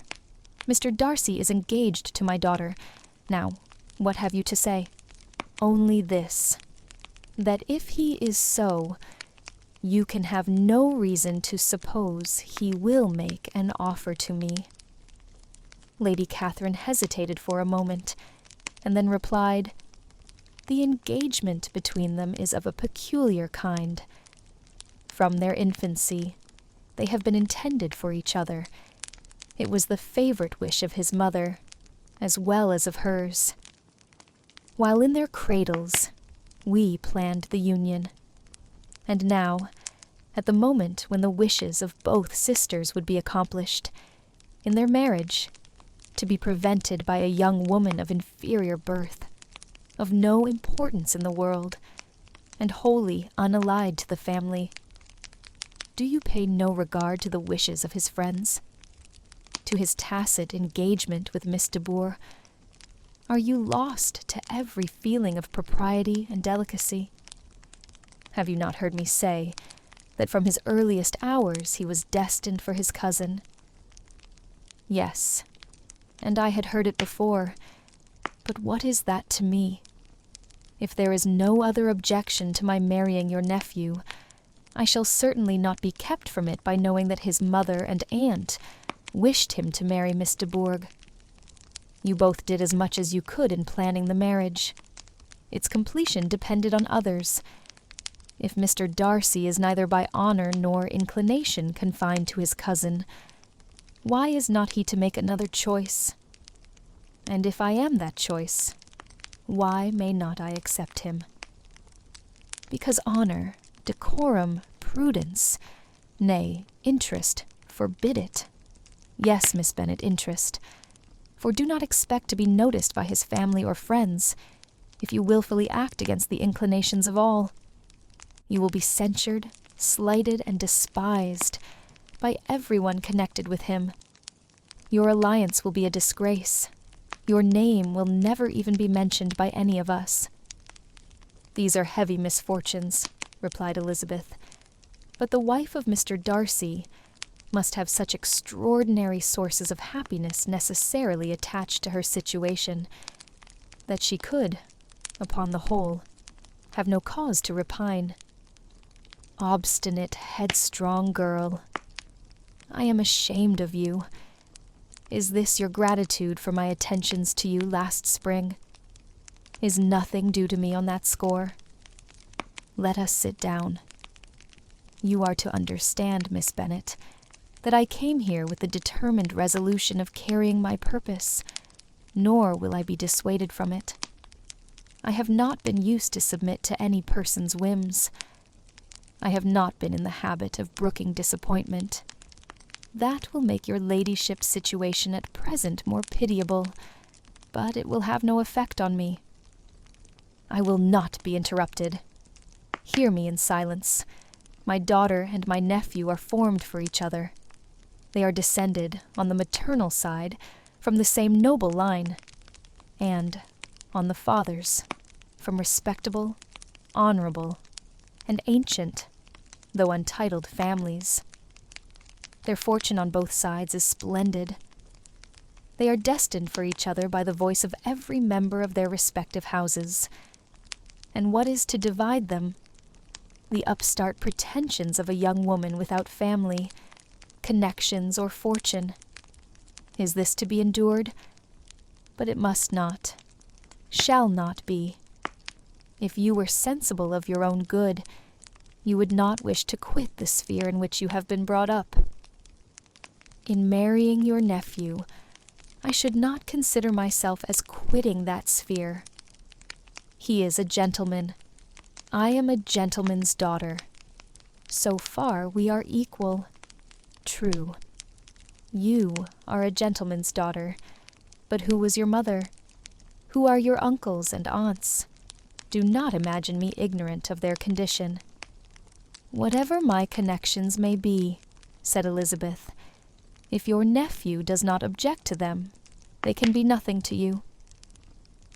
Tell me, once for all, are you engaged to him? Though Elizabeth would not, for the mere purpose of obliging Lady Catherine, have answered this question, she could not but say, after a moment's deliberation, I am not. Lady Catherine seemed pleased. And will you promise me never to enter into such an engagement? I will make no promise of the kind. Miss Bennet, I am shocked and astonished. I expected to find a more reasonable young woman. But do not deceive yourself into a belief that I will ever recede. I shall not go away till you have given me the assurance I require, and I certainly never shall give it. I am not to be intimidated into anything so wholly unreasonable. Your ladyship wants Mr. Darcy to marry your daughter, but would my giving you the wished-for promise make their marriage at all more probable? Supposing him to be attached to me, would my refusing to accept his hand make him wish to bestow it on his cousin? Allow me to say, Lady Catherine, that the arguments with which you have supported this extraordinary application have been as frivolous as the application was ill-judged. You have widely mistaken my character, if you think I can be worked on by such persuasions as these. How far your nephew might approve of your interference in his affairs, I cannot tell, but you have certainly no right to concern yourself in mine. I must beg, therefore, to be importuned no farther on the subject. Not so hasty, if you please. I have by no means done. To all the objections I have already urged, I have still another to add. I am no stranger to the particulars of your youngest sister's infamous elopement. I know it all, that the young man's marrying her was a patched-up business, at the expense of your father and uncle. And is such a girl to be my nephew's sister? Is her husband, who is the son of his late father's steward, to be his brother? Heaven and earth, of what are you thinking? Are the shades of Pemberley to be thus polluted? You can now have nothing further to say, she resentfully answered. You have insulted me in every possible method. I must beg to return to the house. And she rose as she spoke. Lady Catherine rose also, and they turned back. Her ladyship was highly incensed. You have no regard, then, for the honor and credit of my nephew. Unfeeling, selfish girl, do you not consider that a connection with you must disgrace him in the eyes of everybody? Lady Catherine, I have nothing further to say. You know my sentiments. You are then resolved to have him? I have said no such thing. I am only resolved to act in that manner, which will, in my own opinion, constitute my happiness, without reference to you, or to any person so wholly unconnected with me. It is well. You refuse, then, to oblige me. You refuse to obey the claims of duty, honor, and gratitude. You are determined to ruin him in the opinion of all his friends, and make him the contempt of the world. Neither duty, nor honor, nor gratitude, replied Elizabeth, has any possible claim on me, in the present instance. No principle of either would be violated by my marriage with Mr. Darcy, and with regard to the resentment of his family, or the indignation of the world, if the former were excited by his marrying me, it would not give me one moment's concern, and the world in general would have too much sense to join in the scorn. And this is your real opinion, This is your final resolve. Very well. I shall now know how to act. Do not imagine, Miss Bennet, that your ambition will ever be gratified. I came to try you. I hoped to find you reasonable, but depend upon it, I will carry my point." In this manner Lady Catherine talked on till they were at the door of the carriage, when, turning hastily round, she added, "I take no leave of you, Miss Bennet. I send no compliments to your mother. You deserve no such attention. I am most seriously displeased." Elizabeth made no answer, and without attempting to persuade her ladyship to return into the house, walked quietly into it herself. She heard the carriage drive away as she proceeded upstairs. Her mother impatiently met her at the door of the dressing-room to ask why Lady Catherine would not come in again and rest herself. "She did not choose it," said her daughter. "She would go. She is a very fine-looking woman, and her calling here was prodigiously civil, for she only came, I suppose, to tell us the Collinses were well. She is on her road somewhere, I dare say, and so, passing through Meryton, thought she might as well call on you. I suppose she had nothing particular to say to you, Lizzie." Elizabeth was forced to give in to a little falsehood here, for to acknowledge the substance of their conversation was impossible. Chapter 15.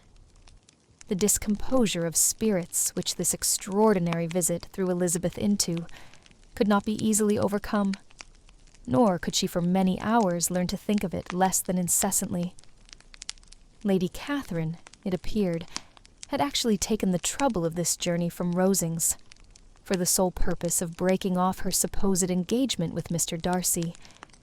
It was a rational scheme, to be sure, but from what the report of their engagement could originate, Elizabeth was at a loss to imagine, till she recollected that his being the intimate friend of Bingley, and her being the sister of Jane, was enough, at a time when the expectation of one wedding made everybody eager for another, to supply the idea. She had not herself forgotten to feel that the marriage of her sister must bring them more frequently together. And her neighbours at Lucas Lodge, therefore, for through their communication with the Collinses, the report, she concluded, had reached Lady Catherine, had only set that down as almost certain and immediate, which she had looked forward to as possible at some future time. In revolving Lady Catherine's expressions, however, she could not help feeling some uneasiness as to the possible consequence of her persisting in this interference. From what she had said of her resolution to prevent their marriage, it occurred to Elizabeth that she must meditate an application to her nephew, and how he might take a similar representation of the evils attached to a connection with her she dared not pronounce. She knew not the exact degree of his affection for his aunt, or his dependence on her judgment, but it was natural to suppose that he thought much higher of her ladyship than she could do, and it was certain that in enumerating the miseries of a marriage with one whose immediate connections were so unequal to his own, his aunt would address him on his weakest side. With his notions of dignity, he would probably feel that the arguments, which to Elizabeth had appeared weak and ridiculous, contained much good sense and solid reasoning.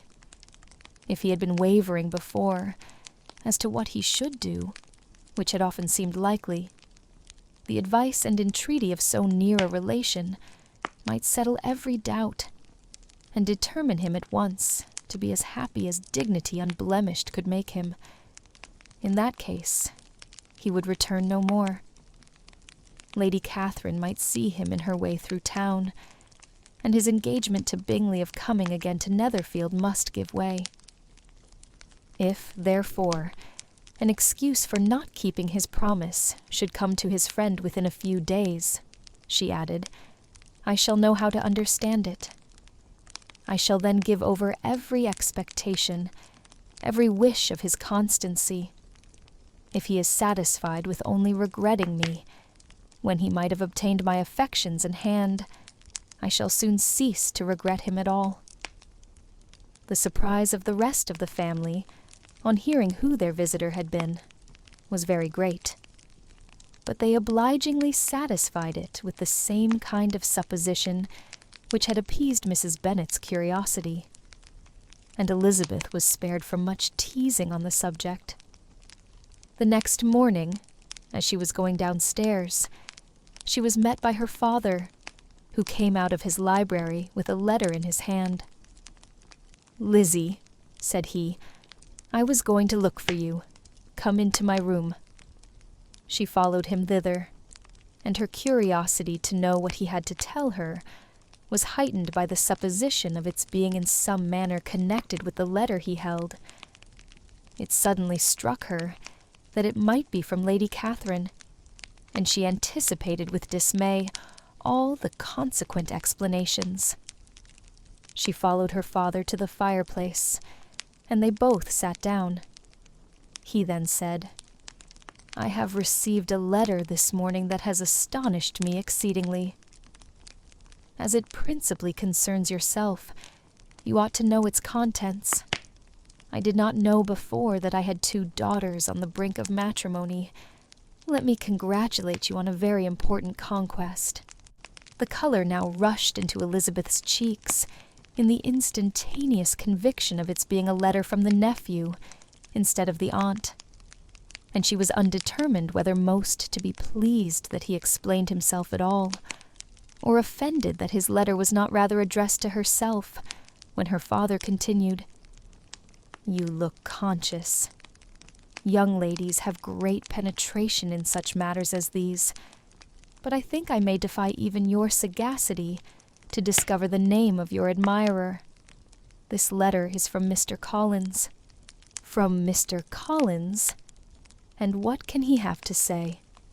"Something very much to the purpose, of course. He begins with congratulations on the approaching nuptials of my eldest daughter, of which, it seems, he has been told by some of the good-natured, gossiping Lucases. I shall not sport with your impatience by reading what he says on that point. What relates to yourself is as follows. Having thus offered you the sincere congratulations of Mrs. Collins and myself on this happy event, let me now add a short hint on the subject of another, of which we have been advertised by the same authority.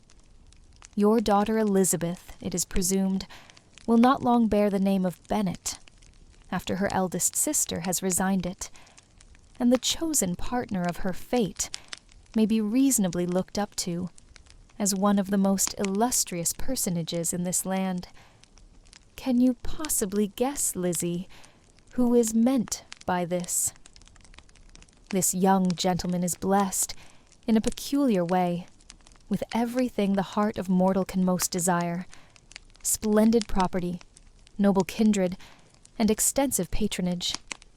Yet, in spite of all these temptations, let me warn my cousin Elizabeth and yourself of what evils you may incur by a precipitate closure with this gentleman's proposals, which, of course, you will be inclined to take immediate advantage of. Have you any idea, Lizzie, who this gentleman is? But now it comes out. My motive for cautioning you is as follows. We have reason to imagine that his aunt, Lady Catherine de Bourgh, does not look on the match with a friendly eye. Mr. Darcy, you see, is the man. Now, Lizzie, I think I have surprised you.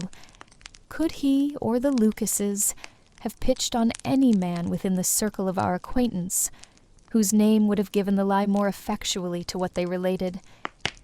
Mr. Darcy, who never looks at any woman but to see a blemish, and who probably never looked at you in his life. It is admirable. Elizabeth tried to join in her father's pleasantry, but could only force one most reluctant smile. Never had his wit been directed in a manner so little agreeable to her. "Are you not diverted?" "Oh, yes. Pray read on." After mentioning the likelihood of this marriage to her ladyship last night, she immediately, with her usual condescension, expressed what she felt on the occasion. When it became apparent that on the score of some family objections on the part of my cousin, she would never give her consent to what she termed so disgraceful a match, I thought it my duty to give the speediest intelligence of this to my cousin, that she and her noble admirer may be aware of what they are about, and not run hastily into a marriage which has not been properly sanctioned. Mr. Collins, moreover, adds, "I am truly rejoiced that my cousin Lydia's sad business has been so well hushed up, and am only concerned that their living together before the marriage took place should be so generally known. I must not, however, neglect the duties of my station, or refrain from declaring my amazement at hearing that you received the young couple into your house as soon as they were married. It was an encouragement of vice, and had I been the rector of Longbourn, I should very strenuously have opposed it. You ought certainly to forgive them as a Christian, but never to admit them in your sight, or allow their names to be mentioned in your hearing. That is his notion of Christian forgiveness. The rest of his letter is only about his dear Charlotte's situation, and his expectation of a young olive branch. But, Lizzie, you look as if you did not enjoy it. You are not going to be missish, I hope, and pretend to be affronted at an idle report. For what do we live but to make sport for our neighbors, and laugh at them in our turn?" "Oh," cried Elizabeth, "I am excessively diverted. But it is so strange. Yes, that is what makes it amusing. Had they fixed on any other man, it would have been nothing. But his perfect indifference, and your pointed dislike, make it so delightfully absurd. Much as I abominate writing, I would not give up Mr. Collins's correspondence for any consideration. Nay, when I read a letter of his, I cannot help giving him the preference even over Wickham, much as I value the impudence and hypocrisy of my son-in-law. And pray, Lizzie, what said Lady Catherine about this report? Did she call to refuse her consent?" To this question his daughter replied only with a laugh, and as it had been asked without the least suspicion, she was not distressed by his repeating it. Elizabeth had never been more at a loss to make her feelings appear what they were not. It was necessary to laugh when she would rather have cried. Her father had most cruelly mortified her by what he said of Mr. Darcy's indifference, and she could do nothing but wonder at such a want of penetration, or fear that, perhaps, instead of his seeing too little, she might have fancied too much. Chapter 16. Instead of receiving any such letter of excuse from his friend, as Elizabeth half expected Mr. Bingley to do, he was able to bring Darcy with him to Longbourn before many days had passed after Lady Catherine's visit. The gentleman arrived early, and before Mrs. Bennet had time to tell him of their having seen his aunt, of which her daughter sat in momentary dread, Bingley, who wanted to be alone with Jane, proposed their all walking out. It was agreed to. Mrs. Bennet was not in the habit of walking. Mary could never spare time, but the remaining 5 set off together.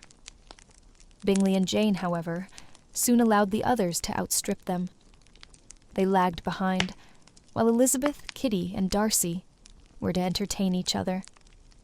Very little was said by either. Kitty was too much afraid of him to talk. Elizabeth was secretly forming a desperate resolution, and perhaps he might be doing the same. They walked towards the Lucases, because Kitty wished to call upon Maria, and as Elizabeth saw no occasion for making it a general concern, when Kitty left them, she went boldly on with him alone. Now was the moment for her resolution to be executed, and while her courage was high, she immediately said, "Mr. Darcy, I am a very selfish creature, and for the sake of giving relief to my own feelings, care not how much I may be wounding yours.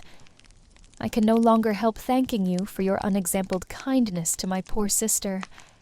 Ever since I have known it, I have been most anxious to acknowledge to you how gratefully I feel it.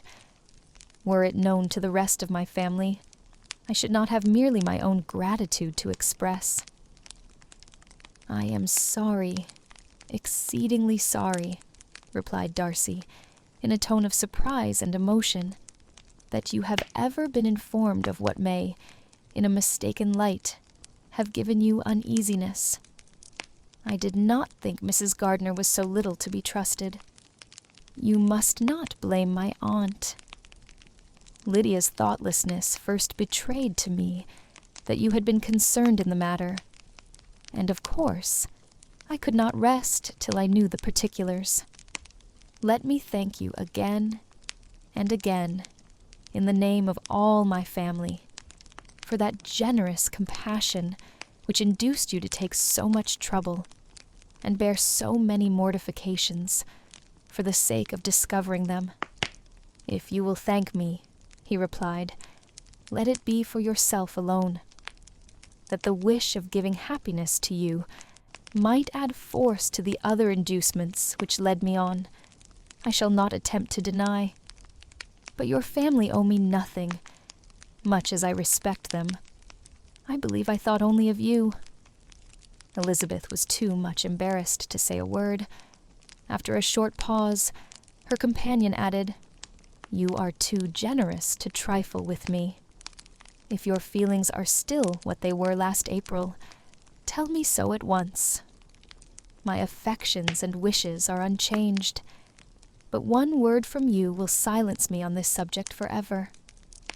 Elizabeth, feeling all the more than common awkwardness and anxiety of his situation, now forced herself to speak, and immediately, though not very fluently, gave him to understand that her sentiments had undergone so material a change since the period to which he alluded, as to make her receive with gratitude and pleasure his present assurances. The happiness which this reply produced was such as he had probably never felt before, and he expressed himself on the occasion as sensibly and as warmly as a man violently in love can be supposed to do. Had Elizabeth been able to encounter his eyes, she might have seen how well the expression of heartfelt delight diffused over his face became him. But though she could not look, she could listen, and he told her of feelings which, in proving of what importance she was to him, made his affection every moment more valuable. They walked on without knowing in what direction. There was too much to be thought, and felt, and said, for attention to any other objects. She soon learnt that they were indebted for their present good understanding to the efforts of his aunt, who did call on him in her return through London, and there relate her journey to Longbourn, its motive, and the substance of her conversation with Elizabeth, dwelling emphatically on every expression of the latter, which, in her ladyship's apprehension, peculiarly denoted her perverseness and assurance, in the belief that such a relation must assist her endeavours to obtain that promise from her nephew which she had refused to give. But, unluckily for her ladyship, its effect had been exactly contrariwise. "It taught me to hope," said he, "as I had scarcely ever allowed myself to hope before.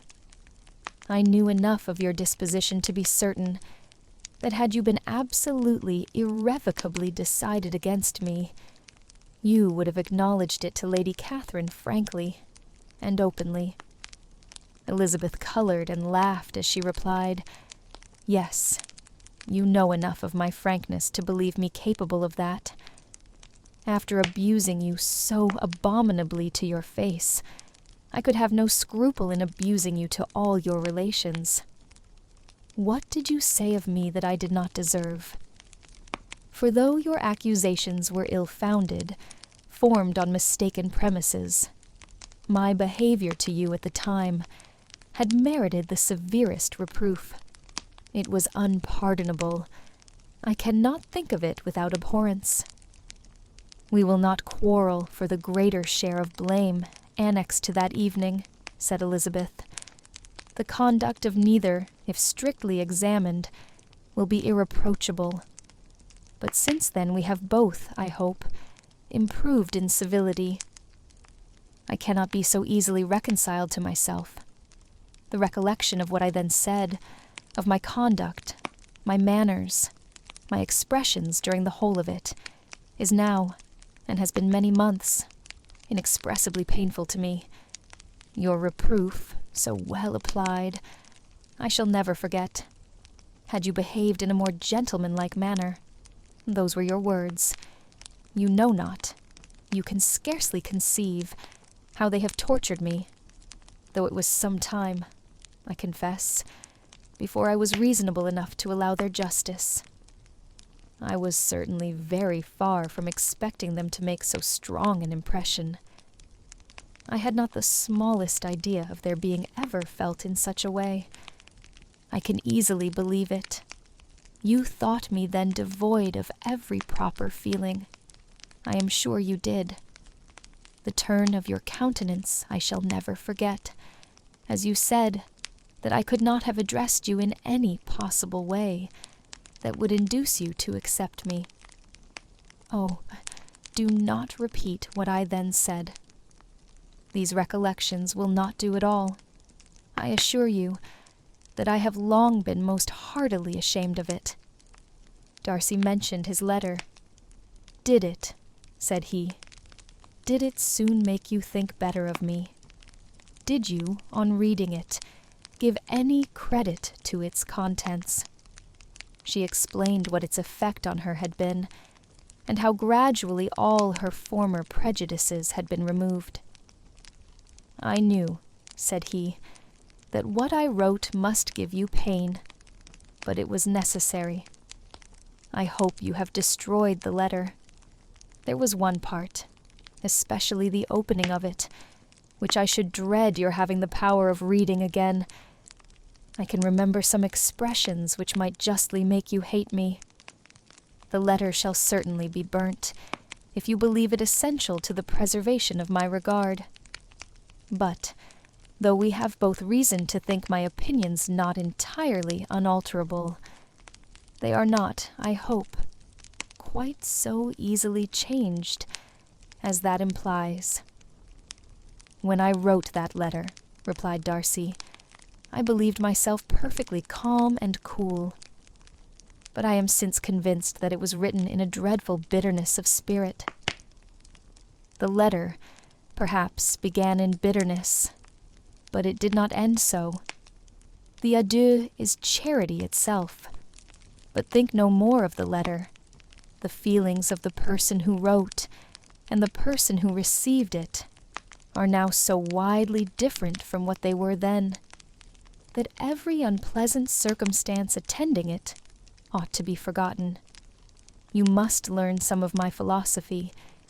Think only of the past, as its remembrance gives you pleasure. I cannot give you credit for any philosophy of the kind. Your retrospections must be so totally void of reproach that the contentment arising from them is not a philosophy, but, what is much better, of ignorance. But with me, it is not so. Painful recollections will intrude, which ought not to be repelled. I have been a selfish being all my life, in practice, though not in principle. As a child I was taught what was right, but I was not taught to correct my temper. I was given good principles, but left to follow them in pride and conceit. Unfortunately, an only son, for many years an only child, I was spoiled by my parents, who, though good themselves, my father particularly, all that was benevolent and amiable, allowed, encouraged, almost taught me to be selfish and overbearing, to care for none beyond my own family circle, to think meanly of all the rest of the world, to wish at least to think meanly of their sense and worth compared with my own. Such I was, from 8 to 28, and such I might still have been but for you, dearest, loveliest Elizabeth. What do I not owe you? You taught me a lesson, hard indeed at first, but most advantageous. By you, I was properly humbled. I came to you without a doubt of my reception. You showed me how insufficient were all my pretensions to please a woman worthy of being pleased. Had you then persuaded yourself that I should? Indeed I had. What will you think of my vanity? I believed you to be wishing, expecting my addresses. My manners must have been in fault, but not intentionally, I assure you. I never meant to deceive you, but my spirits might often lead me wrong. How you must have hated me after that evening.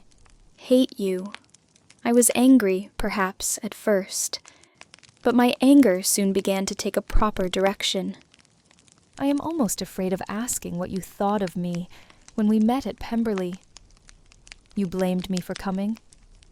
No, indeed. I felt nothing but surprise. Your surprise could not be greater than mine in being noticed by you. My conscience told me that I deserved no extraordinary politeness, and I confess that I did not expect to receive more than my due. My object, then, replied Darcy, was to show you, by every civility in my power, that I was not so mean as to resent the past, and I hoped to obtain your forgiveness, to lessen your ill opinion, by letting you see that your reproofs had been attended to. How soon any other wishes introduced themselves, I can hardly tell, but I believe in about half an hour after I had seen you. He then told her of Georgiana's delight in her acquaintance, and of her disappointment at its sudden interruption, which naturally leading to the cause of that interruption, she soon learnt that his resolution of following her from Derbyshire in quest of her sister had been formed before he quitted the inn, and that his gravity and thoughtfulness there had arisen from no other struggles than what such a purpose must comprehend. She expressed her gratitude again, but it was too painful a subject to each to be dwelt on farther. After walking several miles in a leisurely manner, and too busy to know anything about it, they found at last, on examining their watches, that it was time to be at home.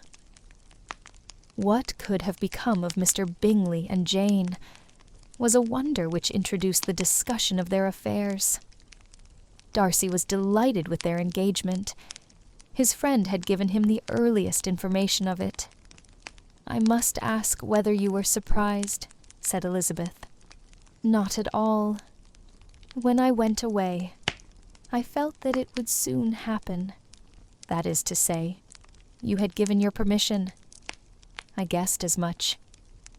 And though he exclaimed at the term, she found that it had been pretty much the case. "On the evening before my going to London," said he, "I made a confession to him, which I believe I ought to have made long ago. I told him of all that had occurred to make my former interference in his affairs absurd and impertinent. His surprise was great. He had never had the slightest suspicion. I told him, moreover, that I believed myself mistaken in supposing, as I had done, that your sister was indifferent to him, and as I could easily perceive that his attachment to her was unabated, I felt no doubt of their happiness together. Elizabeth could not help smiling at his easy manner of directing his friend. "Did you speak from your own observation," said she, "when you told him that my sister loved him, or merely from my information last spring?" "From the former. I had narrowly observed her during the 2 visits which I had lately made here, and I was convinced of her affection." "And your assurance of it, I suppose, carried immediate conviction to him?" "It did. Bingley is most unaffectedly modest. His diffidence had prevented his depending on his own judgment in so anxious a case, but his reliance on mine made everything easy. I was obliged to confess one thing, which for a time, and not unjustly, offended him. I could not allow myself to conceal that your sister had been in town 3 months last winter, that I had known it, and purposely kept it from him. He was angry, but his anger, I am persuaded, lasted no longer than he remained in any doubt of your sister's sentiments. He has heartily forgiven me now." Elizabeth longed to observe that Mr. Bingley had been a most delightful friend, so easily guided that his worth was invaluable. But she checked herself. She remembered that he had yet to learn to be laughed at, and it was rather too early to begin. In anticipating the happiness of Bingley, which of course was to be inferior only to his own, he continued the conversation till they reached the house. In the hall, they parted. Chapter 17. "My dear Lizzie, where can you have been walking to?" was a question which Elizabeth received from Jane as soon as she entered the room, and from all the others when they sat down to table. She had only to say in reply that they had wandered about till she was beyond her own knowledge. She colored as she spoke, but neither that nor anything else awakened a suspicion of the truth. The evening passed quietly, unmarked by anything extraordinary. The acknowledged lovers talked and laughed. The unacknowledged were silent. Darcy was not of a disposition in which happiness overflows in mirth, and Elizabeth, agitated and confused, rather knew that she was happy than felt herself to be so, for, besides the immediate embarrassment, there were other evils before her. She anticipated what would be felt in the family when her situation became known. She was aware that no one liked him but Jane, and even feared that with the others it was a dislike which not all his fortune and consequence might do away. At night, she opened her heart to Jane. Though suspicion was very far from Miss Bennet's general habits, she was absolutely incredulous here. "You are joking, Lizzie." "This cannot be. Engaged to Mr. Darcy. No, no, you shall not deceive me. I know it to be impossible. This is a wretched beginning indeed.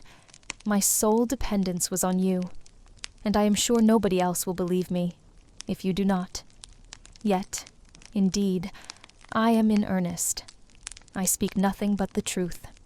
He still loves me, and we are engaged." Jane looked at her doubtingly. "Oh, Lizzie, it cannot be. I know how much you dislike him. You know nothing of the matter. That is all to be forgot. Perhaps I did not always love him so well as I do now, but in such cases as these, a good memory is unpardonable. This is the last time I shall ever remember it myself." Miss Bennet still looked all amazement. Elizabeth again, and more seriously, assured her of its truth. "Good heaven! Can it be really so? Yet now I must believe you," cried Jane. "My dear, dear Lizzie, I do congratulate you. But are you certain? Forgive the question. Are you quite certain that you can be happy with him? There can be no doubt of that. It is settled between us already that we are to be the happiest couple in the world. But are you pleased, Jane? Shall you like to have such a brother? Very, very much. Nothing could give either Bingley or myself more delight. But we considered it. We talked of it as impossible. And do you really love him quite well enough? Oh, Lizzie, do anything rather than marry without affection. Are you quite sure that you feel what you ought to do? Oh, yes. You will only think I feel more than I ought to do when I tell you all. What do you mean? Why, I must confess that I love him better than I do Bingley. I am afraid you will be angry. My dearest sister, now be serious. I want to talk very seriously. Let me know everything that I am to know without delay. Will you tell me how long you have loved him? It has been coming on so gradually that I hardly know when it began. But I believe I must date it from my first seeing his beautiful grounds at Pemberley. Another entreaty that she would be serious, however, produced the desired effect, and she soon satisfied Jane by her solemn assurances of attachment. When convinced on that article, Miss Bennet had nothing further to wish. "Now I am quite happy," said she, "for you will be as happy as myself. I always had a value for him. Were it for nothing but his love of you, I must always have esteemed him. But now, as Bingley's friend and your husband, there can be only Bingley and yourself more dear to me. But, Lizzie, you have been very sly, very reserved with me. How little did you tell me of what passed at Pemberley and Lambton? I owe all that I know of it to another, not to you." Elizabeth told her the motives of her secrecy. She had been unwilling to mention Bingley, and the unsettled state of her own feelings had made her equally avoid the name of his friend. But now she would no longer conceal from her his share in Lydia's marriage. All was acknowledged, and half the night spent in conversation. "Good gracious!" cried Mrs. Bennet, as she stood at a window the next morning. "If that disagreeable Mr. Darcy is not coming here again with our dear Bingley, what can he mean by being so tiresome as to be always coming here? I had no notion, but he would go a-shooting, or something or other, and not disturb us with his company. What shall we do with him? Lizzie, you must walk out with him again, that he may not be in Bingley's way."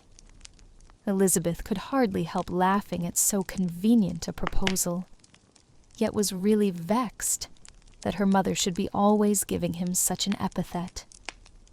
As soon as they entered, Bingley looked at her so expressively, and shook hands with such warmth, as left no doubt of his good information, and he soon afterwards said aloud, "Mrs. Bennet, have you no more lanes hereabouts in which Lizzie may lose her way again today? I advise Mr. Darcy and Lizzie and Kitty," said Mrs. Bennet, "to walk to Oakham Mount this morning. It is a nice long walk, and Mr. Darcy has never seen the view." "It may do very well for the others," replied Mr. Bingley, "but I am sure it will be too much for Kitty. Won't it, Kitty?" Kitty owned that she had rather stay at home. Darcy professed a great curiosity to see the view from the mount, and Elizabeth silently consented.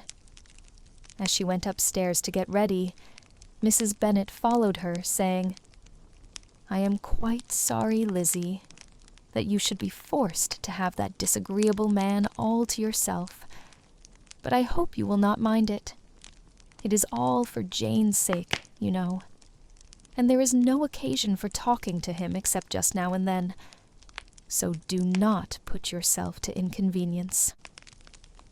During their walk, it was resolved that Mr. Bennet's consent should be asked in the course of the evening. Elizabeth reserved to herself the application for her mother's. She could not determine how her mother would take it, sometimes doubting whether all his wealth and grandeur would be enough to overcome her abhorrence of the man. but whether she were violently set against the match, or violently delighted with it, it was certain that her manner would be equally ill adapted to do credit to her sense, and she could no more bear that Mr. Darcy should hear the first raptures of her joy than the first vehemence of her disapprobation. In the evening, soon after Mr. Bennet withdrew to the library, she saw Mr. Darcy rise also, and follow him, and her agitation on seeing it was extreme.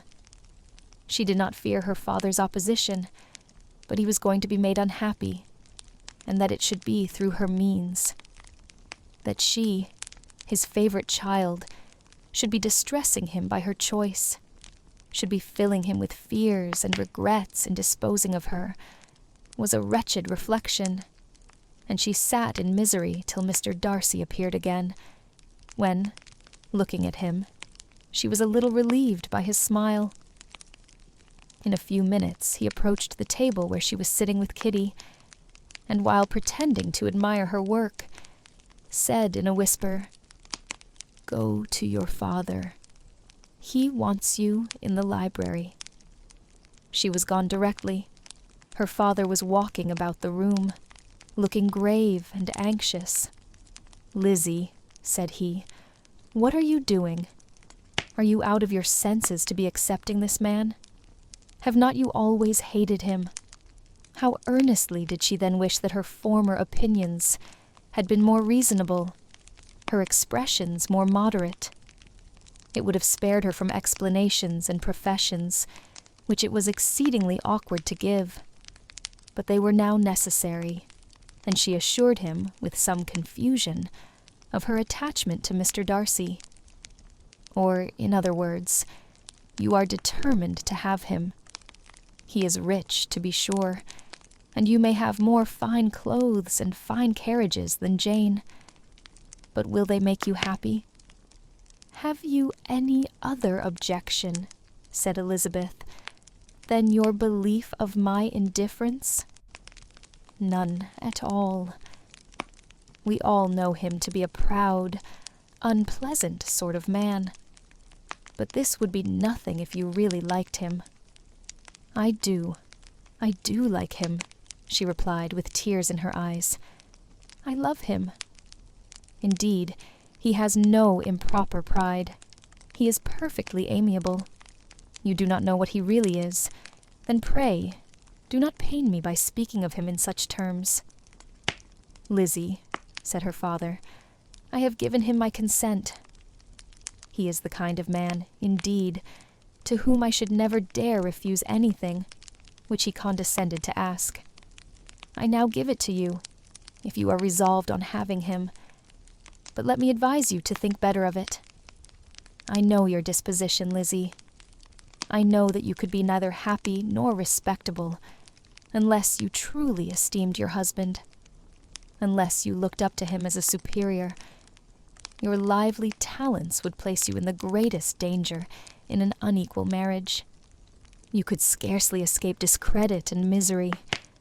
My child, let me not have the grief of seeing you unable to respect your partner in life. You know not what you are about."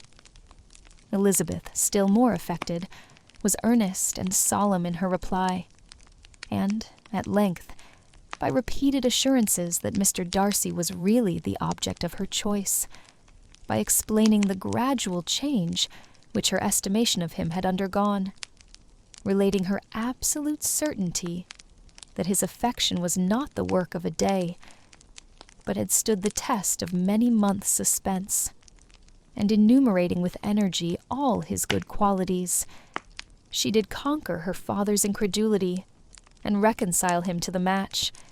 "Well, my dear," said he, when she ceased speaking, "I have no more to say. If this be the case, he deserves you. I could not have parted with you, my Lizzie, to anyone less worthy." To complete the favorable impression, she then told him what Mr. Darcy had voluntarily done for Lydia. He heard her with astonishment. This is an evening of wonders, indeed. And so, Darcy did everything. made up the match, gave the money, paid the fellow's debts, and got him his commission. So much the better. It will save me a world of trouble and economy. Had it been your uncle's doing, I must and would have paid him. But these violent young lovers carry everything their own way. I shall offer to pay him tomorrow. He will rant and storm about his love for you, and there will be an end of the matter." He then recollected her embarrassment a few days before, on his reading Mr. Collins's letter, and after laughing at her some time, allowed her at last to go, saying, as she quitted the room, "If any young men come for Mary or Kitty, send them in, for I am quite at leisure." Elizabeth's mind was now relieved from a very heavy weight, and after half an hour's quiet reflection in her own room, she was able to join the others with tolerable composure. Everything was too recent for gaiety, but the evening passed tranquilly away. There was no longer anything material to be dreaded, and the comfort of ease and familiarity would come in time. When her mother went up to her dressing room at night, she followed her and made the important communication. Its effect was most extraordinary, for on first hearing it, Mrs. Bennet sat quite still and unable to utter a syllable. Nor was it under many, many minutes that she could comprehend what she heard, though not in general backward to credit what was for the advantage of her family, or that came in the shape of a lover to any of them. She began at length to recover, to fidget about in her chair, get up, sit down again, wonder, and bless herself. Good gracious! Lord bless me! Only think, dear me, Mr. Darcy, who would have thought it? And is it really true? Oh, my sweetest Lizzie, how rich and how great you will be! What pin money, what jewels, what carriages you will have! Jane's is nothing to it, nothing at all. I am so pleased, so happy. Such a charming man, so handsome, so tall. Oh, my dear Lizzie, pray apologize for my having disliked him so much before. I hope he will overlook it. Dear, dear Lizzie, a house in town, everything that is charming, 3 daughters married, 10,000 a year. Oh, Lord, what will become of me? I shall go distracted. This was enough to prove that her approbation need not be doubted, and Elizabeth, rejoicing that such an effusion was heard only by herself, soon went away. But before she had been 3 minutes in her own room, her mother followed her. "My dearest child," she cried, "I can think of nothing else. 10,000 a year, and very likely more. 'Tis as good as a lord, and a special license. You must and shall be married by a special license. But, my dearest love, tell me what dish Mr. Darcy is particularly fond of, that I may have it tomorrow." This was a sad omen of what her mother's behavior to the gentleman himself might be, and Elizabeth found that, though in the certain possession of his warmest affection, and secure of her relations' consent, there was still something to be wished for. But the morrow passed off much better than she expected, for Mrs. Bennet luckily stood in such awe of her intended son-in-law that she ventured not to speak to him, unless it was in her power to offer him any attention, or mark her deference for his opinion. Elizabeth had the satisfaction of seeing her father taking pains to get acquainted with him, and Mr. Bennet soon assured her that he was rising every hour in his esteem. "I admire all my 3 sons-in-law highly," said he. "Wickham, perhaps, is my favorite, but I think I shall like your husband quite as well as Jane's." Chapter 18. Elizabeth's spirits soon rising to playfulness again, she wanted Mr. Darcy to account for his having ever fallen in love with her. "How could you begin?" said she. I can comprehend your going on charmingly when you had once made a beginning. But what could set you off in the first place? I cannot fix on the hour, or the spot, or the look, or the words, which laid the foundation. It is too long ago. I was in the middle before I knew that I had begun. My beauty you had early withstood, and as for my manners, my behavior to you was at least always bordering on the uncivil, and I never spoke to you without rather wishing to give you pain than not. Now be sincere. Did you admire me for my impertinence? For the liveliness of your mind I did. You may as well call it impertinence at once. It was very little less. The fact is that you were sick of civility, of deference, of officious attention. You were disgusted with the women who were always speaking and looking and thinking for your approbation alone. I roused and interested you because I was so unlike them. Had you not been really amiable, you would have hated me for it. But in spite of the pains you took to disguise yourself, your feelings were always noble and just, and in your heart you thoroughly despised the persons who so assiduously courted you. There, I have saved you the trouble of accounting for it, and really, all things considered, I begin to think it perfectly reasonable. To be sure, you know no actual good of me, but nobody thinks of that when they fall in love. Was there no good in your affectionate behavior to Jane while she was ill at Netherfield? Dearest Jane, who could have done less for her? But make a virtue of it by all means. My good qualities are under your protection, and you are to exaggerate them as much as possible. And in return, it belongs to me to find occasions for teasing and quarreling with you as often as may be. And I shall begin directly by asking you what made you so unwilling to come to the point at last. What made you so shy of me when you first called, and afterwards dined here? Why, especially when you called, did you look as if you did not care about me? Because you were grave and silent, and gave me no encouragement. But I was embarrassed, and so was I. You might have talked to me more when you came to dinner. A man who had felt less might. How unlucky that you should have a reasonable answer to give, and that I should be so reasonable as to admit it. But I wonder how long you would have gone on, if you had been left to yourself. I wonder when you would have spoken, if I had not asked you.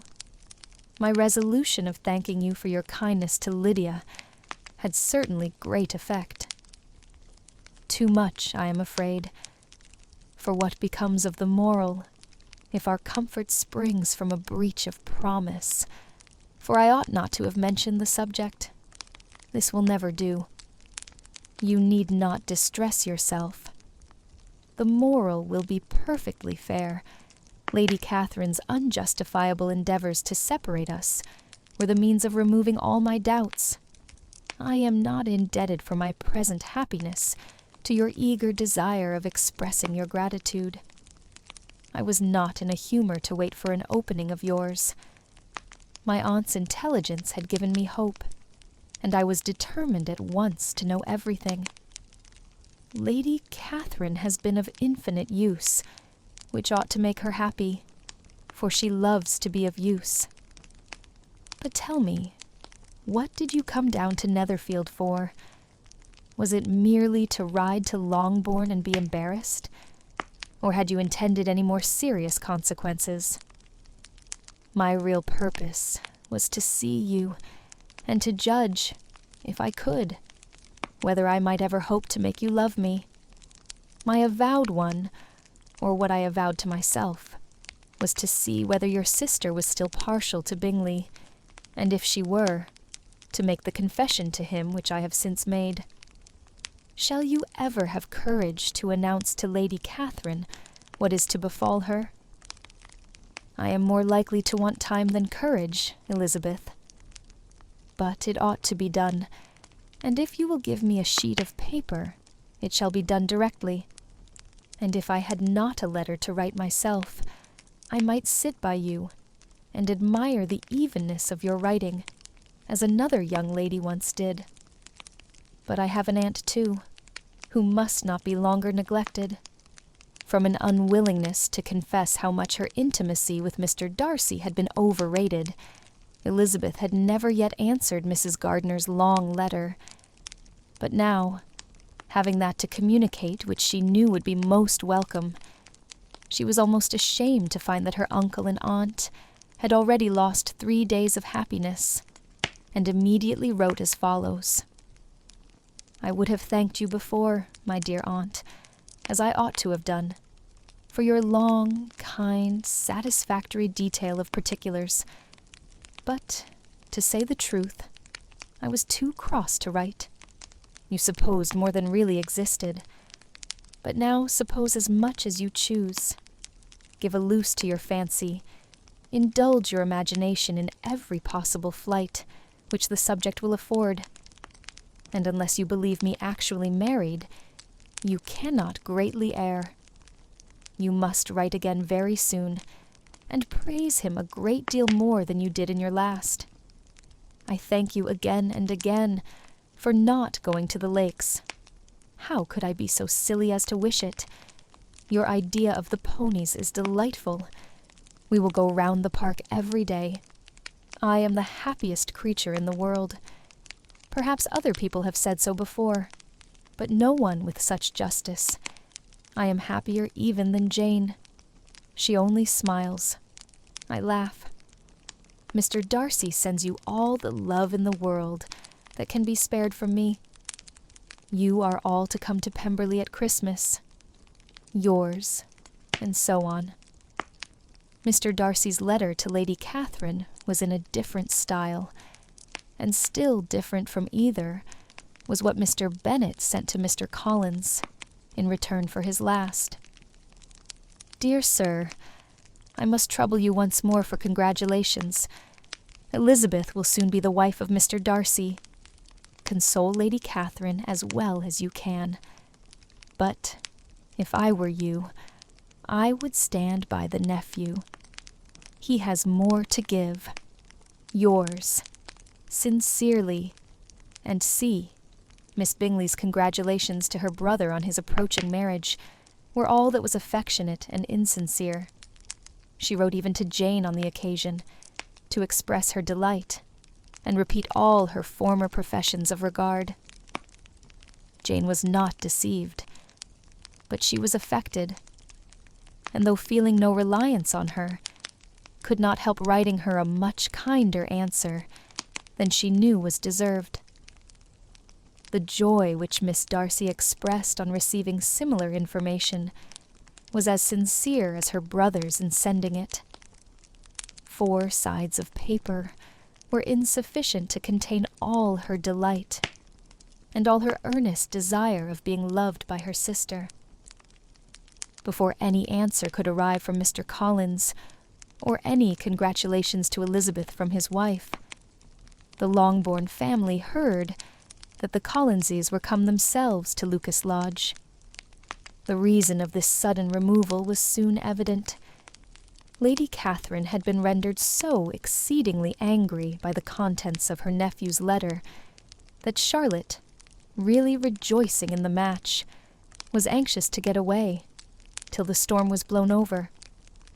At such a moment, the arrival of her friend was a sincere pleasure to Elizabeth, though in the course of their meetings she must sometimes think the pleasure dearly bought when she saw Mr. Darcy exposed to all the parading and obsequious civility of her husband. He bore it, however, with admirable calmness. He could even listen to Sir William Lucas when he complimented him on carrying away the brightest jewel of the country, and expressed his hopes of their all meeting frequently at St. James's, with very decent composure. If he did shrug his shoulders, It was not till Sir William was out of sight. Mrs. Phillips's vulgarity was another, and perhaps a greater tax on his forbearance.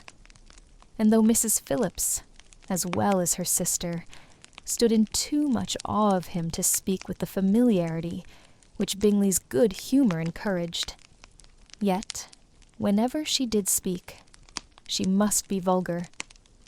Nor was her respect for him, though it made her more quiet, at all likely to make her more elegant. Elizabeth did all she could to shield him from the frequent notice of either, and was ever anxious to keep him to herself, and to those of her family, with whom he might converse without mortification. And though the uncomfortable feelings arising from all this took from the season of courtship much of its pleasure, it added to the hope of the future, and she looked forward with delight to the time when they should be removed from society, so little pleasing to either, to all the comfort and elegance of their family party at Pemberley. Chapter 19.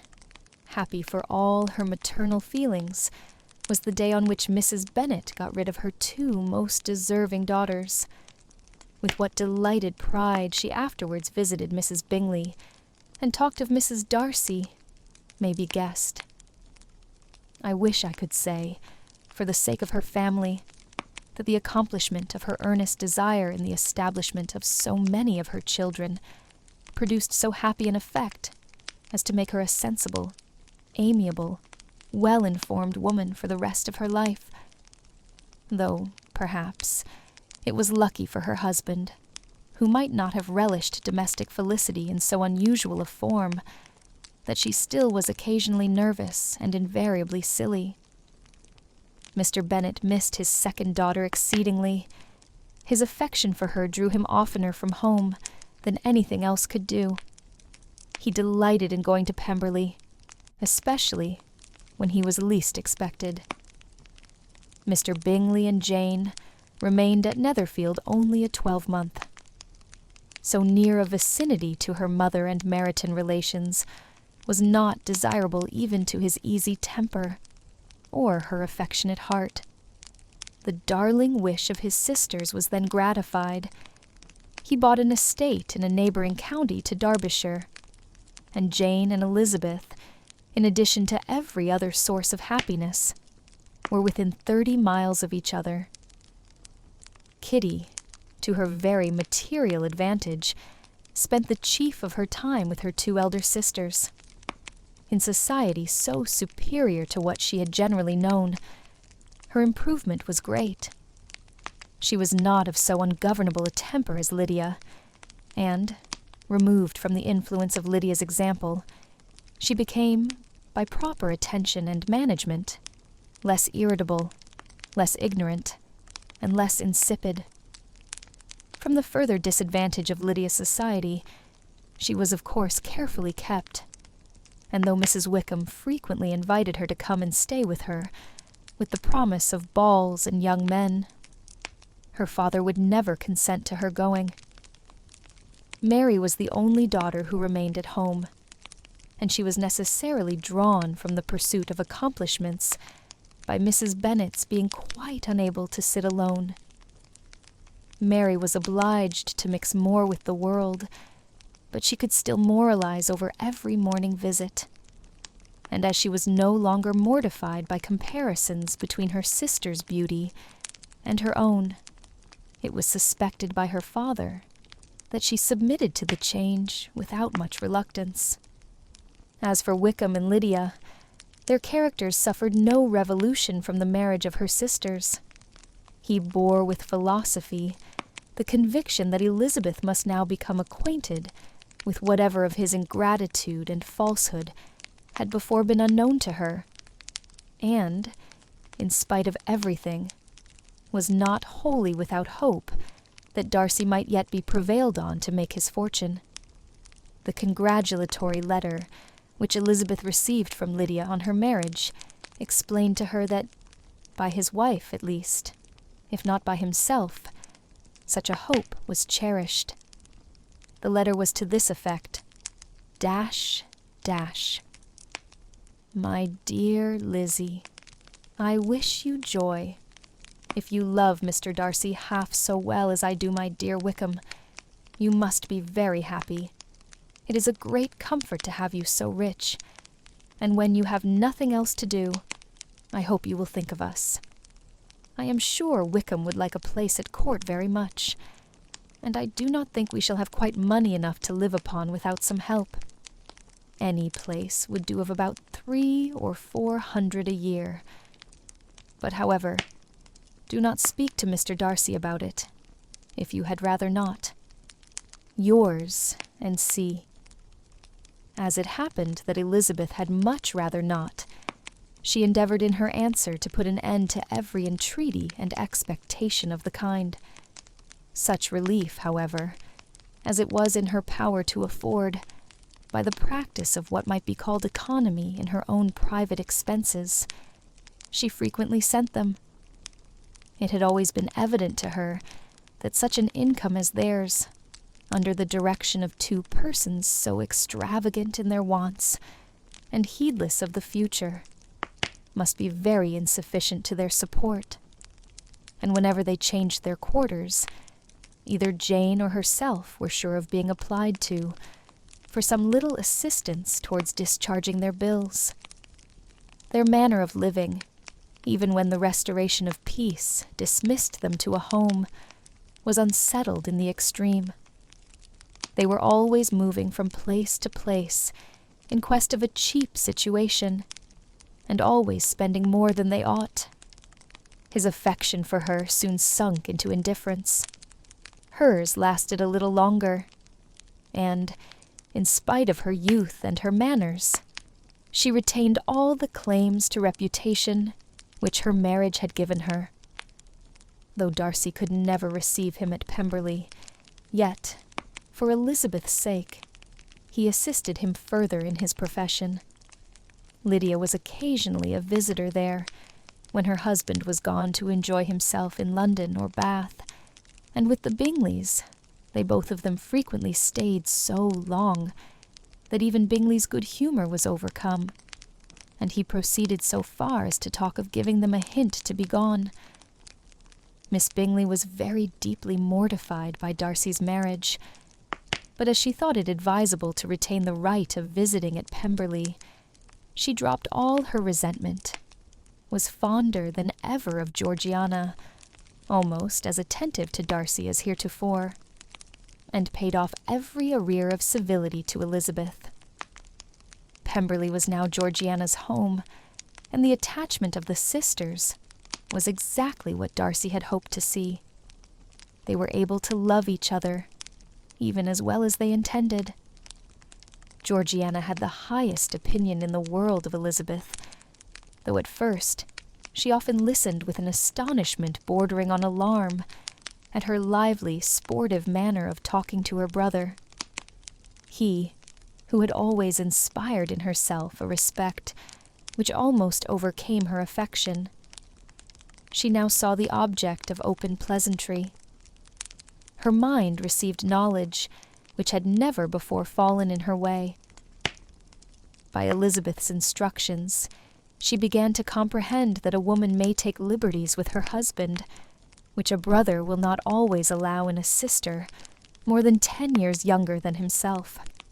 Lady Catherine was extremely indignant on the marriage of her nephew, and as she gave way to all the genuine frankness of her character, in her reply to the letter which announced its arrangement, she sent him language so very abusive, especially of Elizabeth, that for some time all intercourse was at an end. But at length, by Elizabeth's persuasion, he was prevailed on to overlook the offense and seek a reconciliation, and, after a little further resistance on the part of his aunt, her resentment gave way, either to her affection for him or her curiosity to see how his wife conducted herself, and she condescended to wait on them at Pemberley, in spite of that pollution which its woods had received, not merely from the presence of such a mistress, but the visits of her uncle and aunt from the city. With the Gardners, they were always on the most intimate terms. Darcy, as well as Elizabeth, really loved them, and they were both ever sensible of the warmest gratitude towards the persons who, by bringing her into Derbyshire, had been the means of uniting them. The end